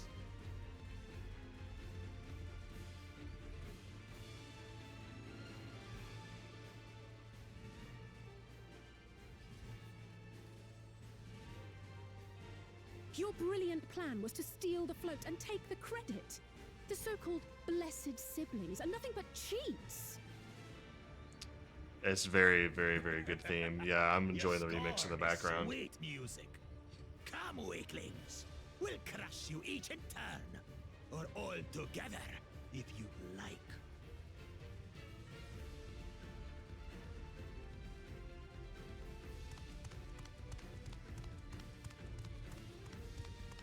Calm yourself, Chosen One. If you fight in earnest, this will end in a massacre. What's more, we have word that our other prospect is on the verge of success. Then it would be foolish to expend effort sweating nuts. Bro, I would wear you like a scarf, alright? Lucky for you. No, this is unlucky.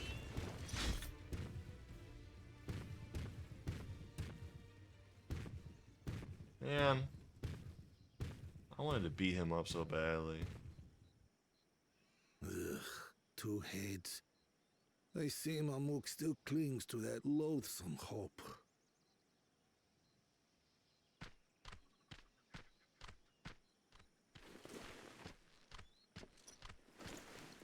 Talk to us, Third Promise. You're not dying, are you? What? It'll take more than that to kill me. So, are we having this festival or not?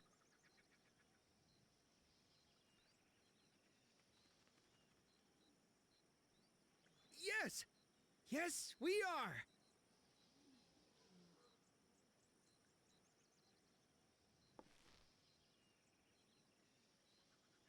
This is the qualities. These are the qualities of the leader. Could she stand to be stronger? Sure, but I can train her. I'll just be like, have you ever considered relying on the other pieces of your soul scattered across universes? Have you ever considered connecting with a goddess who's been around for since the ancient times? Thought about absorbing icons and using their crystals to empower yourself. Thank you for coming to our rescue. I tried to protect the float, but against that two-head, I may as well have not been there at all. Nonsense! You stood your ground and bought us the time we needed to make it back. You were incredibly brave. I pick... I'm gonna pick that die. Let's go. Excuse me.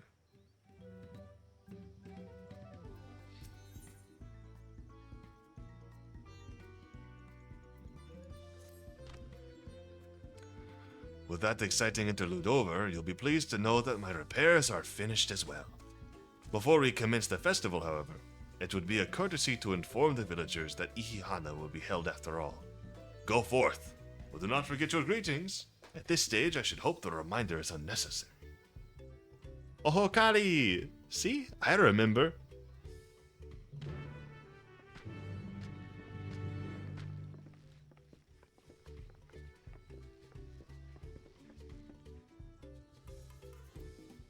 Ohokari. Alrighty. Easy enough. My brain remembers how to spell it right off the rip without looking back down again. I'm not even gonna change that.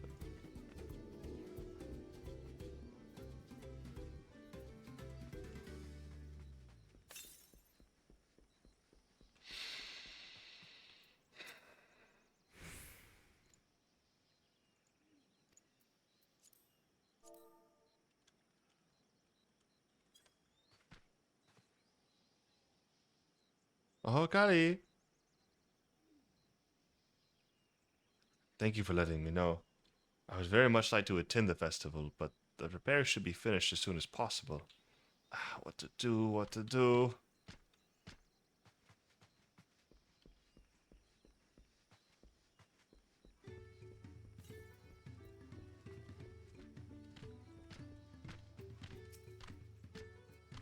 There's nothing to look forward to anymore.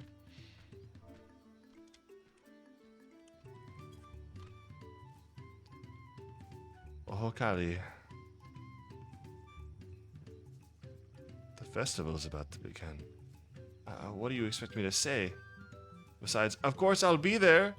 Cleaning up the storm's aftermath may have been hard on us all, but the lifting of wings is tradition, and a joyous one at that. I won't sit here brooding my days away. Give me a moment to get ready. I mean, you know, get ready as you will, man. I'm not inviting you. So much taken from us. Why even try?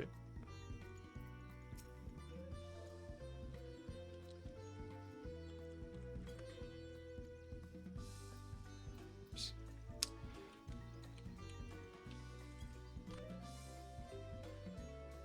Oh, Kali.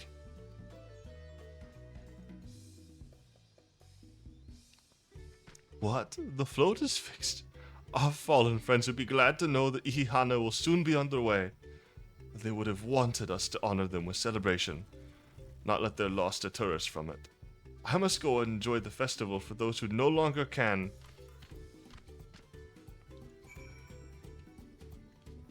Very nice.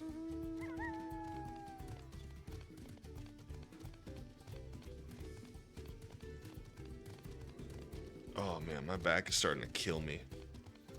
I seriously need to. This better be the stopping point so I can go to bed. I need sleep. The Hanu were pleased to hear their festival was going ahead, I imagine. That is well. Once your friends return, the lifting of wings can begin at last.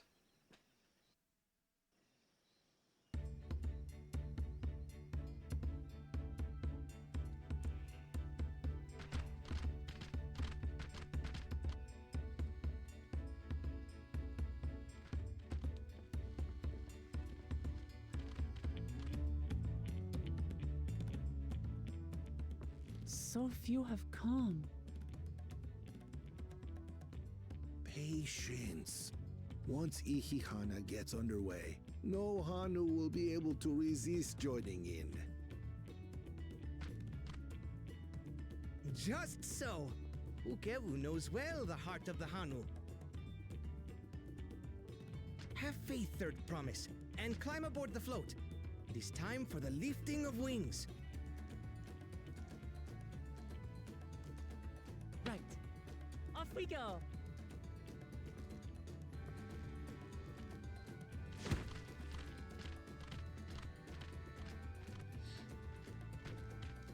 Ihihana is a prayer for bountiful harvest, but this is not its only meaning.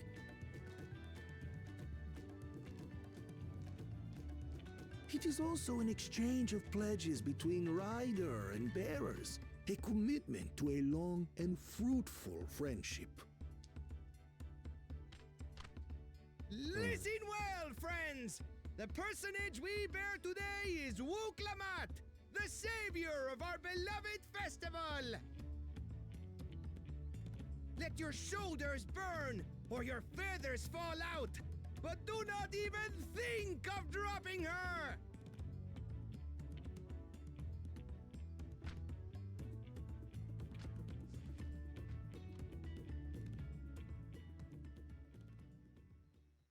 Ready and...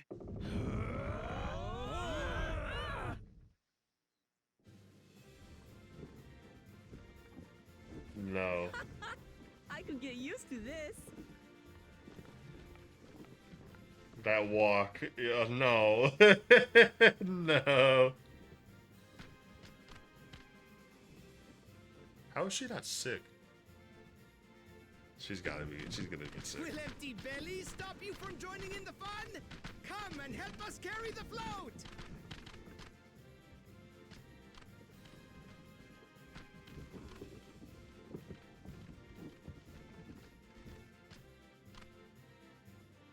Well, well, well.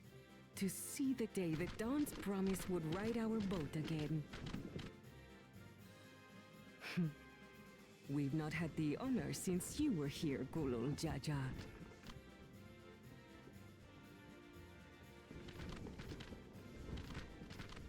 I have a hard time taking this We've enough seriously. bearers now. Onwards to Kozanuaki! It's so sweet, but it's so silly. It's so silly. Oh, goodness.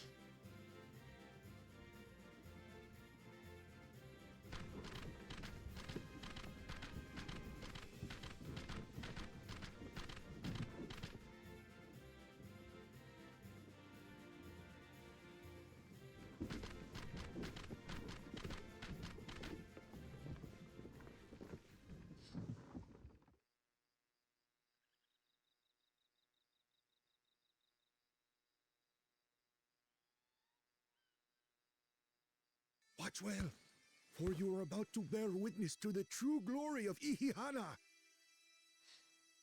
Okay.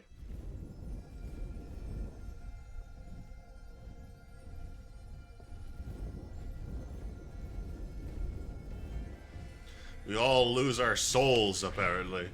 Oh, whoa, hold on, everyone relax. The float draws upon our life force, concentrating and amplifying the energy.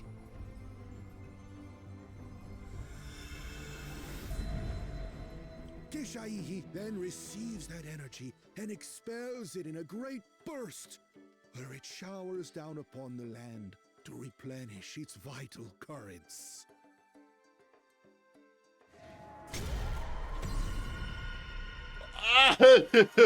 What? Why? Why the laser eyes? Why?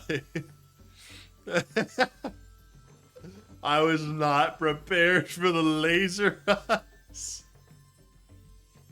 That was insane. What in the world?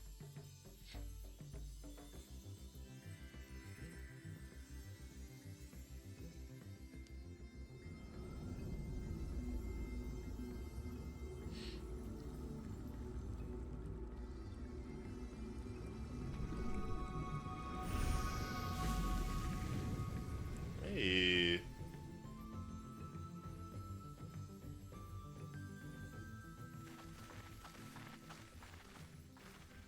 It worked. Like a literal charm. The float really was helping the reeds. That was amazing! To think that such a thing was even possible!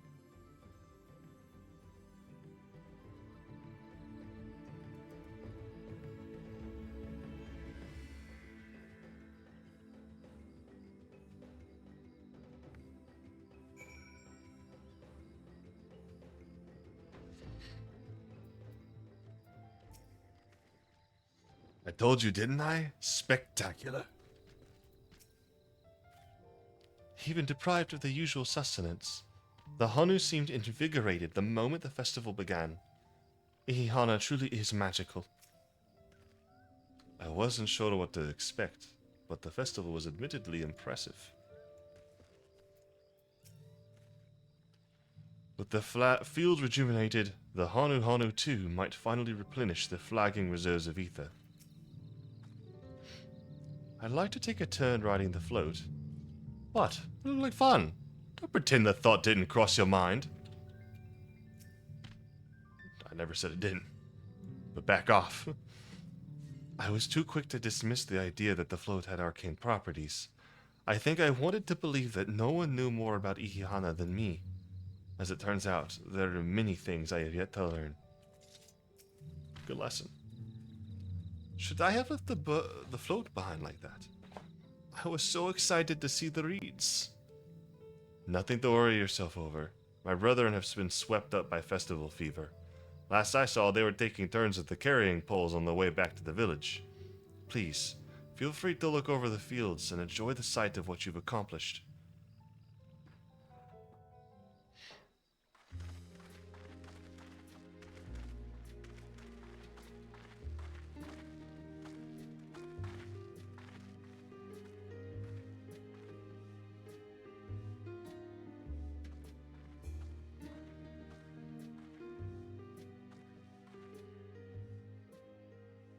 Some of them still look a bit sickly. I imagine even the harvest magic has its limits. If the Hanu continue their festival tradition year after year, though, the entire field should eventually recover. Makes sense. Where does that leave us with the feet, then? You've got nothing to fear on that account. Our situation could never have resolved itself. The revival of even a single reed would have served to demonstrate your commitment to the task. That you recognize the nature of the float and found a near-perfect solution in Ihihana proves your dedication. What's more, I don't think I've seen the festival produce such impressive results since I was a mere chirper. A mere chirper. Wow.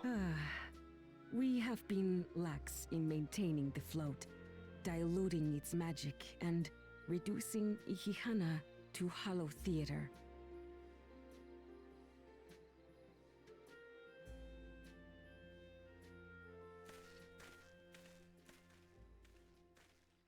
Connor! I was delayed by an unpleasant encounter, but it seems I arrived at a good time.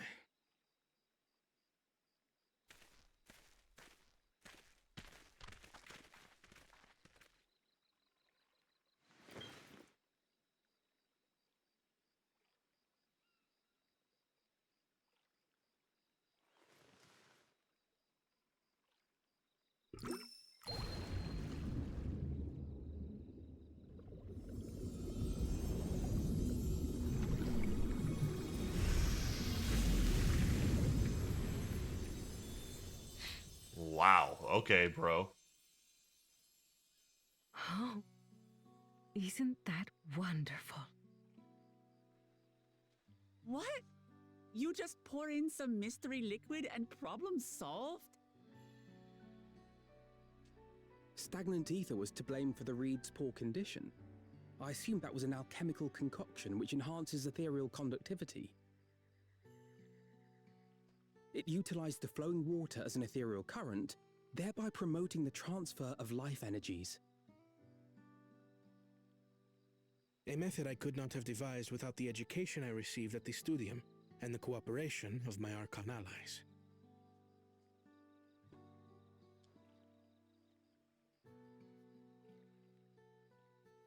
Archon allies?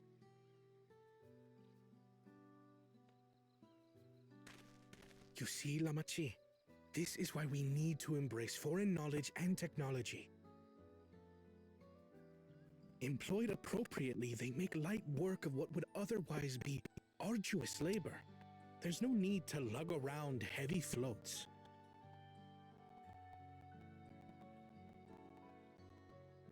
Well, you always were the clever one, brother. Yeah, but you didn't Your connect with the approach was people. no less effective, Wooklamart. It achieved the same result. Yeah, and he didn't connect with the people. Indeed it did. So And you he's enjoyed the disconnected as a festival, leader. yes? It's gonna cause problems. I did. It was so much fun. Having visited your village before, I thought I knew everything about it. As it turns out, I knew very little about the reeds, about Ichihana.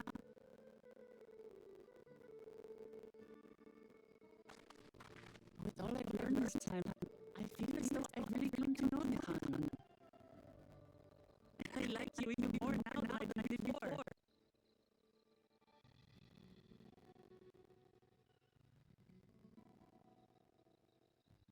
The feeling is mutual. And it's not just you who will have to learn either. I'll never look at our float the same way again. The two of you have exceeded expectations. Come forth and claim your stones.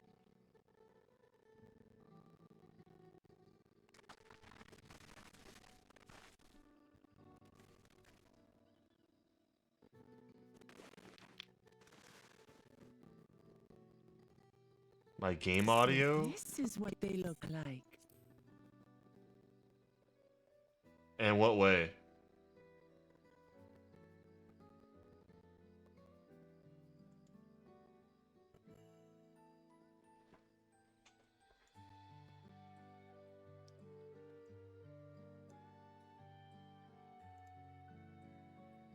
Hold on.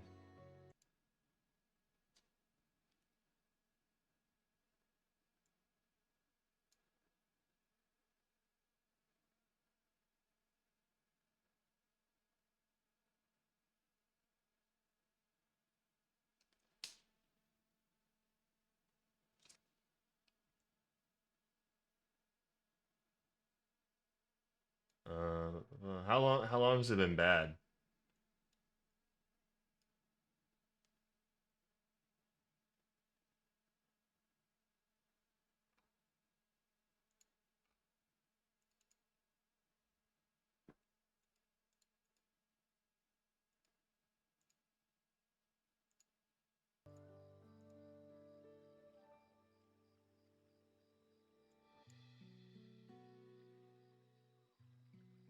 I'll play the next line and see what's going on here.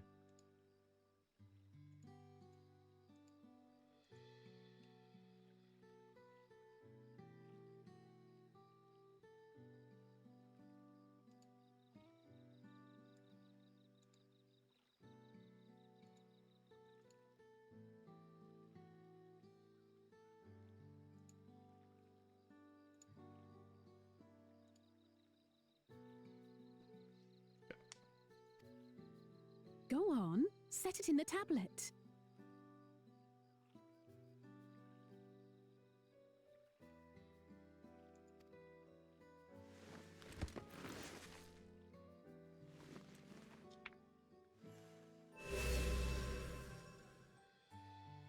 A perfect fit.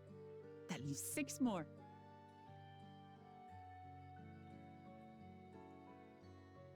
Sounds fine to me right now. Does it sound better than...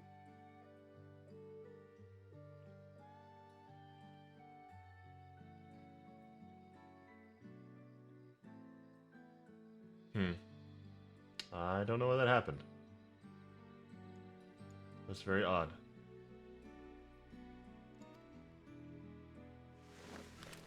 on to the next.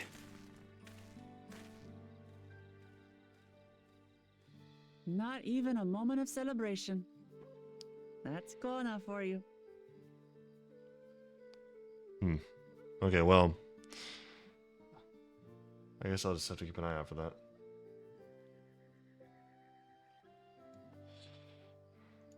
Wrapping up this.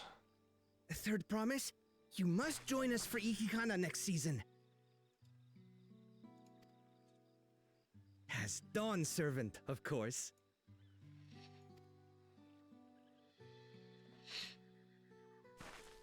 Right. It's back to Tuliyola for now. Back to Tuliyola for now. Thank you for having us. I look forward to seeing you all again.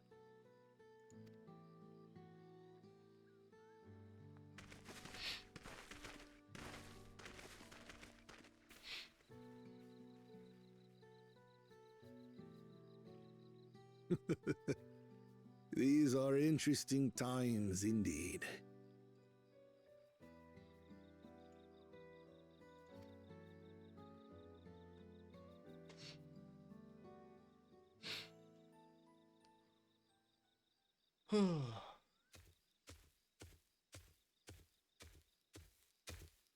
The concoction was brewed by Kona himself.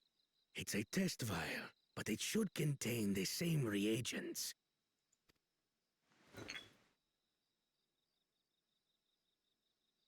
Good work. We'll use whatever we must to win.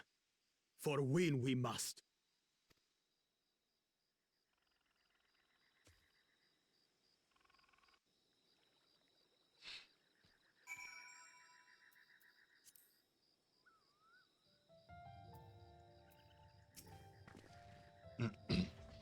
My journey has just started, and already I've met so many wonderful people. Wokevu, for one. He's a bit eccentric, but everyone could stand to be as respectful of other cultures as he is. And Lino Hanu, it warmed my heart to see him honor his departed friend through Ihihana, and to help others do the same. I can't help but feel excited thinking who else I might meet over the course of the contest. Come on, let's head back to Shibari of Tie. Maybe pronounced it right, I don't know.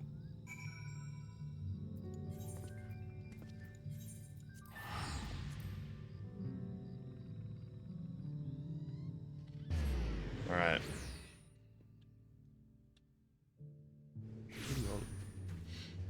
The hardest to pronounce names. All in this expansion. Just to mess with me.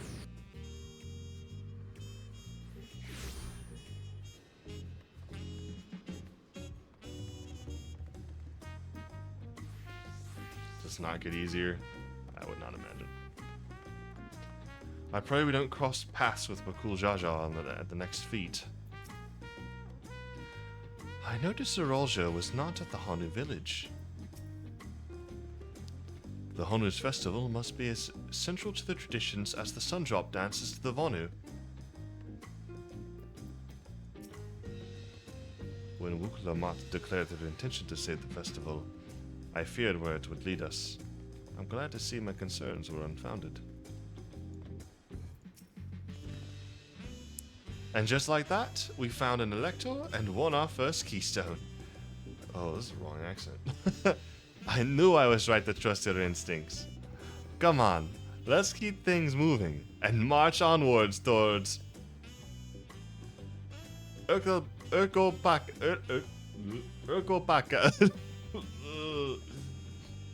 Chances are good we'll find an Elector there as well.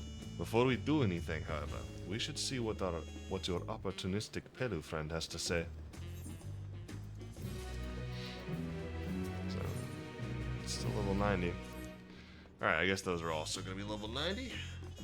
But we will tackle the Pelus to, I don't know, maybe tomorrow? I don't know what I'm going to stream next. I have literally no idea. I still need to go back on this stream because while you were gone, Chris, just as a by-the-by, I will publish this stream. Please go back to the beginning of it when I get on the boat for the first time. It glitched. And so, and when the storm hits when you're getting to Tuliolo, when I exited the sleeping quarters or whatever downstairs, after like the shipmates are screaming, it cuts to this, it like pans up and you can see one of the character models is stuck on the mast, just like Y posing, like A posing up on the top of the mast. And I was like, I saw it, I barely caught it, and I was like, huh? And it cut away immediately, and on the wide shot of the ship out at sea, you can see it like glitching over the top of the mast. And I was like, I was yelling, I was like, someone clip this, please, please clip this. But you said hi and then decided to leave chat, so I didn't know you weren't there. And finally you said, I'm back, like 30, 40 minutes later, and I was like, Chris, why have you done this to me? Now I have to go back and clip it myself. This is the funniest thing. Yeah, you gotta be here 24/7. You don't have a choice. You're not getting paid, but I need you to be here. I'm sorry, but those are the rules. This music is very nice. But, mod me then? You know what?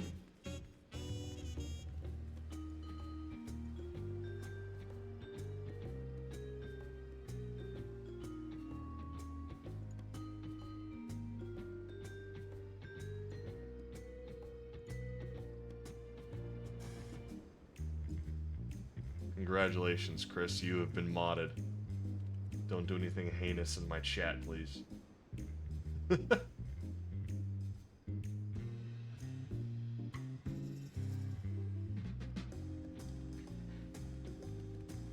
Unlimited power. Yeah. Yeah. I'm gonna regret this later. Anyway, I don't know if I'll stream tomorrow or not. I might. I also played a lot this evening, so I might take another couple of days break.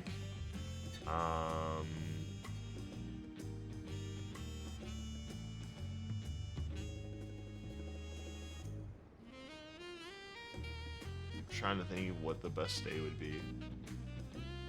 I'll try to get a little bit in tomorrow. I'll try to finish the Pelu quest tomorrow at least. That's what I'll try to do. I might do a bit more than that, but we'll see.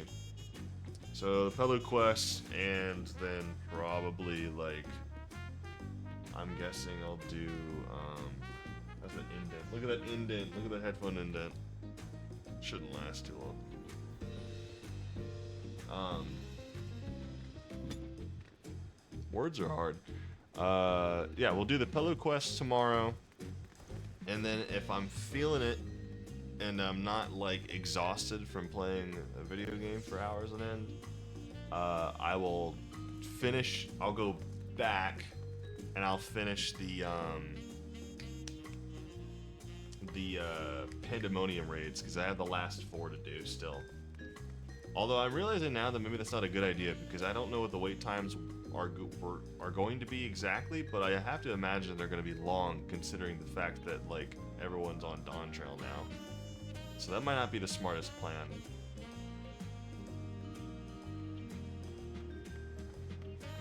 We'll see. Alright.